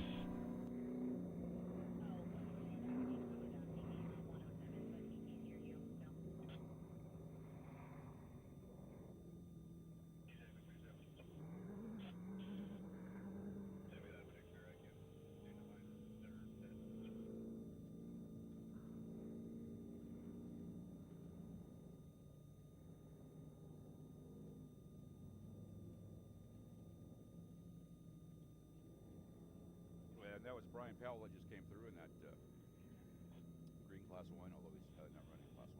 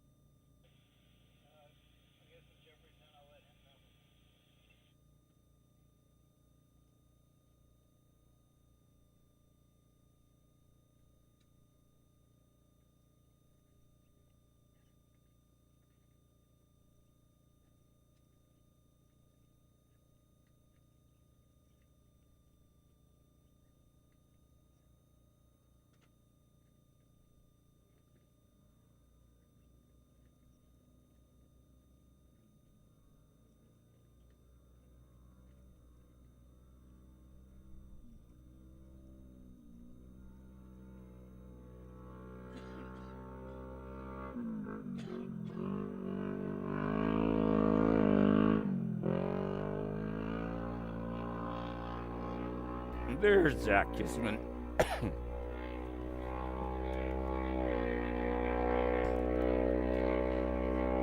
Looks like he's got the class win. He looks like he's probably 5th overall, maybe.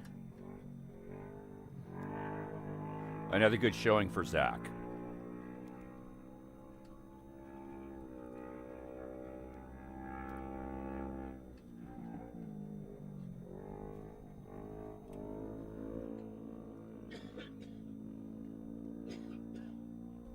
So that was Steve Austin. That was a little bit earlier. That came through. He's out on his last lap, and Zach is finishing up. Looks like he's got the class win. He looks like he's probably 5th overall, maybe. Another good showing for Zach.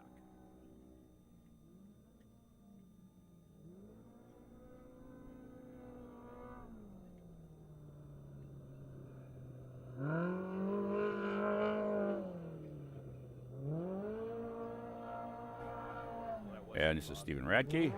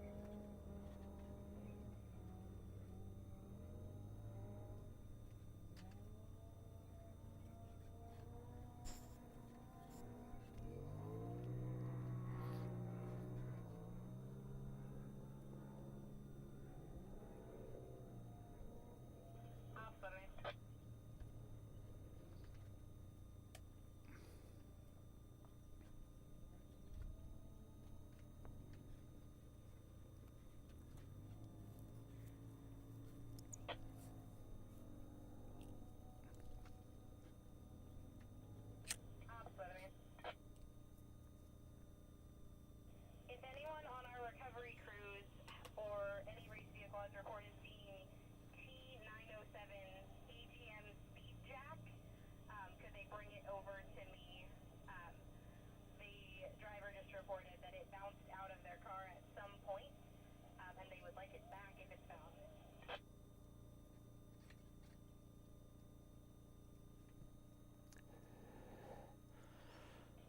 T907, and it's an ATM speed jack. Hey, can I get a lap total for 3961? 3961 Pro Stock Turbo?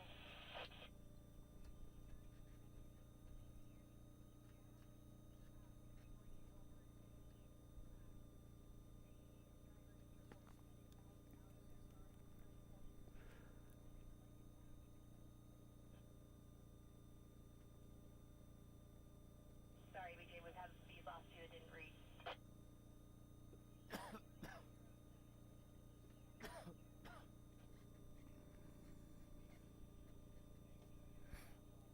What was the car number you were looking for again? Already gone past.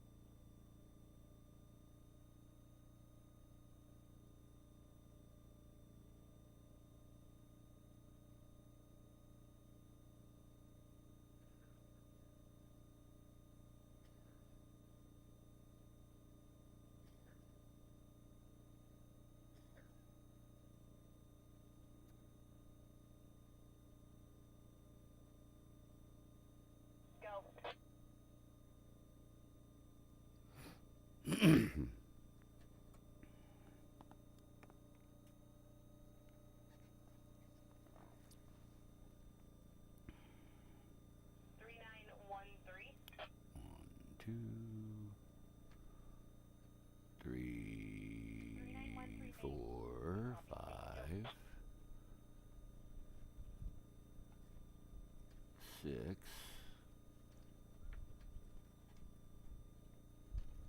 7, 8, 9, 10, 11, 12, 13, 14, 15, 16, 17, 18, 19, 20.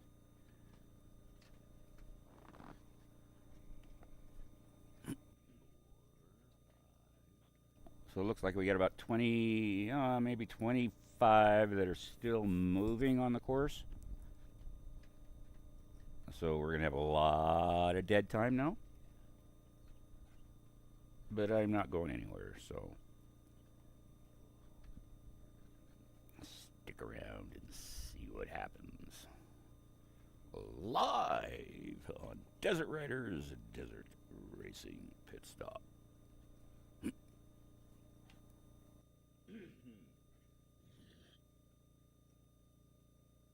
it looks like we got about 20, maybe 25 that are still moving on the course. So we're going to have a lot of dead time now. But I'm not going anywhere, so stick around and see what happens. Live on Desert Riders Desert Racing Pit Stop.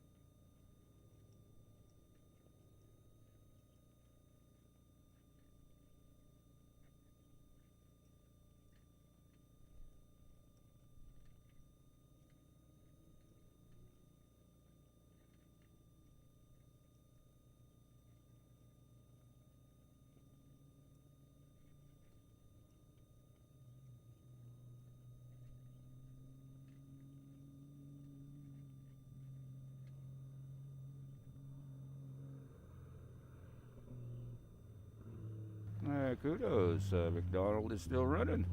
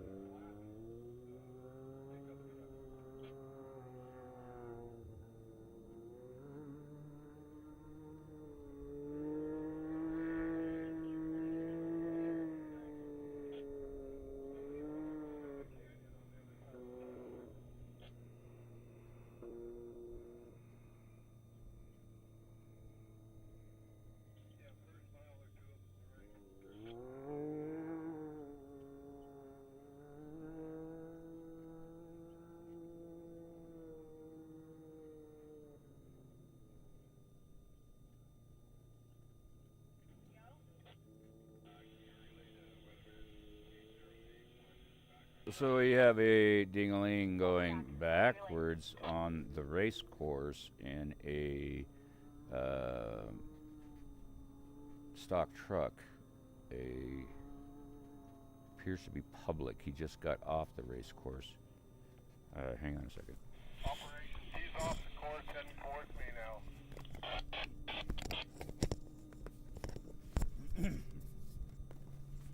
Mike Bovee, 10-9, your traffic. The race truck is off the course and heading towards me now, so it's all clear. Fantastic. So Let we me know have if you need a anything. ding-a-ling going backwards on the race course. Copy that. So this is the culprit here that we're talking about that came down the pass and stayed on the race course.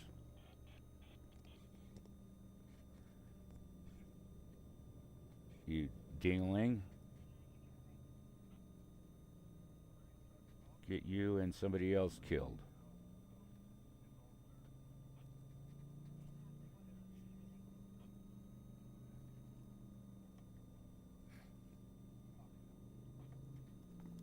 So this is the culprit here that we're talking about that came down the pass and stayed on the race course.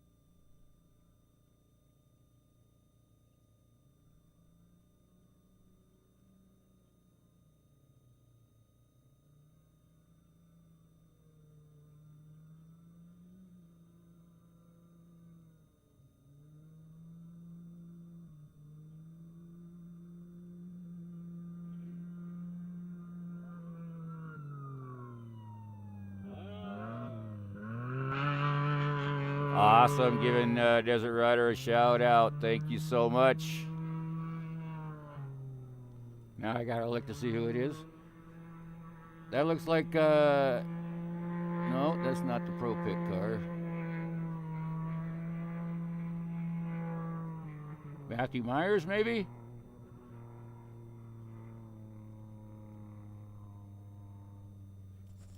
That's probably Matthew Myers right there. Thank you for that shout out there, buddy. Appreciate it. I'm out here to cover you, give your sponsors some recognition, and because I'm a fan of this sport more than anything else. I truly enjoy sitting out here amongst the native brush of Nevada and broadcast this race and many other races for you folks tuning in. I greatly appreciate it. Chat me up in the chat box, hit me up on Instagram, hit me up on Facebook.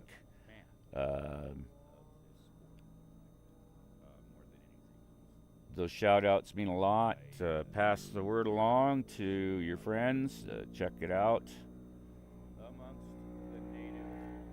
at desertrider.com and Desert Rider Desert Racing Pit Stop on YouTube.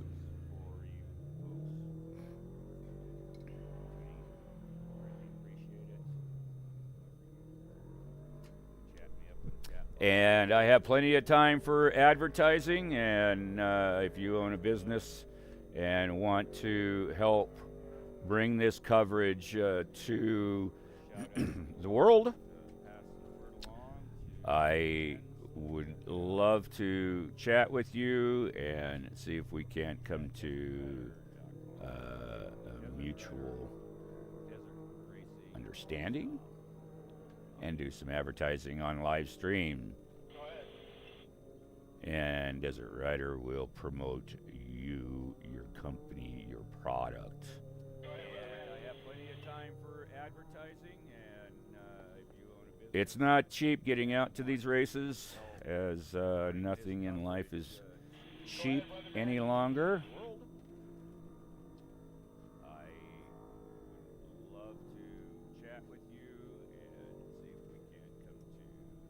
But any help would be greatly appreciated. As I said, the advertising would be awesome. I do have some advertising packages. I do have a pretty good schedule going into next year already with just the VORRA and Legacy Racing. Be doing both of those circuits again in 2025. I may be picking up a few others here and there. I'm in current, hopefully, talks with Snore Racing. I have a racer that is going to get me in touch with that person and see if I can't start live streaming some of their events when I'm down south. But this winter, I've got some stuff already scheduled, which will help. And then there's the one-off races or other opportunities. If you are having an event such as the Hump and Bump in Las Vegas, which is a 4-day event at the Clark County Fairgrounds in Logandale, and 4 days of riding the Logandale trails, which are the northern edge of Valley of Fire. So you can imagine the red trails that are there. Pretty big organizational event for that group. They invited me out there to participate and cover it. So that's one thing that I'll be doing this year, that if you work with Desert Rider on advertising, will be part of that.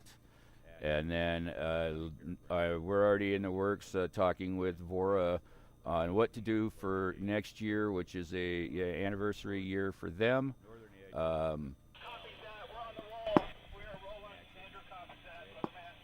We I brought it to BJ's attention. Holy smokes! What just happened here? All of a sudden, it got real quick. Ooh. Okay, I got an issue with this cord. Kind of just briefly mentioned to him and gave him some suggestions and told him that I am dedicated to do all of the races next year during their anniversary celebration. I'm coming up here in March just to do that race and go back down for another month before I migrate up for final. But that's going to be a big celebration for VORRA, and looking forward to that. I've had good conversations with Legacy for this year and for Parker. So I'm looking forward to the Parker race again this year, the Parker Dam 500. Folks have been asking me if I would be willing to do this kind of event or that kind of event, and right now, everything is on the table. The biggest thing is being able to get to your event, and any costs associated with that to get to your event right now, as it's just everything is on my dime, and I'm stretched kind of thin. So any of that stuff would help out. Make any appearances at any of your events, to do any promo, like MC, whatever you choose, I can do for you.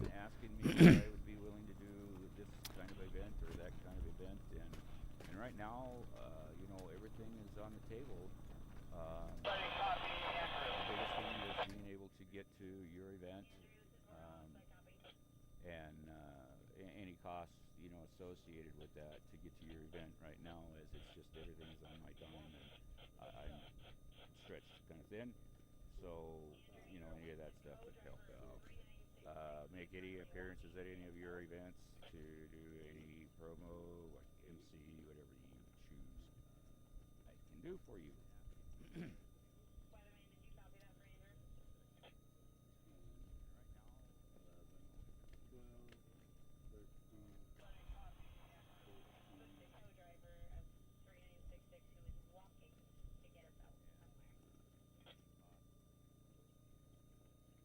So right now we have 14 vehicles that are still moving, and their various number of laps.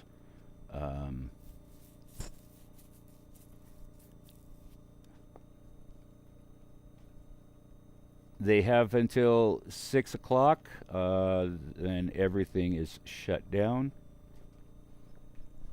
I am not going to be on until 6 o'clock. I can tell you that right now.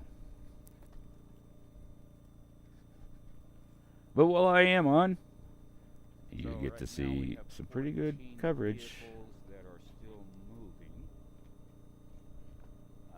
and their various number of laps. I got a story for you.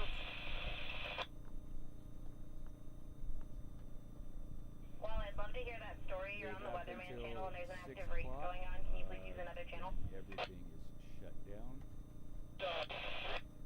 I am not going to be on. That we were waiting for, and broke down before he got to.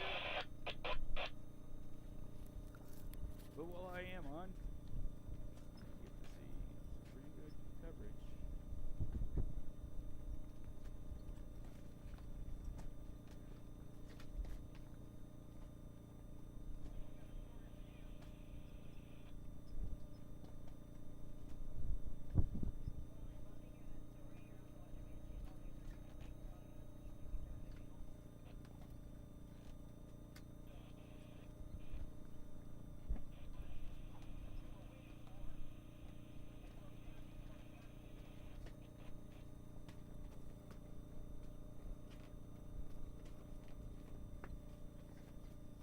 Weatherman, did you copy 3966?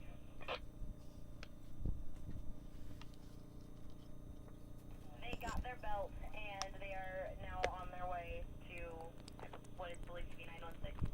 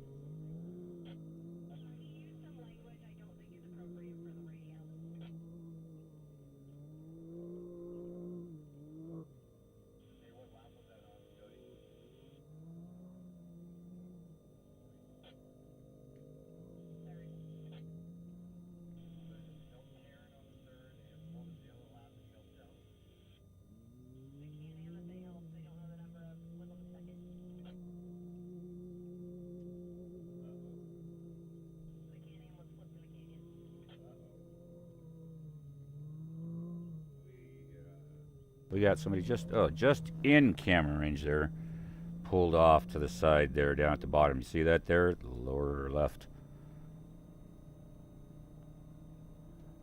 It looks like he's having to do a restart. We got a truck coming up behind him. Yes, we do. So they navigate that. Okay. That could have been bad. But, they had to do a hard start, hard reset there.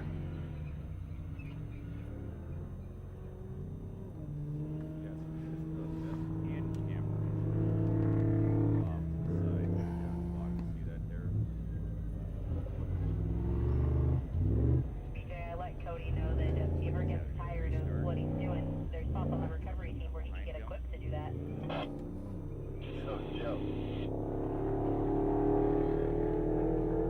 So they navigate that.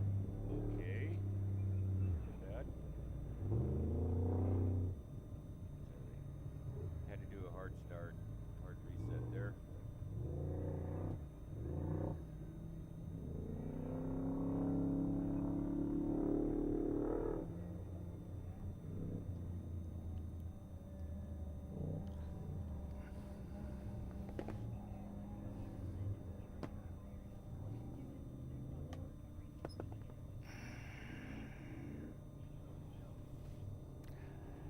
Looks like we're going to have another quite a wait.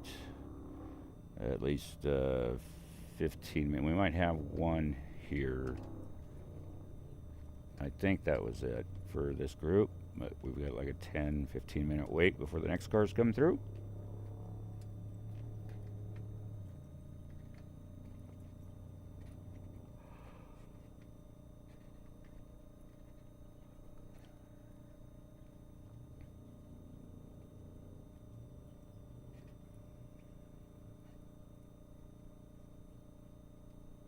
Looks like we're going to have another quite a wait. At least 15. We might have one here. I think that was it for this group. Maybe 10, 15 minute wait before the next cars come through.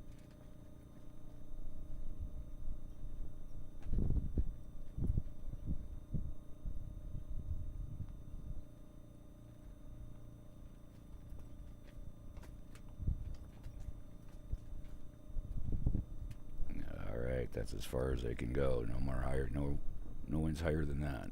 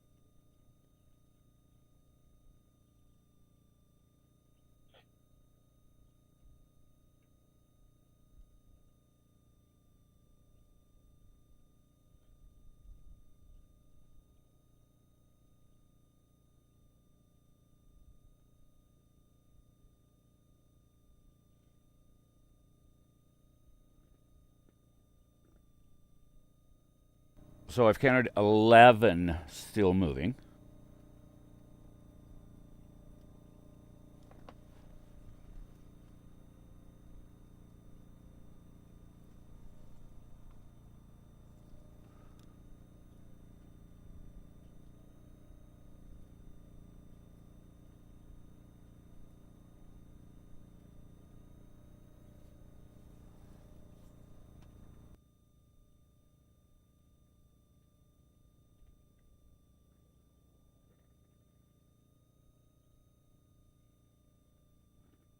So I've counted 11 still moving.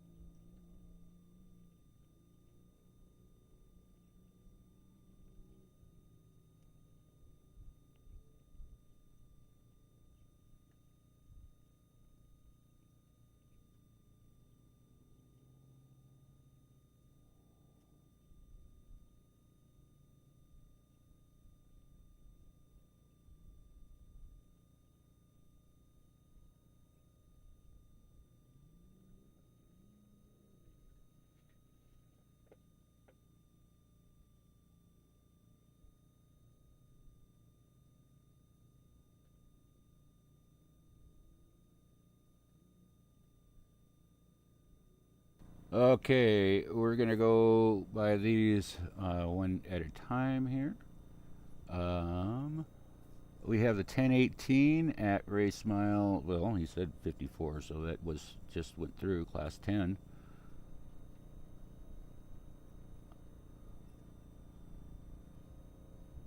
I have Daryl Johnson coming up at a Group T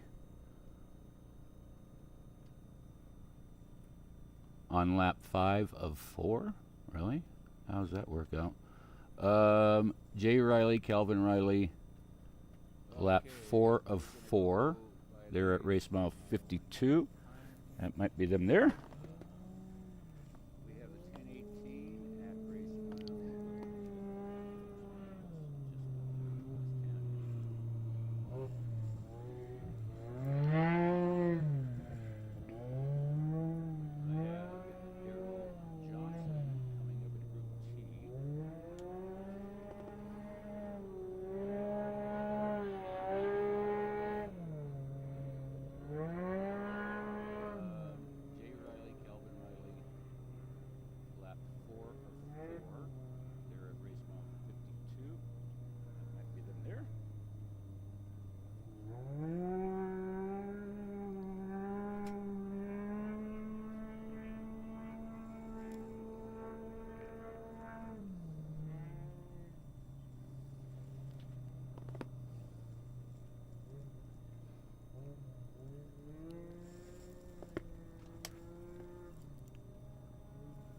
Okay, where were we?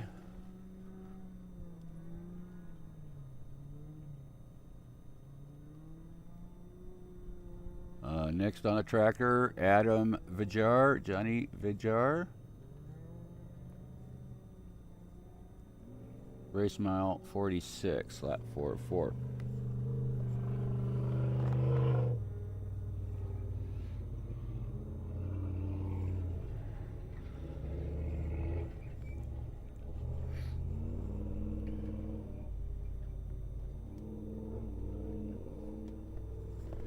So it's tough for me to tell who's who on according to the tracker as they're coming towards me, because they don't all ping at the same time. They ping every 5 minutes or so.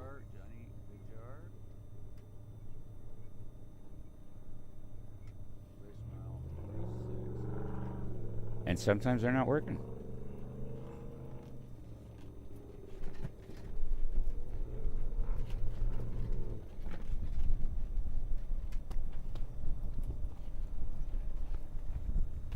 So anyway, Adam Vijar, Johnny Vijar, they're at race mile 46.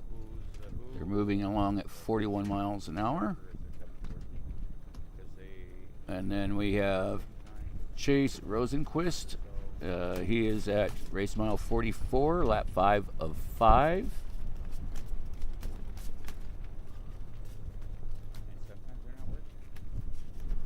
And then we have the 717 of Christopher McDonald, Kelly McDonald,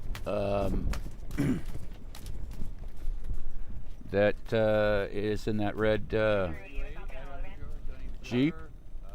He is a race mile 38, lap 4 of 4.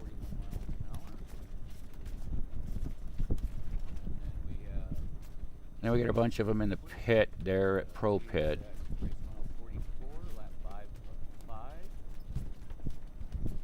Grant Myers and Jordan Hewlett are still on the race course. They are at race mile 34, lap 5 of 5. So good to hear that they're still going.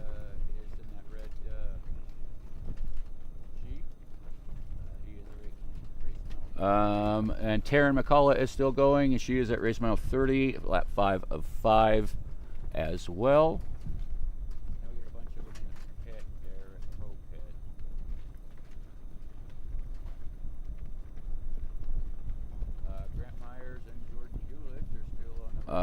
We've got, well, I am not sure if that is correct or not, but it shows the Battleborn Patriot Racing Team on lap 4 of 4 at race mile 16. They're moving at 21 miles an hour. Right behind them, is Sean Cook, race mile 16, and he is doing 32 miles an hour.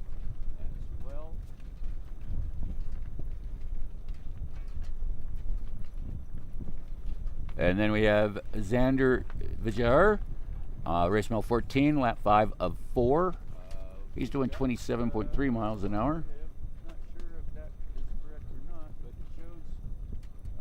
Bruce Field, lap 5 of 4. We don't know how that works out, but he's still moving at 71.5 miles an hour. Sean Cook, race mile 16, and he is doing 32 miles an hour. And that's it. That's on the road. On the race course still moving. And then we have Xander Vijar, race mile 14, lap 5 of 4.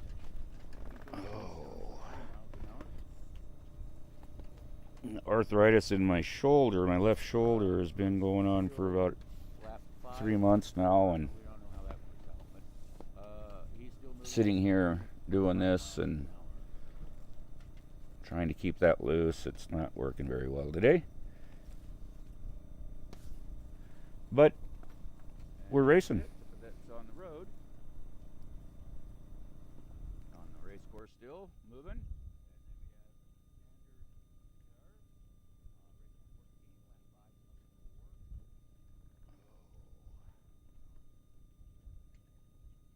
Arthritis in my shoulder, my left shoulder, has been going on for about 3 months now, and sitting here doing this and trying to keep that loose. It's not working very well today. But we're racing.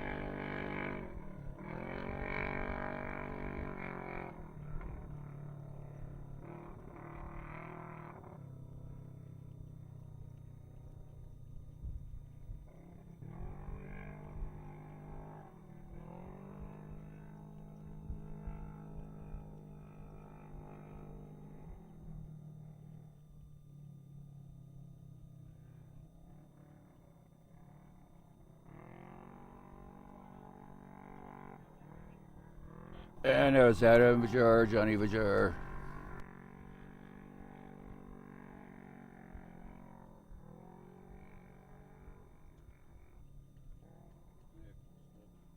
Next up will be Chase Rosenquist.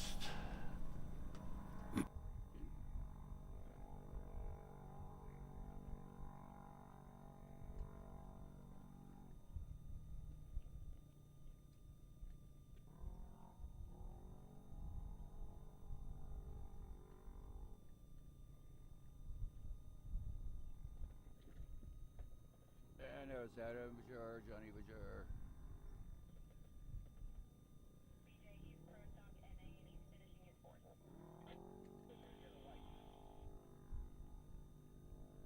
Next up will be Chase Rosenquist.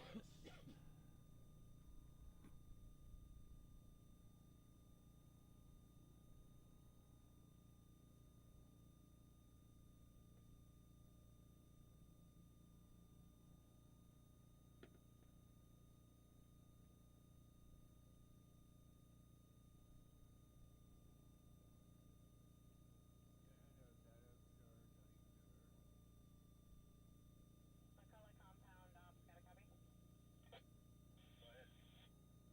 Can I borrow Shay? You guys are awesome, thank you. Go.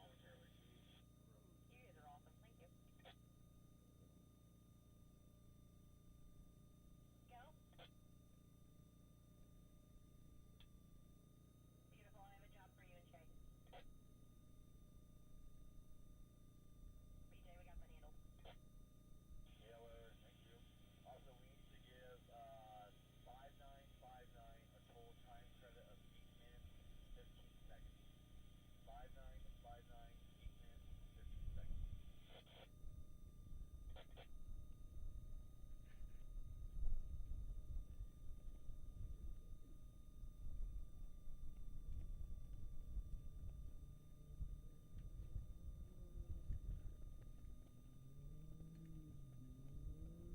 So this should be Chase Rosenquist.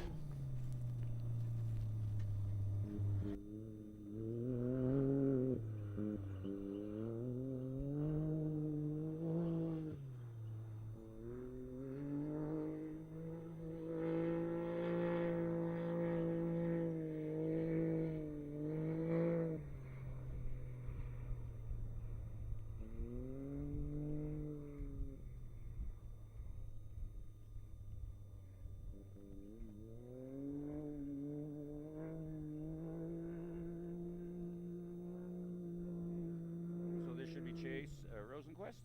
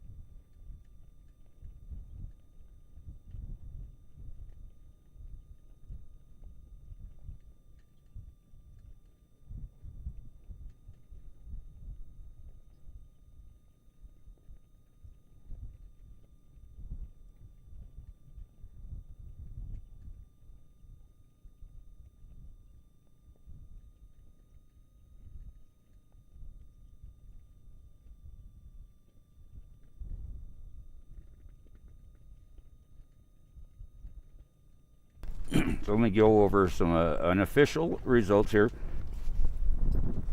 So Tim Fitzpatrick was the overall race leader, first in the Pro UTV.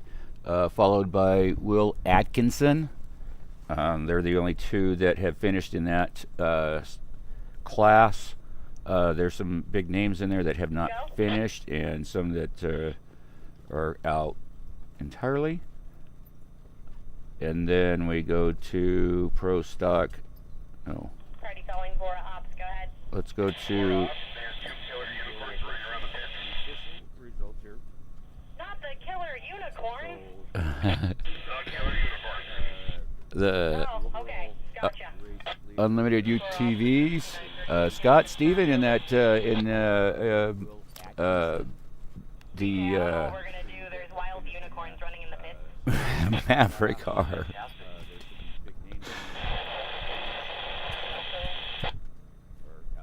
The Maverick R of Driven Off-Road Racing takes that over Andrew Reitmeyer, Unlimited UTV. Unlimited truck. Neither truck finished. Mr. German made lap 3, and that went kapooty. So,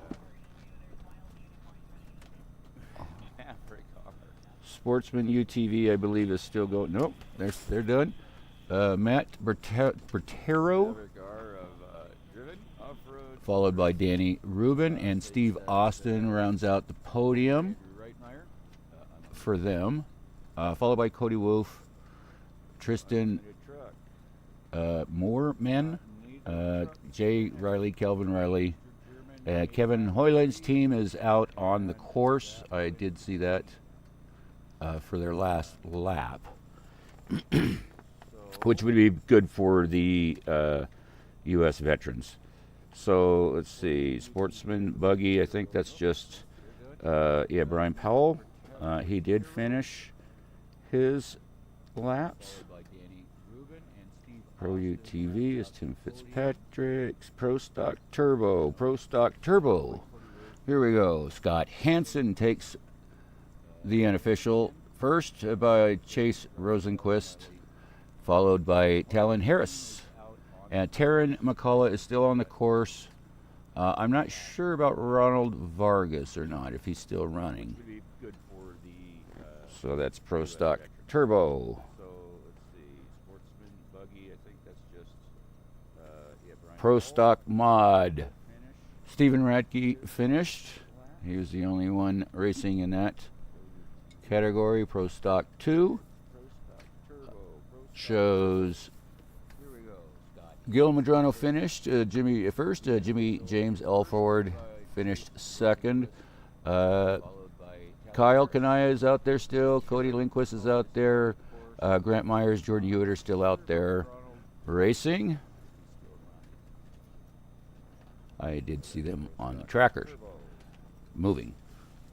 So we take it to Pro NA. Zander Vijar, Adam Vijar, Johnny Vijar. All of them are racing each other in that family category. And Zander Vijar took the first, with the one car still left out there of the family. Pro Naturally Aspirated UTV. We have Shelby Hall takes the win over Zach Kissman by 1 minute 43 seconds. Unofficially, remember. Where's that 1 hour? I can give you a rough estimated number, yeah. Interesting how the times came back on that. I'm not too sure about that one, since the times don't look correct on that. So looks like it might be Zach and then Matthew Myers. We'll see. Not sure about Shelby Hall. That's that's some question marks around that. Group Light T. There, Ben Sauter took the win. Mark Som finished in second, and Kelly McDonald is still out there on the course. moving. Saw him leaving that pit. Derek Kraft is out. Group T. These are basically Jeep speeds, is what these are. Richard Buckhead took the win over Daryl Johnson, and Bruce Field round out that 3 field. Gary Taylor did not finish. That's unfortunate for them. They did not have a very good weekend. The Class 9 race. Ooh, let's skip that. The Class 11 I know didn't finish. I never saw him come around. Class 10. It looks like Kenny Ott out of Fallon, Nevada, took that class. He has finished. He's the only one that has finished thus far. John Tomemela is still racing for the second place in that, and then the third one had dropped out. That was Class 10. Class 1. Rob Parsons takes Class 1 in the Pro R. He took it over Jeff Carey by 23 minutes, it looks like. Brian Reed is still out there, and Sean Eldridge is still out there. 4,400, I think that was just John. Yep, just John and Jody. And then the 1450 is Stephen Dobbs. I think he finished his race. He had 4 laps, I believe. No, it looks like Jody is still out on the race course. She's done the last half of the lap, her final lap. So Jody should be coming through once more. So let's go back to 9. The Class 9, there were 4 from 9-town. And how did the Class 9s do? We have a winner, Troy Robinson, out of Robinson Family Racing, takes the win over Travis Weir by a minute 13. Eric Steiger is, I'm not sure if he's still out there or not. McLean McBride is the same. There's a transponder or tracking issue, whatever you want to say, missing data in there. So 2 of the 4 9s have finished. Who do we have here? Who do we have here? Winner, Troy Robinson, out of Robinson Family Racing, takes the win over Travis Weir by a minute 13. That might be John Tamila. Sorry, John. I'm butchering your name. I apologize. He's on his last lap. So 2 of the 4 9s have finished.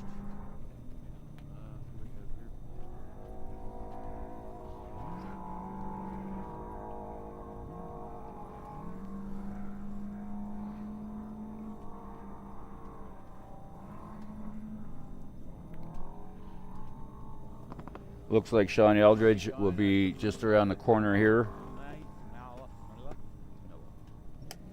Sorry, John. I'm butchering your name. I apologize. Been one heck of an afternoon. It's been a beautiful race. Oh, we got one still going out right now, just climbing the hill. Hi, Jeff. They have till 6 o'clock. So 2 more hours. Jeff, the radio's working fine. Thank you.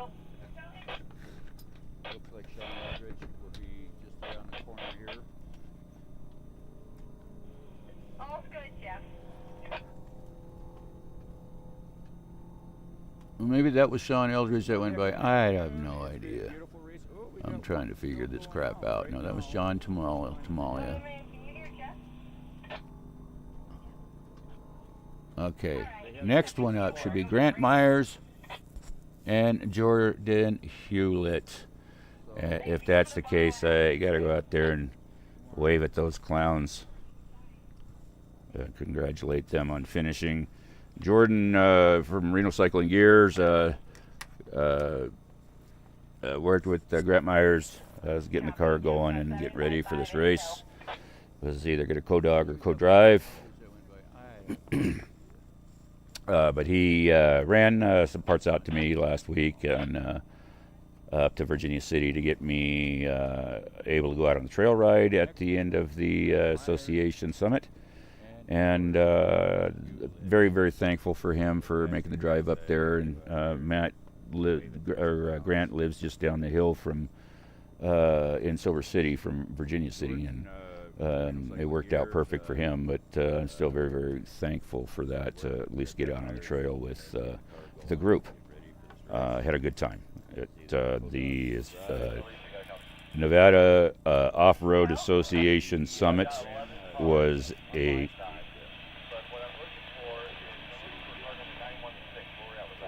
trail ride at the end of. So he's got. He's calling. BJ just called 11 cars still racing. So. It worked out perfect for him, but. Anyway. Thank you again, Jordan, for bringing those parts out to me. Appreciate that, brother. Off-Road Association Summit. You know how much that meant to me. And then behind him should be Kelly McDonald in that red Jeep. And behind him should be Taryn McCullough. So we got three that I'd probably going to jump out there and give him my wave and let him know great job at finishing this race. It's been tough. I know Taryn is getting some minutes put back on her time, taken away off of her time, I should say. She's getting. I can't remember what the hell it's called now. She's getting time reduced off because she stopped and helped an overturned vehicle. So kudos for Taryn. 8 minutes, I think, is what I heard. Anyway. It's been tough. I know Taryn is getting some minutes put back on her time. Taken away off of her time, I should say. Negative on the glow sticks. Did you have wings? Glow sticks and wings. Red Bull gives you wings.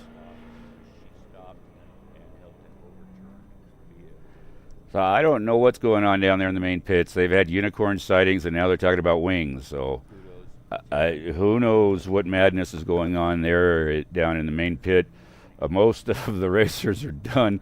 11 left that are moving on the race course that are still in this race. And there's Mr. McDonald right now. So a big shout out to them. And right behind them is Taryn.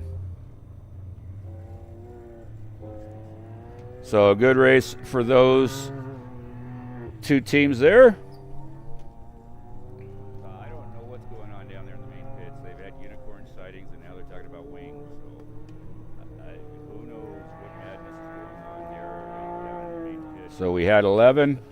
There's 3. 11 left that are moving on the race course that are still in this race. And there's Mr. McDonald right now. 3 of the 11 right there that just went through.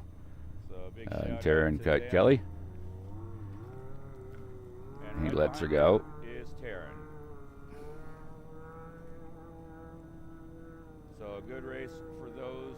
So McDonald Family Racing had a good finish today. They're finishing today, and which is good in that Jeep speed, especially after that running into that brick wall backwards and crunching that. Crunching that Jeep Wrangler or Scout, whatever the hell it is. Anyway, good. Congratulations to those two teams. I don't know if Taryn's younger sister Shay was the unicorn or not, but they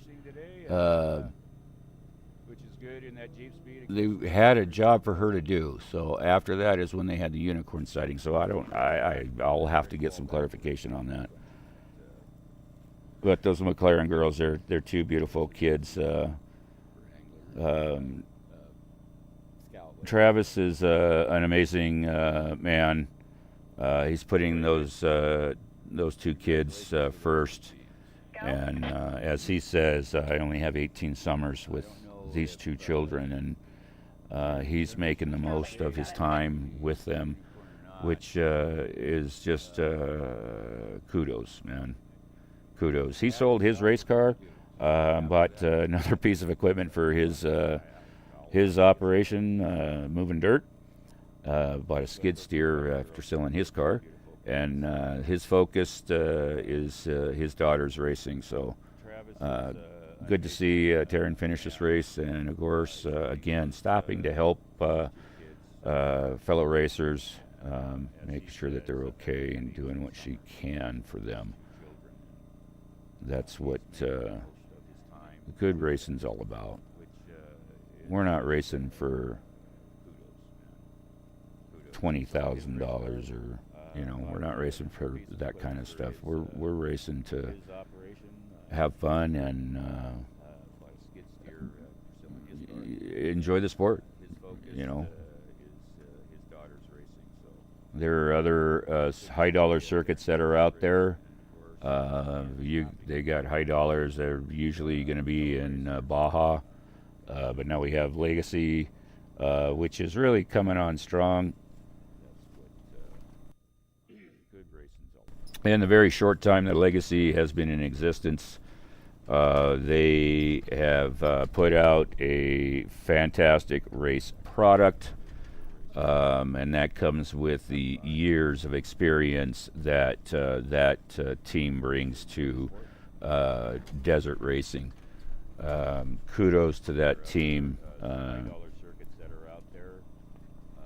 They do a fantastic job putting on a race, as do Laura and BJ Butcher here at VORRA Racing. Man, when they first started, it was tough. It was really tough for them, and their proven success shows as we try to build up the sport. Hopefully we get some more of their racers out here to this organization and race. I have not dealt yet with Snore. I'm working on making some connections there.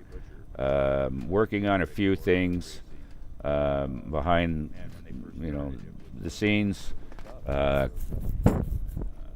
couple of I want to do this opportunities that I've reached out on with Snore specifically is one.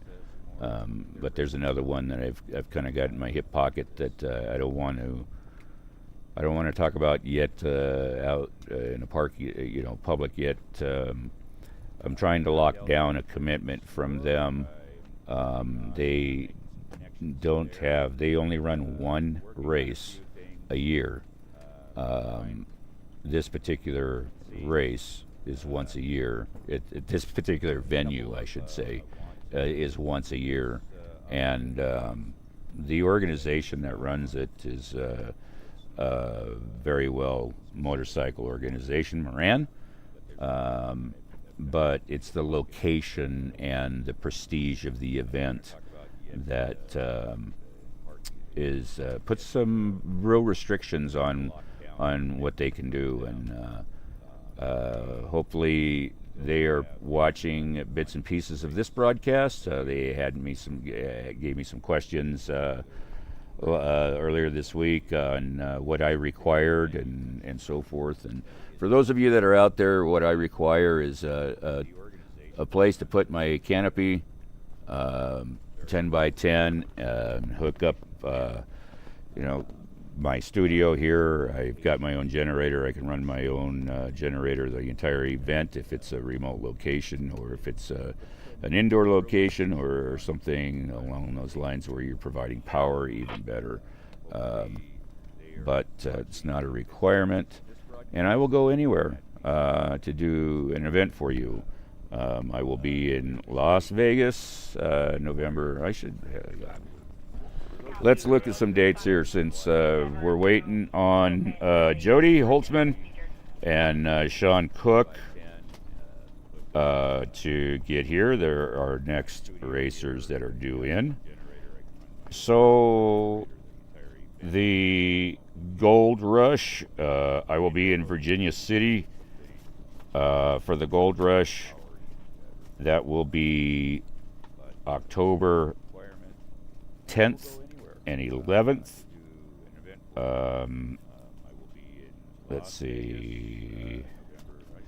The 10th is in Dayton, time trials at the fairgrounds. The 11th is Tech on C Street in Virginia City, which is the main street coming in through town. And then the 12th is the actual race from Virginia City to Tonopah, and that is going to be launching from C Street, downtown Virginia City, and it is using a private property bridge to get across the Carson River, which is always the challenge if you're going to go from north to south, from Virginia City into this type of race. You have to have a bridge crossing. The only bridge crossing that's there is alternate 95A, and the highway department and NHP said no, you cannot use that bridge. You cannot shut that crossing down. So they use Hodges Ranch has a bridge going across the river, as they have a branch on both sides of the river. And it's a pretty well built river. It's an bridge, excuse me. It's an industrial type bridge because Hodges also has the NATC test site there where they test different vehicles on Nevada's rugged terrain. Anyway, so that's in October. And then I will be on the race day when they launch out of VC. I will already be in Mina, and that's where I'll be broadcasting from. Probably just outside the pit before they go up the canyon, similar to where I do the location for Vegas to Reno race. And then 2 weeks after that race will be the Pahrump Snore 200. That's one that I'm trying to get into right now to broadcast. We'll see if they go for that. And then I'm in a week after that. I start my first day at the resort, and I'm there for 1 week before, not even a week. I'm there for 6 days before I go to Vegas for the Hump and Bump. And then it's December 5th to Pahrump for the Desert Showdown, Legacy Desert Showdown, and then the following week is the Rage at the River Snore event there in Laughlin, and then off for, I haven't decided yet. I'm taking a month off. But the Rage of the River is December 14th and 15th, and the Parker 400 in Parker, Arizona, which is a Martinelli Brothers limited LNTD, whatever it is, racing organization. That is on the 15th of January, and I don't know if I'm going to go to that or not. So, but the following month after that is the new season for me. The official new season for me will be the Parker Dam 500 from Parker, Arizona, the Legacy race. I will be doing that live stream, as that's already been arranged with Legacy. I can safely say that that's a go. But this next week I will be working on my schedule. I don't know if I will be able to get that out or not. As I said, I'm trying to tie up a few loose ends on a couple of events that I'd like to do. So we'll see how that plays out. So we're getting closer to Jody being here. Jody and Sean Cook, I believe. Yep. Followed by Bruce Field in a Group T behind them. They're about 5 minutes away, maybe. I don't see the dust up there on that mountain yet. There's a small section right where camera number 2 is looking. You can see a little bit of a trail there to the left of your screen. That right at the top there, that little trail there on the left. And there's some dust that popped up right now. You can see that the sun kind of glistening on it there. That's where the race course is, and that is Jody Holtzman. They're about 5 minutes away, maybe.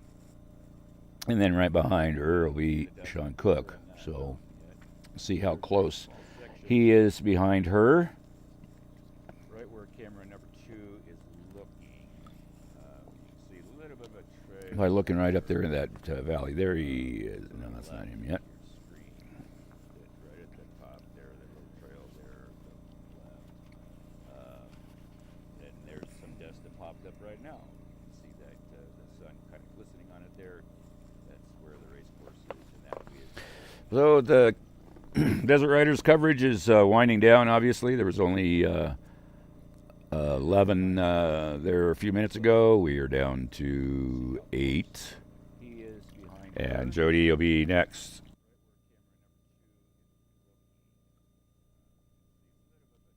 By looking right up there in that valley, there he is. No, that's not him yet.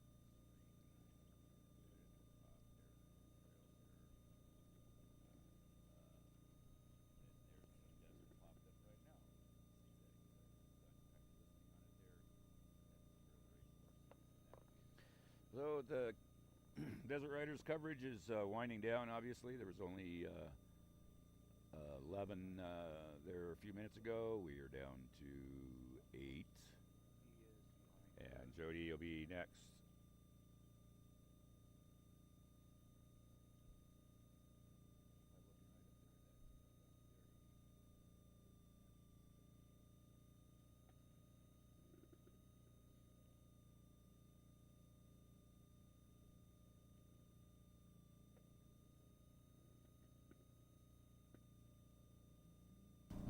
Sounds like a Can-Am to me, so that might be Randy Adams.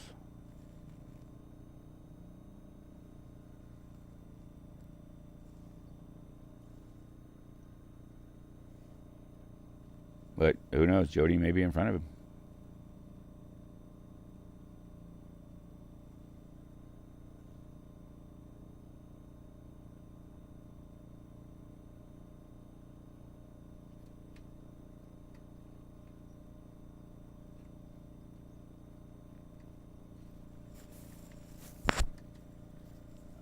Sounds like a Can-Am to me, so that might be Randy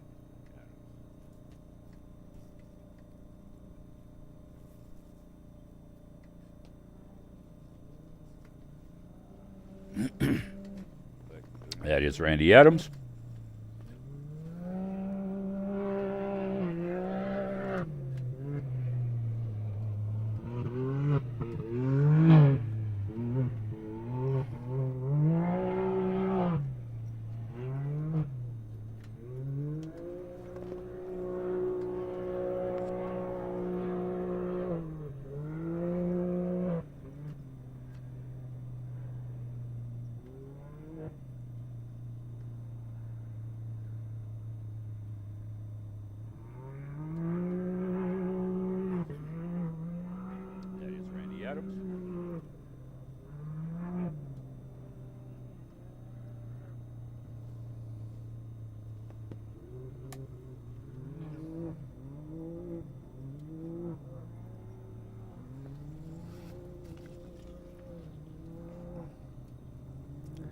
And there's Jody.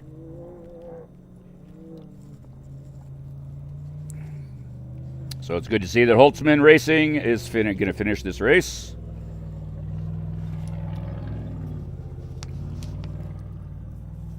Big shout out to John and Jody. Thank you again for the kind words yesterday.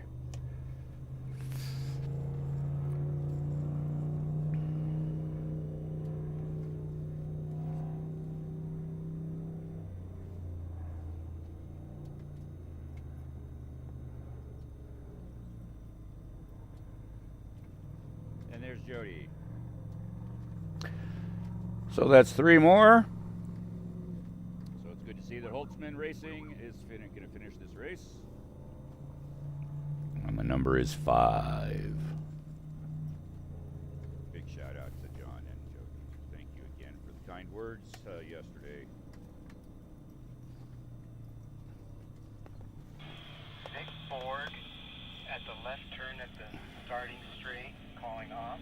Yes, sir, go ahead.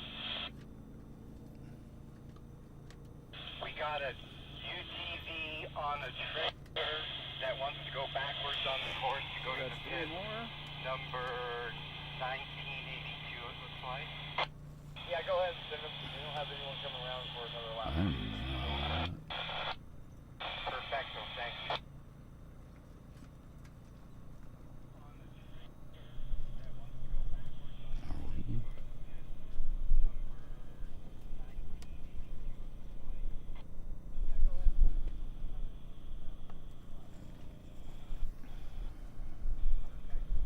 VORRA operations, all recovery personnel. I have had multiple racers come up to me today and to say thank you for all of our recovery team's efforts. So great job, guys.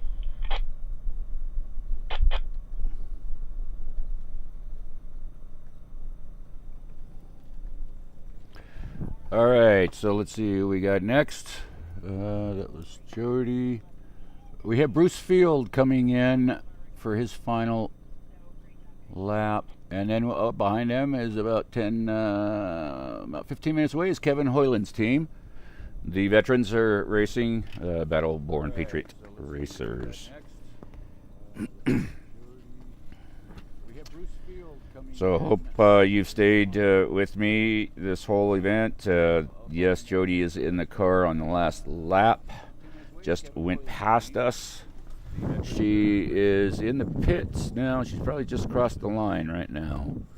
So again, congratulations to that Holtman's team. So hope you stayed with me this whole event. Yes, Jody is in the car on the last lap. And past us. She is in the pits now. She's probably just crossed the line right now. So again, congratulations to that Holtman. Bruce Field is just not even 5 minutes now from us.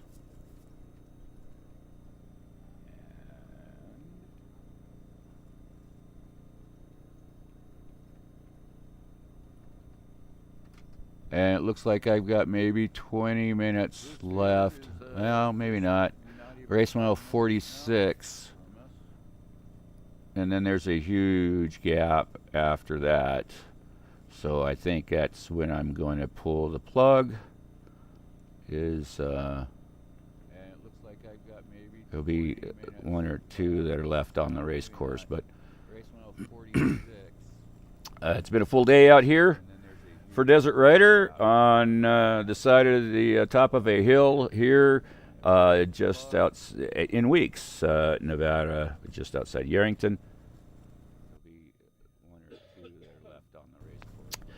Been a beautiful day, beautiful weather, beautiful temperature, incredible racing.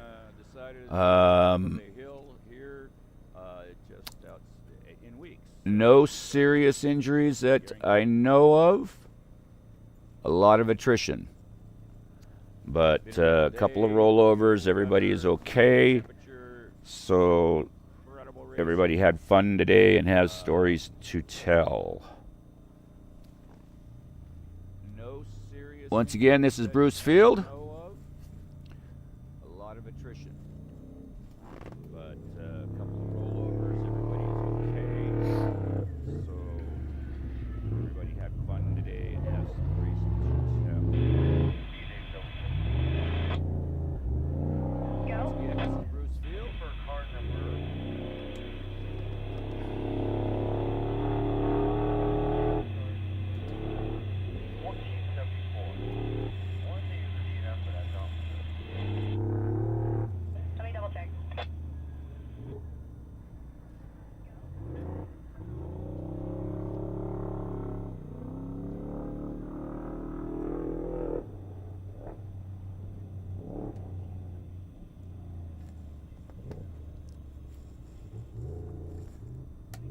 As Bruce Fields makes his turn towards the pits, we're waiting on Battleborn Patriot Racers next.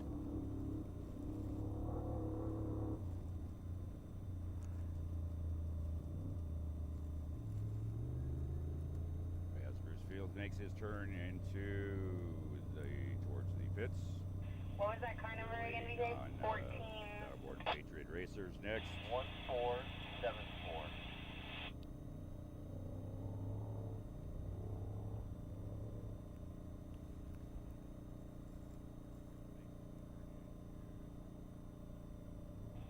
Let me double check.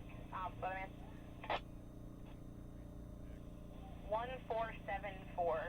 What was your last known status?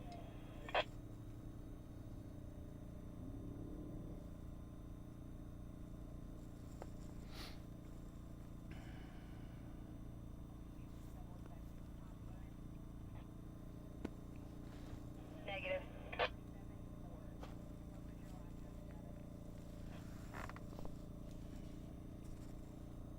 Alright, let's do a call out, start checking checkpoints, checking the pits, that kind of stuff.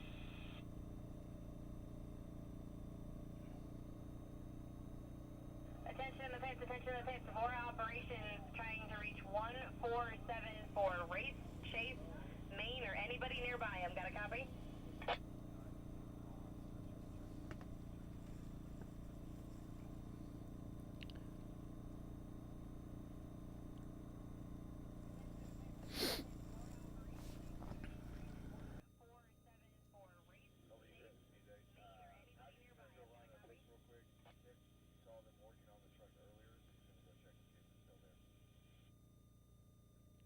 Patricia is going to go patrol it.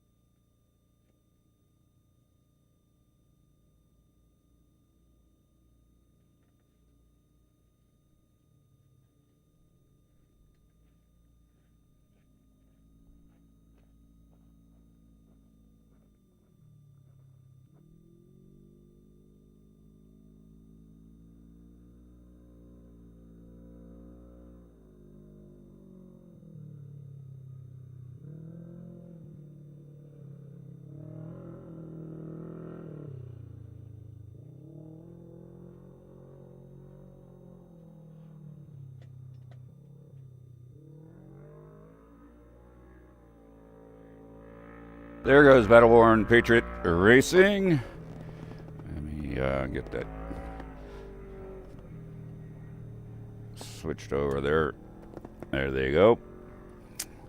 Had to go out there and give them a fist pump. Good job for those boys. I believe that is a rookie driver, a seasoned co-pilot. Is what Kevin told me they were going to be doing. This morning was a seasoned pilot and rookie co-dog. First time co-dog. And a rookie. I don't know if it was his first time driving this afternoon or not. So kudos to that team. This morning was a seasoned pilot and rookie co-dog.